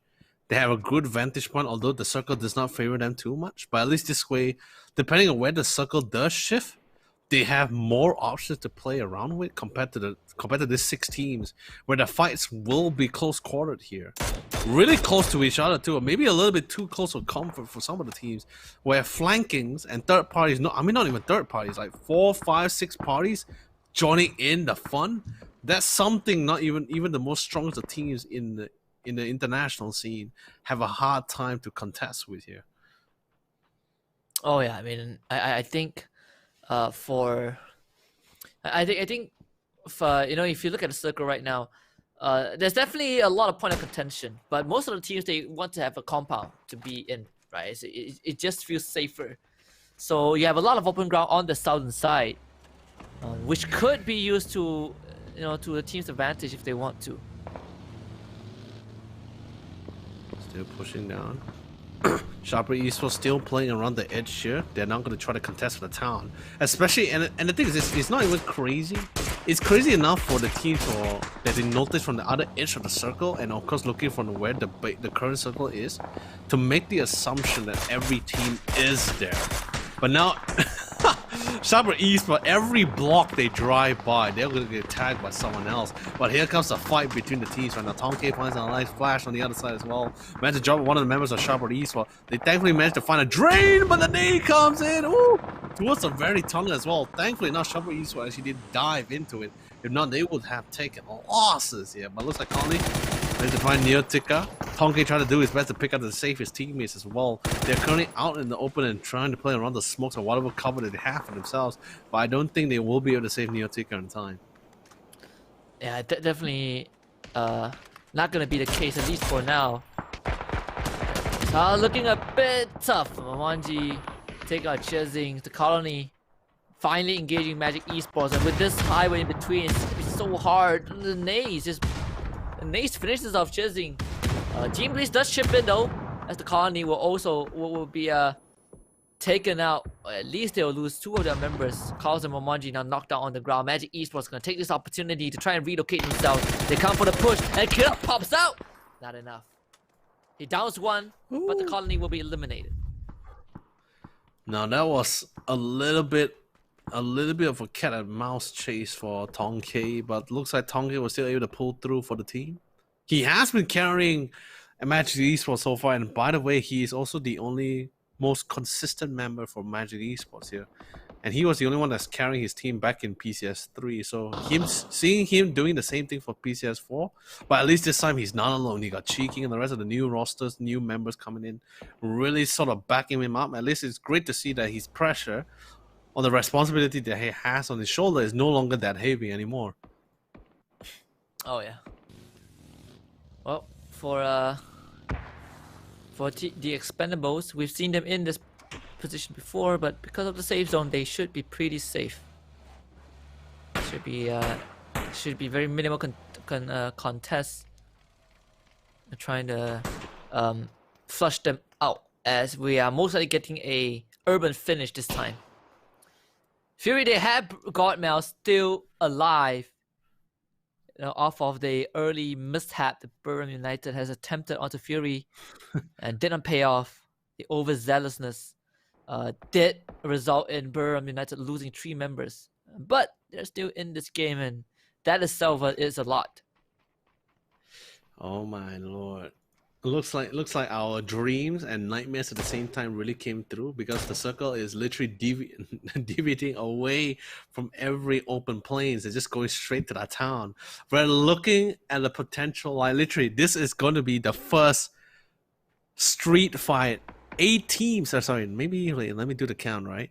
10 to 11 team street fight here in the map here in the location of Pochinki. Yeah. It's not something that we get every day. Especially not every match. Most of them has been in open ground, so this is something that is going to be interesting. Team Bliss having themselves parked inside, locked down. Magic Esports, probably one of the 2 only teams that does not have a compound to work with. Magic Esports trying to find an opportunity for the time. The thing is this, right? The teams has to make a call. They have to make a bet for the fact that okay, maybe the circle won't continue to persist to the town. Maybe it'll go to the central plains. Hence why you see some of the teams who was late to the party, was late to get first dibs in one of the new fantastic houses here in Pochinki, playing around the edge and only hope that the circle only persists towards the outside, or at least towards their side at least. So at least they can make full advantage for it. Just now the gamble didn't pay off. Now Magic Esports are taking the full brunt of the shots here. They're gonna be crashing and doing Expendables! The car! How are you still alive? Tanker! How are you still surviving that? The car was literally directly above you. It's unbelievable to me. You could have seen it coming but either way, Namsi gets the full brunt of the nade by the Hamonti from Team Bliss, and the onslaught is not over. Oh my goodness, that was unfortunate. That was so unlucky. I bet you Magic Esports have no idea that another team has already bunkered down there. But now they've exposed the Expendables, and the Expendables is also under fire. Oh, the rotation going down. Looks like Eagle 365, they went to greet their neighbors in kind, was able to find Silphy from Game Home Hadong. And now we're slowly seeing the fights, not on the streets yet, just in between the houses for pure domination. Archangel Predator tried to evade as much of this conflict as much as possible, but the circle still continued to persist. It looks like Fury pretty much has a nice center of things. And Archangel Predator slowly pushing in, might be greeted by GenForce and Victor Rise over his zone here, but we're definitely going to be seeing a filter of some of this team being eliminated away as he slowly proceeds towards the 8th phase. Yeah, and things are going to get really hectic. Chibre blows himself up, and I don't think that's what he intends to do, but disasters do happen. Eagle 365 thankfully still have 3 more guys left alive, and look at the safe zone. Fury is in the perfect spot. But they are separated by a freeway, so it is going to be a bit messy. Gotta be really careful too, because our Angel, like some of the members inside a flood, they're the kind of players that their personality and their play style doesn't allow them to really camp in a house or really picked up from a house window. They like a little bit more options. They like a little bit more flexibility. Hence why you see both of them currently outside of the building, playing around the covers on the side. But because they are doing that, they were able to halt Algin Bots and none. And there's no way for Algin Bots to do what he does best, because with so many teams, it is literally clump circles. And let's be honest, Husky, it's been a while since we saw this many teams surviving all the way to phase 7 or phase 8. Oh, absolutely. You can see the carnage has begun. Godmouse putting some kills on the board. Here comes the nade into the building. Oh, Balmov, death tag doesn't go down, but he watches Chino, he dies. Exodus loses his life. Team Bliss picking off all the stragglers. And this is on the northern side of the freeway. On the southern side where Fury and Archangel Predator are situated, they are not going to be involved in any of these fights, at least not for now. Eagle 365 having Hansi on the ground. Kemo Haron wants to put the nail in the coffin, but it's not enough. Eagle 365 also under pressure from Victim Rise. And this is what Urban Warfare can do. This total Armageddon for multiple teams. GenForce. Oh, he sees Gardner, but the timing was a bit off. But GenForce's nade is huge. 96! Oh, just a bit more will do it. And GenForce just goes for a second attempt. And this one's gonna connect. Game Home Hadong is out. Still persisting. Now the teams are being filtered out. The weak shall be called and the strong shall remain. Eagle 365 is going to be joining Game Home Hadong in suit towards the bench as Victim Rise are slowly rising to the challenge. But Daytrade Norris was able to find McSonus on Sharper Esports, intruding into his house, and now he's gonna make him pay the price for it. The circle is pushing a lot of expendables out of the drain. Now they have no longer having the beauty of the cover. They still have it for a little bit longer though, but in the next 25 seconds they have to push in. Oh yeah.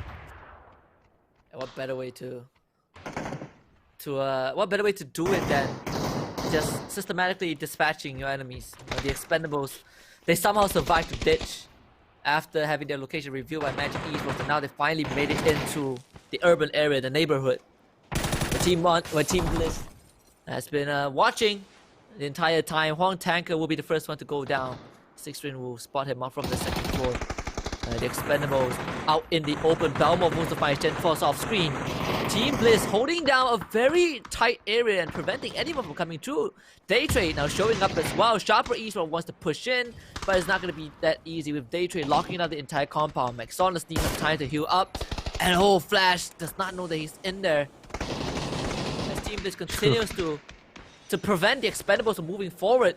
We see a drop down form, I believe. Gen Force, yeah, Victor Rise also dropping down. The rest of Daytrade, they're coming down to the first floor.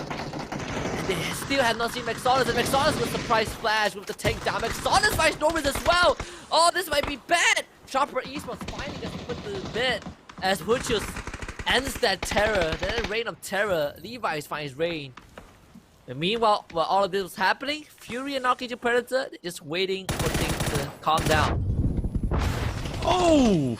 Monty comes into a beautiful clean swing from the right corner of the building, and that's going to be easily wiping out beautiful 3K for Team Bliss to pick up, and Expendables will be removed and eliminated away to join the rest of the team at the bench to spectate this current onslaught. Fury has not seen much fights. Looks like, however, Godmere was able to steal a couple of kills in this one, and also scavenge what was left behind from the remaining dead teammates here. Daytrade trying to get on top of the roof to give some form of ground for themselves. Looks like Godmeow would seal Monty's fate here.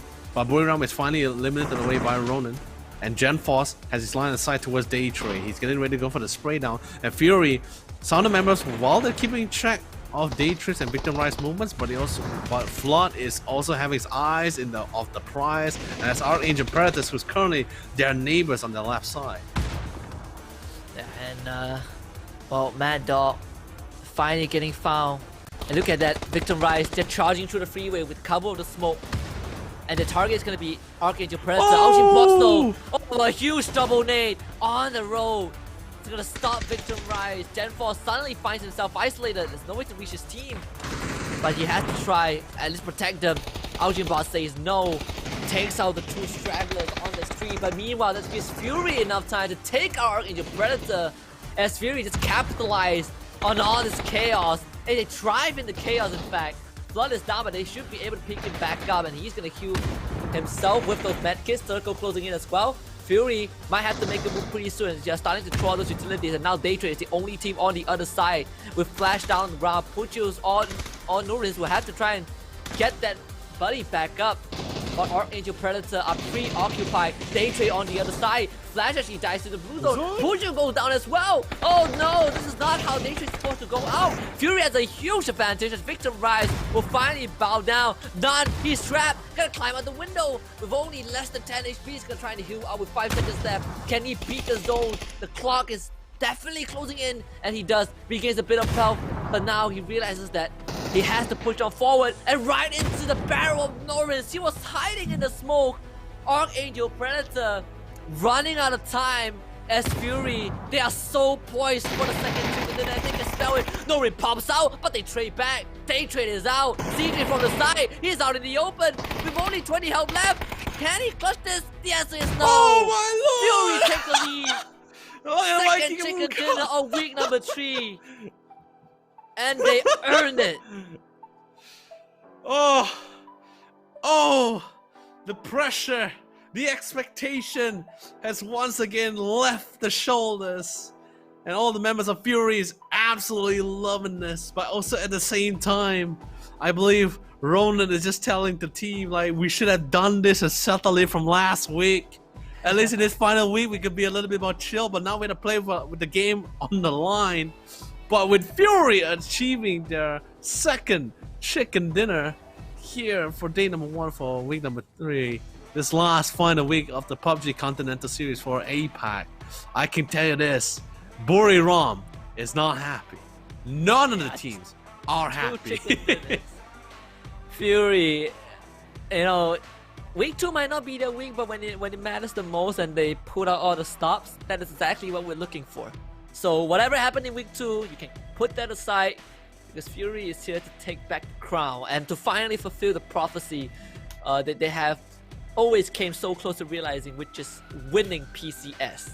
And maybe this is the, I know it's still early to say this, there's still chances for teams to cash back up tomorrow, but the fact that Fury is in the lead and Buram hasn't got a single chicken dinner yet, that is huge for them. You know, for our Oceania team, as we have Insight being player of the match for match number 5 of week 3.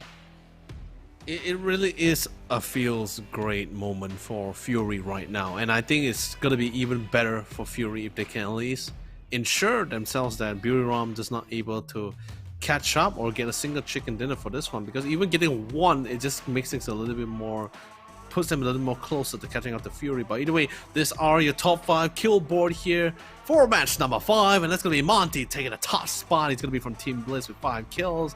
Insight taking the second one with 4, alongside with Ronan, his teammate, for taking 3rd. Tonke in 4th placing with 3 kills, and also to equalize the score alongside him, it's gonna be Cloris from Game Home Hadong.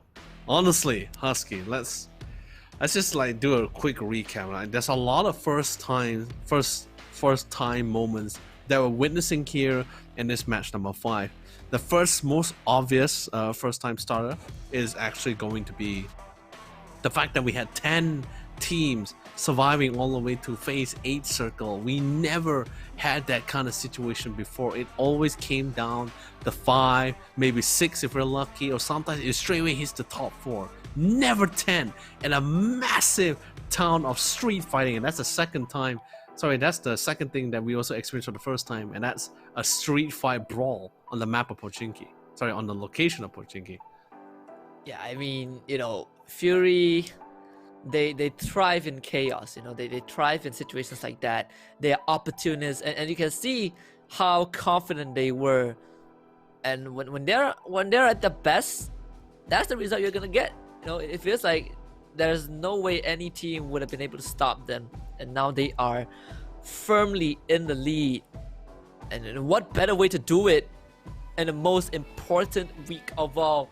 They might not have had, you know, insane number of kills. They might not have had, you know, uncontestable amount of performance. But when you get that chicken dinner, that is all that matters. Yeah, it's gonna be quite the lead that Fury sort of made for themselves, and of course the number of kills, you know, able to stacked up is 27 right now, and I think the only one that could really catch up right now is Expendables or Day Trade, but they are short by 2 chicken dinners, and we're only 1 game left, the last game of today, to decide where the rest of the team will stand here. Fury has a significant lead just by default itself here. And even if Victim Rise or RNG Predator or BN United were to secure the second chicken dinner, they still couldn't catch up to Fury. Oh, yeah, absolutely. You know, this is a very important moment, and look at where Buriram United stands in 10th place. But that 10th place is probably not going to matter too much if they don't start winning the chicken dinner. And we only have one last day remaining, one last match remaining for today, as we finally get a glimpse of Team Bliss, a team that got their very first chicken dinner but was not shown, as Buriram United were the eventual winners. Team Bliss definitely moving up the rankings of the Pick'em Challenge to 10th place. A team that is a bit slow in terms of that growth, but you can see that they are starting to understand how to deal with this chaos. And I think Team Bliss are better when it comes to urban warfare, when they have structures to hide behind.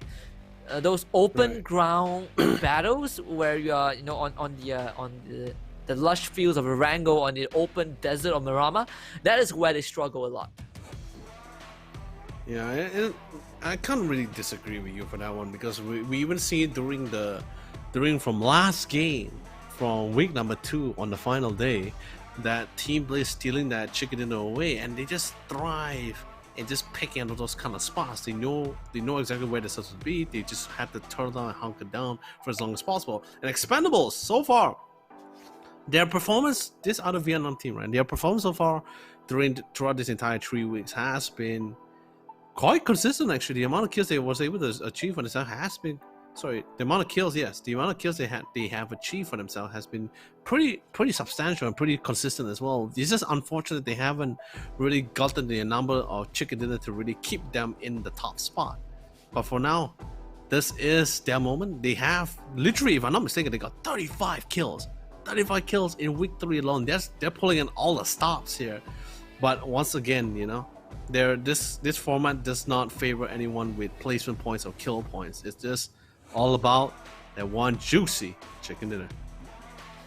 The Magic Esports, a team that ran into an unfortunate end in the previous match. Just driving straight into a ditch where the Expendables were already there, and they were eliminated as a result. But Magic Esports, they are survivalists, you know. They survive a lot of situations that we thought, you know, they would be wiped out, but somehow they continue to stay alive. However, that is not going to bring them too far. You know, Magic Esports, they struggle with rotations a lot. They struggle with making the right call when there's when there's chaos going on, and we've seen it across these few rounds where Magic Esports just were not able to make the decision to make a decisive move to put themselves in a better spot as the game progresses.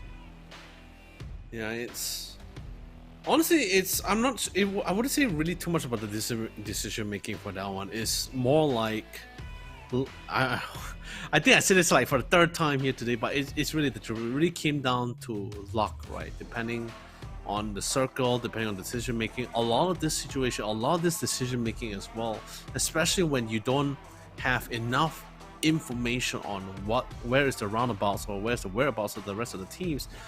All the team captains in this tournament itself always has to make a gamble. You know, same goes for Fury, same goes for Buriram, same goes for Daytrade, and the rest of the most notable teams here we have been seeing here in this PCS4 APAC. A gamble has to be made. It just really came down to not too much about sure. There are situations really came down to whose marksman skills were better, but most of the time it really came down to whose gamble really paid off here. Oh, I absolutely agree. And with that being said, you know, we have one more match for today. It's gonna be a tight one, last one for today. And if Fury gets that hat trick today, that is gonna put them in a very comfortable position for PCS4. If they really secure that 3rd one for themselves, it's gonna be quite the climb. At this point, although yes, there's still tomorrow for Buriram to really turn things around, but they only can pray for the fact that Fury doesn't secure this 3rd one, because who's to say that Fury wouldn't secure any chicken dinner tomorrow, right?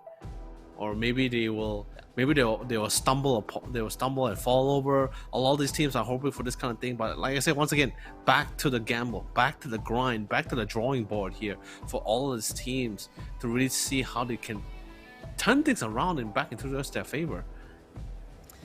Yeah, and so right now, if you're in the shoes of Buriram United, what is the thought process going to be?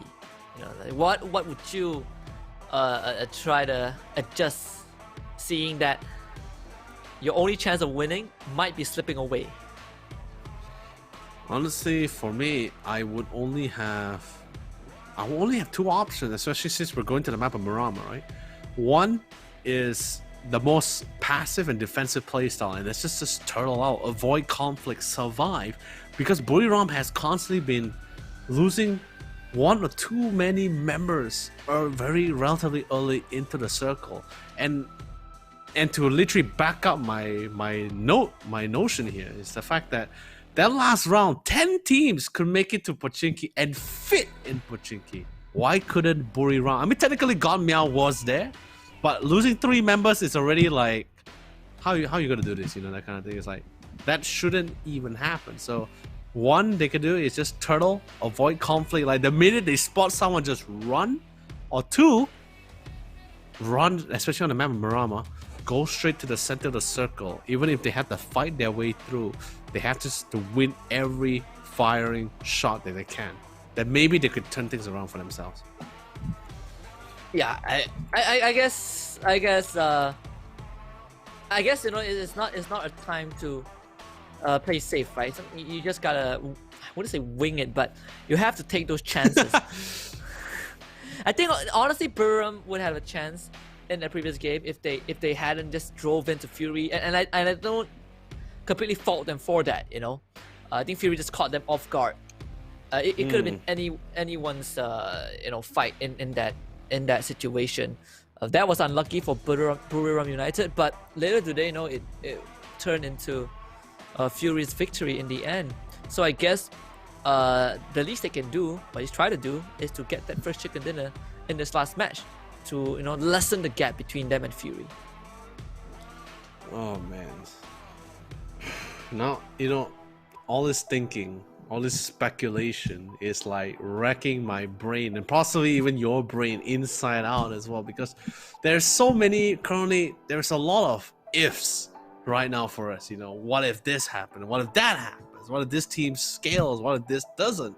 So far, let's just clear out what we definitely know for sure. Okay, the top 3 teams, the third team placing in 3rd and below right now in the match leaderboard, the cumulative one in terms of cash, I don't think they will be. Maybe they can catch up to Buriram, but I don't think they can catch up to Fury. Like Archangel Predators and Daytrick can catch up to Buriram, but not to Fury. That I agree. I think the only team that could catch up to Fury is Buriram. You know, it's them and no one else. Which now is, you know, it's getting a bit tricky because they are falling really far behind. Maybe a little bit too much of a magic trick for them to really pull off here, because like it is quite the stunt for Buriram to really turn things around. Unless, you know, unless they get a chicken dinner today and tomorrow they get 5, you know, or 6 to really seal the deal. Then maybe, you know, just maybe. You're describing a very unlikely scenario. Yeah, I mean, since we're speculating, since we're simulating, I can like say whatever I want. Speculating has to fall into the realms of like logic sometimes. Realism, yeah. I'm a realistic guy. I 5 in a row, maybe not. 3 in a row, yeah, probably yes, but not 5.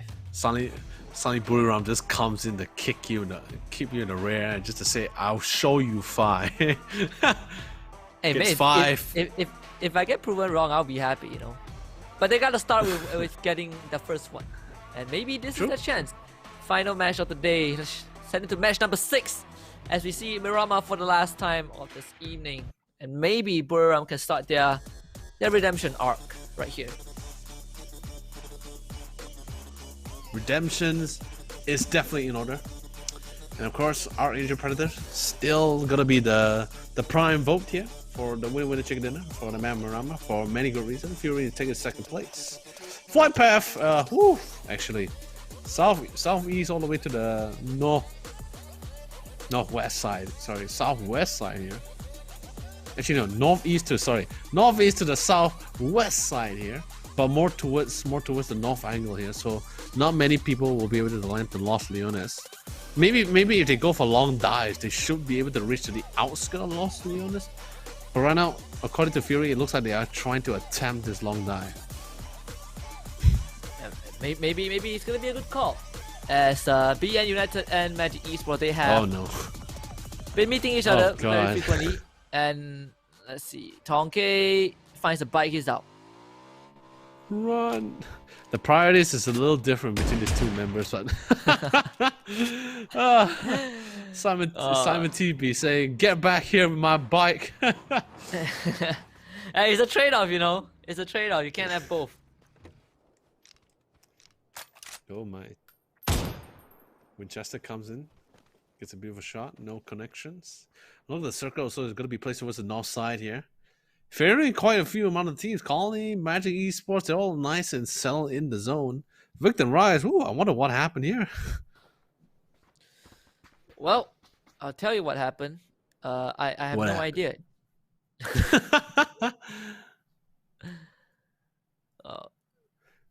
It could be a possibility because there's no other teams nearby. That Gen 4 just dropped late and some people went duck hunting. True, that could be true, but then the kill feed would have popped up something. Anyway, Norins. Yeah, but I mean, he's not down. You know, he just got tagged, but not enough to take him out. You know, you get what I mean? Oh, true. Yeah. Day trade.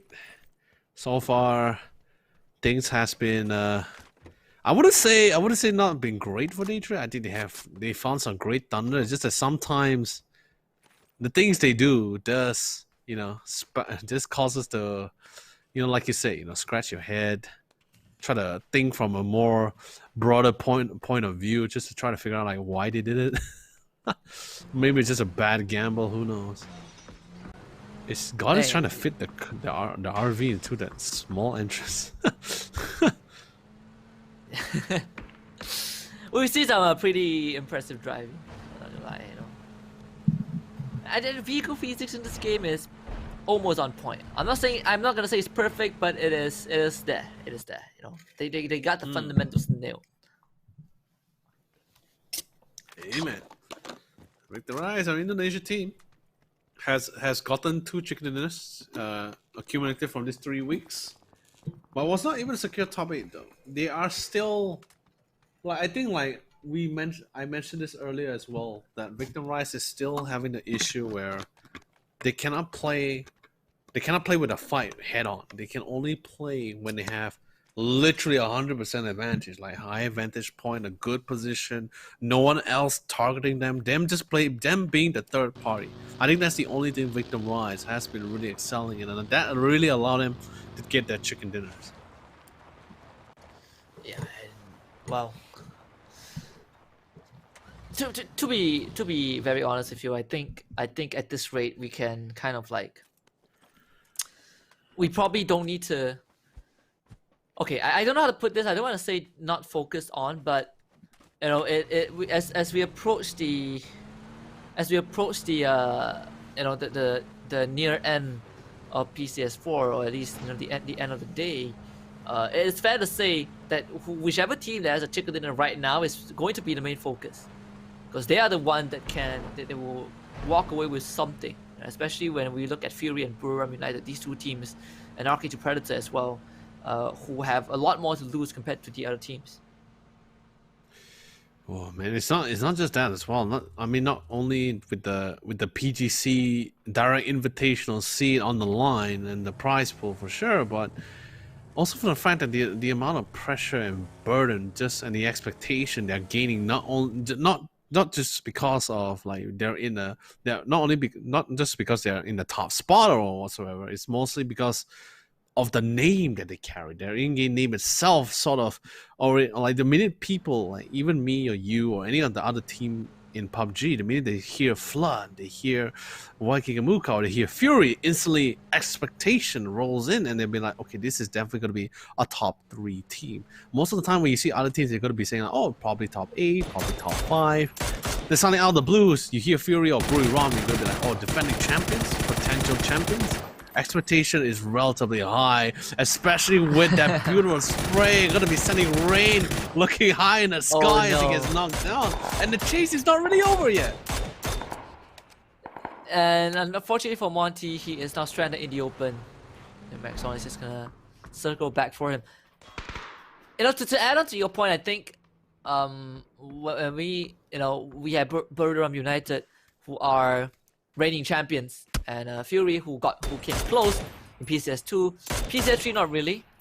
So this is probably their best chance. You know, they have a longer history of being there, or at least almost making it there. So the hunger is definitely present for them. And look at this, just brutal from Shopper Esports. They're circling around. Rin is trying to be a distraction and try to trace some members back. Monty gets back up. Oh, Monty finds one, but not enough to finish off Tinoy. And McDonald's will quickly end that attempt.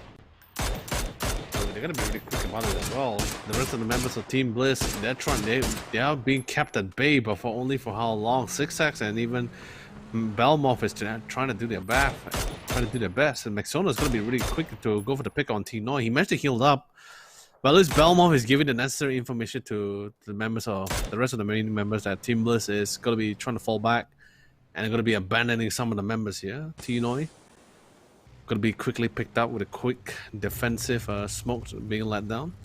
Janku was able to find the rest of the main members of Team Bliss, go for the spray, gets a tag, gets a knock on top of that with a beautiful hit. And Team Bliss looks like on this final game of the night, they are gonna be potentially be the first team to be knocked out. Yep. And that it's not gonna be too much of an impact, I suppose. We are getting. I'm sorry, man. But there's something interesting I want to quickly point out. If you look at, it's not just the circle. The circle is very centralized, but look at where Fury is. The only team in Los Leones, a very late rotation from them, which I do like. You know, they don't get involved in all this. When you have the lead, when they have the lead, I think they also understood that they don't need to. Extending the lead is one thing, but not being too reckless in doing that is also important. Because if they are too reckless, then they might end up, get bombing out early on. Still coming down the line. Horn Tanker. Gotta be spotting things out. He definitely heard the car running past by. Not gonna be taking any quick pot shots just yet. He's gonna be just scouting things out. Rin does start to get attacked by one of the members. Who's going to be by Vandal from Eagle 365. Connects the first shot as well. God, second one does connect. You know what they say, third time's a charm. Hansi also is going to be having a hand in play for this one, for this tags. But it looks like Rin potentially could try to get out of this alive. Or never mind, he actually ran back, turning right cruisily into the line of the side for Vandal. And the dear Peacekeeper truck is going to crash and flip over. Oh yeah, absolutely.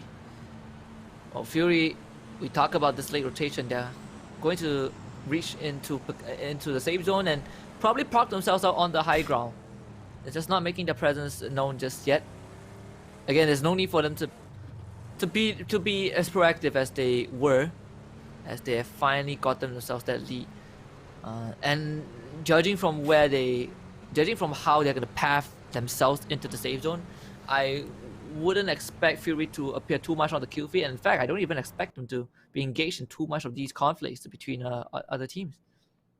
Yeah, you are definitely correct.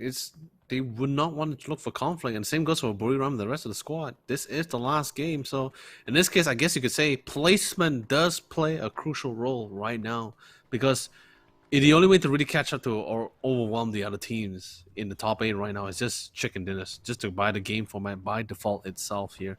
Fury, once again, playing at the very edge, taking things nice and slow. They do, thankfully, they are thanking God for the hills that they have towards Power Grid, so attack all around won't be able to spot them. They can definitely hear the vehicles coming past by, but it won't be able to spot to go for the tags. Buriram also on the other side, taking things nice and easy. Although they're not, the majority of the members are not currently stick with each other, as they are playing a 2x2, but relatively quite far. And by the way, guys, don't forget to sign up for that PUBG New State.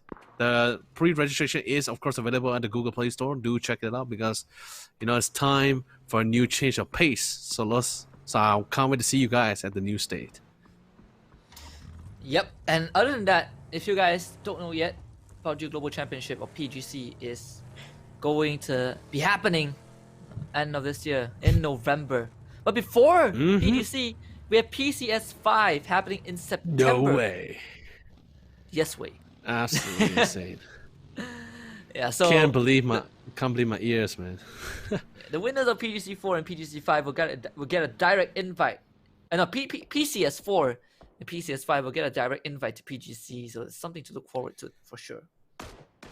It's definitely amazing what PUBG Corp has been doing it for us. Like to end the year with a more grander position and also giving us a new game platform. But unfortunately, it looks like Killer is gonna be the first among their colony teammates to be checking out the PUBG news state at the Google Play Store to get their pre-registration done first, since he is currently free at the moment, have absolutely nothing else to do. Well, Eagle 365 was able to pick up a nice handy kill. Just unfortunately, Killer got stuck with the RV between the constructions. That's why, folks, don't drive the tight alleys. Stick to the main road. There's roads for a reason. Yep. Well, Team Bliss officially eliminated as BN United. Oh man, I feel like BN United, they are trailing off in week 3. You know, they had such a good run for the first 2 weeks, as we see team number 1 just crashing through because of that minor crash. Godmail is gonna have them on his cross test. Team number 1 able to park themselves. Is in the safe spot in this abandoned gas station. Gotta be really careful about it as well. They're still not out of the clear just yet. They're still getting a little bit of tags. They're quickly get into the gas station, but there's not really much cover either. So they try to repark the buggies, try to salvage 1 or 2 vehicles at least, because if they were to lose all 4, well, that's not going to be a fun one, especially since Buriram is still trying to hammer them from the distance. But looks like there's not much cover for Chud to place the buggy, so they'll definitely potentially lose all the vehicles actually from that situation. But more actions happening on the other side as Team Expendables are playing 2x2, maybe 1x1 this time as Nam C literally practicing his role as one of the Lion King's actors as he stands on top of the hill. Well, I mean, this is definitely one of the best positions that one of my favorite positions to be in. When King. You, yes, Simba. You know, just having the overview of the hawk's eye view of everything, just gives you the advantage, and it's hard for people to hit you as well. Great point of view. Get to scout things out, get enough information. It's all great. You know, it's all fantastic. Now Fury, not much information to play around him here. They do hear the gun firing. They might evade away. Buriram also closing in onto trying to find a better vantage point. You look at that. This is what I'm saying, right? The minute the teams figure out there are players, like even the Son of High, they just avoid clashing because everyone wants to play for placement right now. There's not much to go around for kills. So this placement is really the way to go for. Inside does get a little bit tagged, gonna be a little bit of call for concern. 74L1 is definitely not gonna allow him to get away without sustaining some form of damage. Buriram was able to get into a really nice spot, by the way, although it is on the low ground, but there's a lot of cover for them to play around with here. Yeah, the Eagle 5 are. Oh, Chris's came early. Let's see, what do we have? Nothing too much though. Probably the AOG. That's pretty much it. Sharper Esports also gonna start making their move.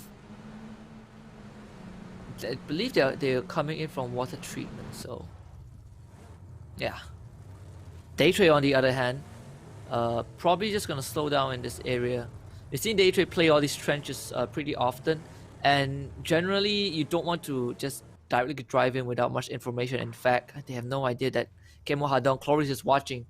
Arcade Predators also in front of them, so Daytrade might be pinced by 2 different teams. Yeah, it's just gonna really keep a lookout on things as well. That's the scary thing about Murama, right? There's so much ground for them to cover. Vantage points are really the way to go. Norin was able to find one, as he was not really following up with his team. He actually going to be separately pushing out. Was able to find one of the members of Game Home Adon. Was not able to go for the knock though, unfortunately. And that's going to give away his position to the rest of the members. Disgusting was able to spot out one. And the rest of the members of Daytrade, ooh, they are out in the open. They got to be a little bit careful as they push this down.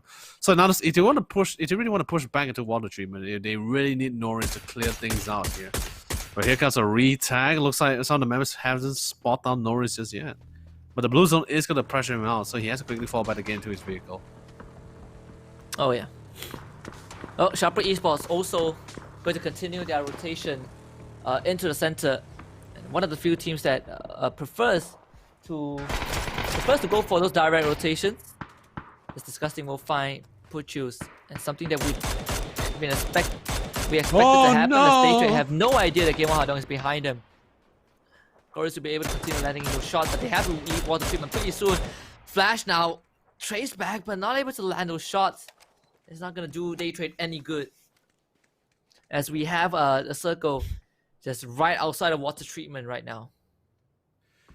Ooh, this is going to be a call for concern. However, Day Trade, they do have the advantage of the circle. They're currently in the zone itself. They don't have to push or fall back either. They're really comfortable about this one. Buriram, I think by far in terms of positioning, Buriram is in a pretty decent spot, in a really nice one as well. But ooh, Nori is coming from the sideline, finds a beautiful headshot. Disgusting, instantly knocks him down. No mercy from him at all. Flash trying to see if he can go for the cleanup.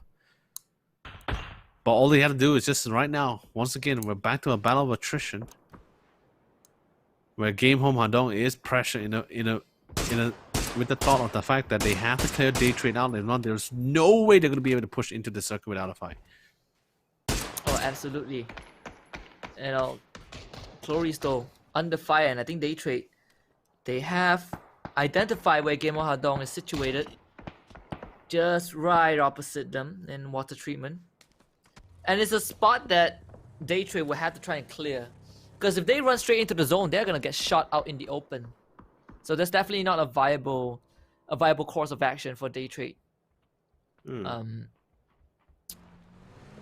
think that's probably the only point of contact between two teams, two different teams. Other squads, they're still pretty much, well, as I say that, Gems gonna down 777. And it's gonna open up a path for attack all around to get into the safe zone in an easier manner. A beautiful tag, beautiful connection, beautiful find out, and beautiful scouting coming in from Gems there. Able to pick up one beautiful kill on Team Expendable. That's gonna be 777. Quite the jackpot too, coming in from Gems. Definitely he is the diamond of the team here. But not too far behind Eagle 365. Got a nice decent spot on top of the hill, but not as good as Genforce from Victim Rise. But he could be flying relatively soon as well. Genforce gonna be really careful with the timing of that cook, because that grenade is relatively quite loud and his team is actually quite nearby. Buggy pushes forward, but definitely not. Vandal was still able to get the drop faster than Genforce, although he had the line of sight advantage first and catching him off guard. Vandal still pushes through, still survives, and now they're coming back for another fight. Looks like Eagle 365 managed to get control of half of this top part of the hill. That should put them on a more level basis to fight against Victim Rise. And once again, the re-skirmish between these two teams from last match will begin once again. Colony Cops is also joining in the fight as the third party. And the rest of the teams are still pretty chill in their respective position. But X Team is going to be careful, and Roy Ron is hammering them from the sidelines. Eagle 365 continues to push. Alec also under fire, but Chaos was able to blow up Cheebrit. It's gonna dampen the manpower of Eagle 365, but it's not gonna stop them though. Unfortunately, he had to push straight into the smoke. TD has no chance. Ponzi finds him, Vandal finds Pan as well. Victor Rise getting eviscerated. He's the only man left alive, and now they know where he is. Has to try and retreat. Also on the kill feed, we see Fury finally springing into action. The Expendables as well, taking on attack all around. That nade goes absolutely wide. Victor Rise gets eliminated. Jam's the only one left alive. This nade might be huge, but the bounce is just a bit off. Trajectory not on point. Jams has to push forward. He lands one to Hong Tanker, and now might have a chance to clutch this. And he does! Woo! Takes out the Expendables. We'll be able to get Jayers and Yanku back up eventually, as Chaos comes in and swoops over Eagle 365. And Eagle 365 will also be eliminated. The match is definitely not over yet. There's more conflicts happening on the other side. At this point here, everyone is fighting for the edge of the circle because there's not really much compounds to settle upon. They already made the assumption that the other teams has already secured it for themselves, and now it's a fight for the retakes or at least control of the edge. Whoever dominates the edge will at least gain the advantage towards the sideline. Extended will be eliminated away, and that's going to be done by the hands of Fury members here.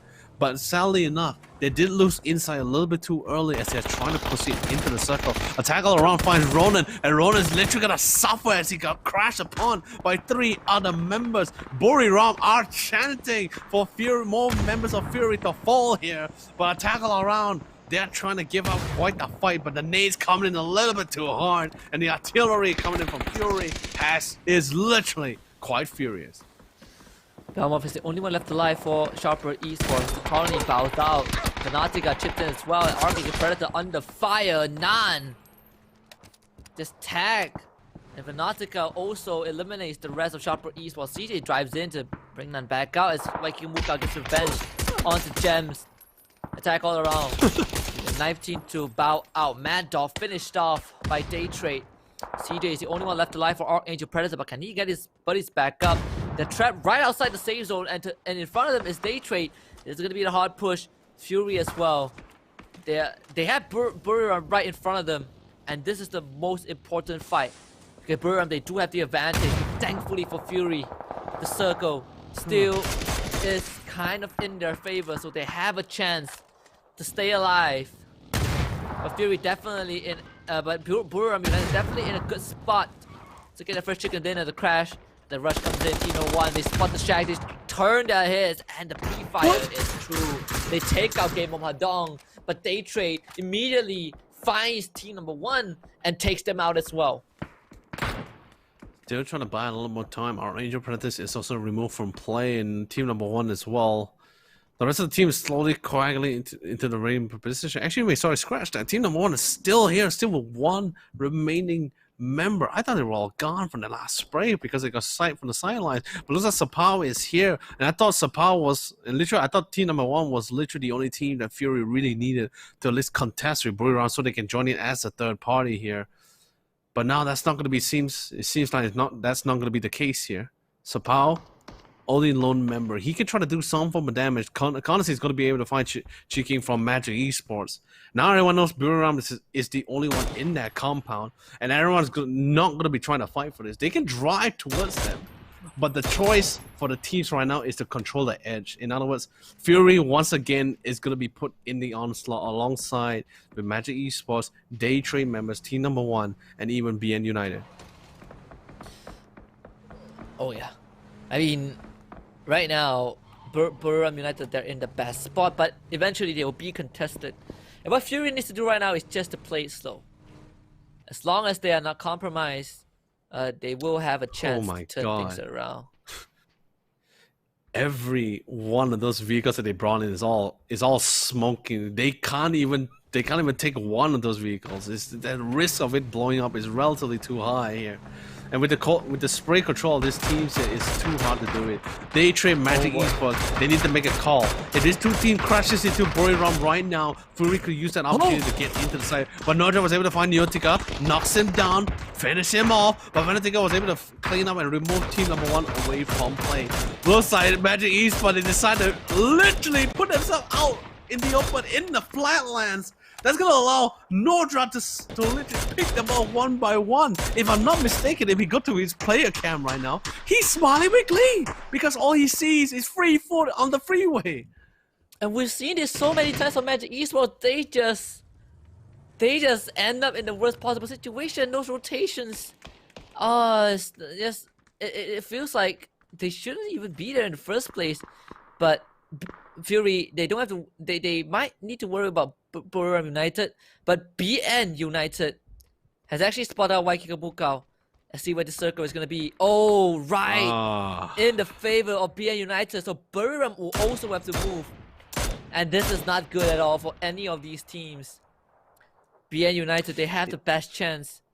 And they already have 1 chicken dinner. Maybe they can make it to 2. It's going to be really close on as hell. Day Trade, they can try to push in. I think Gonmail is keeping his line of sights for it, but Nodra is not focused on it at all. He's fully trusting Colossi and Gonmail to do their job to cover in from the flanks here. Day Trade isn't making too much of a move, too much noises either. Looks like Fly. Woof! How long did it take for him to really reach to that point in prone mode as well without being spotted? It's absolutely insane to me here. Ooh, beautiful Nick. Colossi glanced it right in the gutter too. Gets a beautiful knock on Nurin's. This is not the end, by the way, Husky. This is not the end of the Nade Fest. More will come down. More will rain. And Eddie looks like he's going to be pushing forward. I think he knows exactly where Flood is. Another nade from Condensate seals the fate. The 2 members are knocked down for the count. Flood hears him. Nodra pushes forward for the kill. But I don't think I heard it. He needs to look for the hit. He spots the hit, but not the headshot he was trying to aim for here. But just in case, Condensate will push forward here to re-assist the team. Fury only has Flood left. Has to go for the hip fire, but Eddie's hip fire does it a little bit more better. Now it all comes down to our top 3 teams. Magic Esports with 2 remaining members out in the open, in the Outlands. Boriram also slowly pushing forward with the relatively vehicles they have. But according to Nodra, had to go for the quick heal from the first aid here. Need to quickly get in, and BN United, they seem like they have the highest chance of taking this win. But looks like Buriram wants to secure all angles as they push into Magic East. So they're going to be crashing down. Gun drive through is going to be happening as well. They fall down a little bit too early and they lose all 2 members. This is not what Buriram wants at all. And literally, only Godmail is alive, Husky. He's the only one alive. And he might actually just die here. Oh, what a disastrous attempt from Buriram United. It doesn't matter as long as Buriram United doesn't get this chicken dinner, Fury would be absolutely ecstatic. And what? My God! What a turn of events! Magic Esports, they held their ground so well.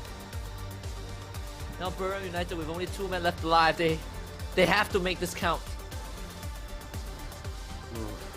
It's gonna be cutting a little bit close as well. The thing is this, I do not doubt Eddie or Godmeow. It's just that what I'm really concerned is the fact that there is not much cover out in the open. The zone, I guess you could say some of them they're not really in the zone, they're close enough, but the minute they get into the zone, it means that they are gonna be sacrificing their only cover in the Outlands here. Simon T knows exactly where the last remaining member of the Magic Esports is. Buriram as well. Now all it takes was just a couple of nade fests throwing in to smoke them out, and the rest of the members just have to cleanly pick things off. But looks like the one that's starting the nade fest is going to be Leon Z here from Magic Esports. He's going to give a hard time to Buriram. He says, I don't care about BN United, I just want to make you guys suffer a lot more. But looks like Godmeow is going to be putting the final nail in the coffin for Leon Z, but at least this case he managed to get to top 3. And now Buriram United chances slipping away from them. BN United, most likely are gonna get this and they smell it. Oh my God. And here we go. Oh my God. Godmail brought back up. Blue Zone's closing in though. They know where Young B is. Young B also knows where Buriram United are situated. The zone closing in. They all have to move. Simon T finds Godmail, and this looks like it's gonna be it. Eddie, he's trying to clear the path of God Ace, but it looks like it's not possible. BN United scores that second chicken dinner, and most importantly, they stop Buriram from getting their first. Oh my lord! You know, I'm pretty sure if we seen the player cam for Fury right now, they're gonna do the exact same thing when they gotten that chicken dinner, because that's how much of a lead that Fury has set for themselves in day number 1. It's still going to continue day number 2 unless they have a falling here. But either way, congratulations to BN United for securing that second chicken dinner in a row here on the first day of the last week. This is pretty. I'm satisfied with this. I really am satisfied. This new team that really came in, their first debut has been quite substantial, and now they're furthering their goals here. Although I don't think they will be able to catch up with the top 2 spots for sure, accumulative for the cash accumulation. But at least they are sending a message to a lot of these teams saying that, hey, we're here, remember us, you know? Oh yeah, I mean, what a way to debut in your first regional tournament, you know, and to lock in multiple matches as well. I think BN United, we talk about them multiple times, and to see them able to get those wins, even though it's not going to lead them to the eventual regional championship title, it's still something for this newfound squad. Player of the match is going to be Simon T from BN United, obviously. The numbers, they don't say it all. BN United has been a bit passive this game, but the circumstances do favor them, and they were able to capitalize on that. It's the same for... It's pretty much the same for everyone on the team. Everyone just sort of understands, like, okay, if we wanted to be aggressive, if we wanted to get a lot of kill counts, we could do it in the earliest part of today. But when we reach to the last game of the game, everyone has the similar idea, which is just to play for placement. But either way, this is your top 5 kill board for the last game of today, for the last week. It's going to be Courtesy take a top spot here with 4. Waikiki got to equalize the scoreline. Cubs with 4. Pretty much, you can literally say the top first spot all the way to the 4th here. We have all equal same score lines here. Vanda taking the 4th spot, and God Meow from Buriram United Esports taking the 5th place here with the 3rd kill.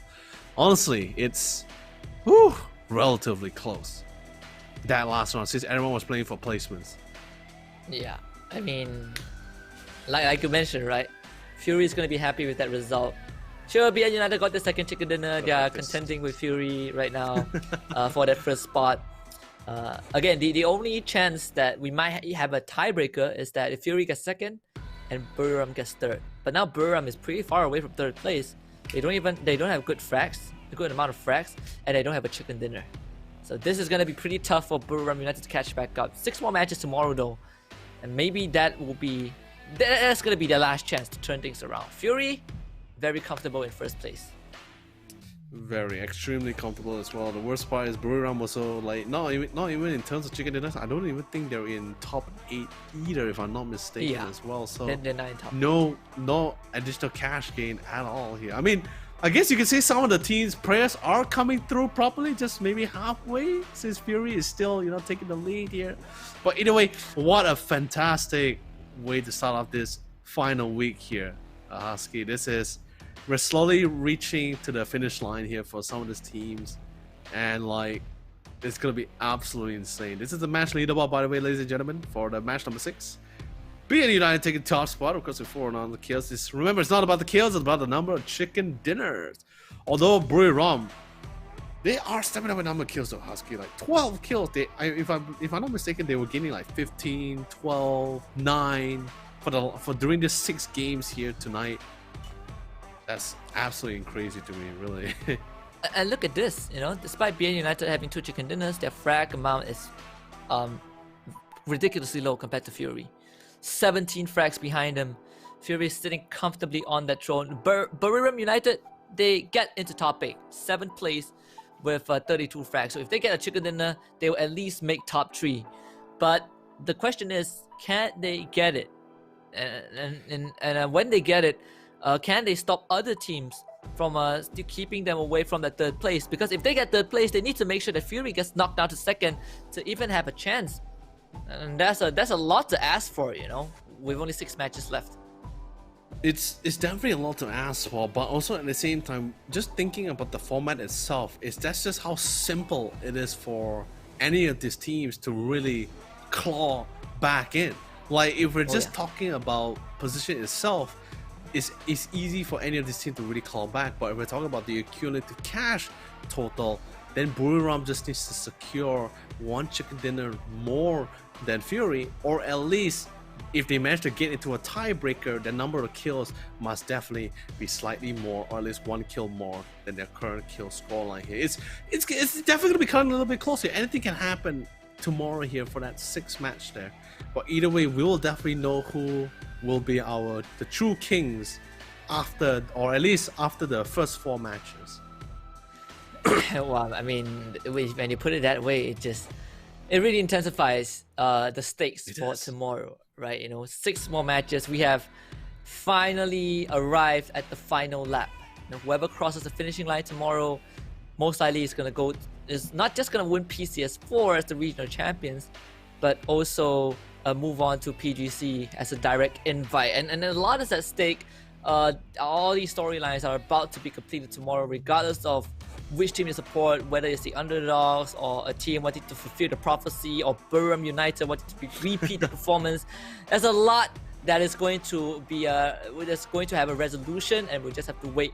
And until then, that's the end for today. And again, once more, thank you to PUBG Corp for making this happen, also having the amazing roadmap for PUBG Esports, constantly events as our production team, and on behalf of everyone behind the scenes, producers, productions, observers, league ops, everyone in between. I'm Husky. This is my partner YOLO Lee. We'll see you guys tomorrow. Good night and goodbye.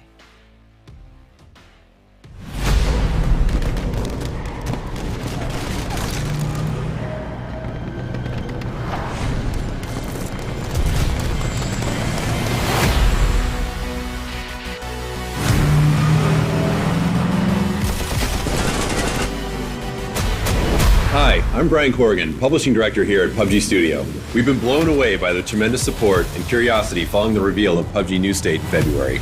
We know you're hungry for more details. Rest assured, we're very excited to talk about all the new features and mechanics in New State. Over the coming weeks, we'll be releasing a series of videos, or what I like to call field trips, to better prepare you for Krafton's newest Battle Royale experience. While New State is a fresh take on the Battle Royale genre, we haven't lost sight of what makes the PUBG experience so unique. New State inherits and improves on the established PC console foundation with a fresh, near-future twist. And that near-future angle, it's given us tons of opportunity to innovate. You probably noticed some crazy new mechanics and features in the trailer. And yes, they're all real. You're gonna love the new options and tools we've developed to aid your survival experience on Troy.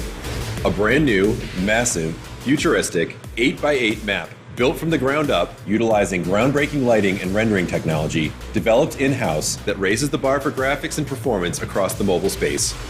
So without further ado, let's begin our field trip into Troy and gather some intel to give you the competitive edge on the locations you'll soon be fighting over. Our first stop is the exhibit hall, the heart of Troy. From the top, it kind of looks like a bullseye, right? You're probably noticing the wide, open-air center, and I'm sure your palms are getting sweaty thinking about the hot drops that'll take place there. But looks can be deceiving. The different levels of verticality provide options for all playstyles. Got good aim? Land on the roof and be ready to prove it quickly. Prefer stealthy play? Drop below and use the bulletproof glass overhead to protect yourself as you plan your ascent. There are many other dynamic features to discover around the exhibit hall, but I don't want to spoil them all. Let's move on to the next stop on our tour, the mall. The mall features a similar dynamic to the exhibit hall with an open roof and wide spaces. But this location, it's all about positioning. Each store has its share of advantages and disadvantages to account for as you size up the competition. The roof gets hot, but if you survive it, there are many ways to snake around and flank your indoor enemies, crushing them from the perimeter. If you're on the lower levels, the honeycomb architecture and bulletproof glass will give you the angles you need to secure your chicken dinner. Personally, I love holding the escalators, another fun element to strategize around. They're fully functional and directional, so be sure to choose the right direction or you'll risk losing precious speed and become an easy target. Moving over to the laboratory, with 4 levels of intense enclosures and corridor warfare. With its unique structure, ensuring your team's survival in the laboratory will take a great deal of cooperation and creative thinking. The central area is encased in bulletproof glass, so you're safe as long as you don't come out, or they don't come in, or the blue zone doesn't get you. For the last stop on today's tour, let's take a look at the trailer park. Or at least that's what it used to be. Now it's all bunkers and bullets here. You'll have to vault, sneak, and climb to conquer this spot. But if it's not looking good and you need a quick exit, use the ramp at the end of the runway to jet out of trouble. And with that, we've reached the end of the field trip. But stay tuned for the next episode where we'll dive into more features. Thanks for joining us. Be sure to follow our social channels for further updates, and we'll see you on the battlegrounds.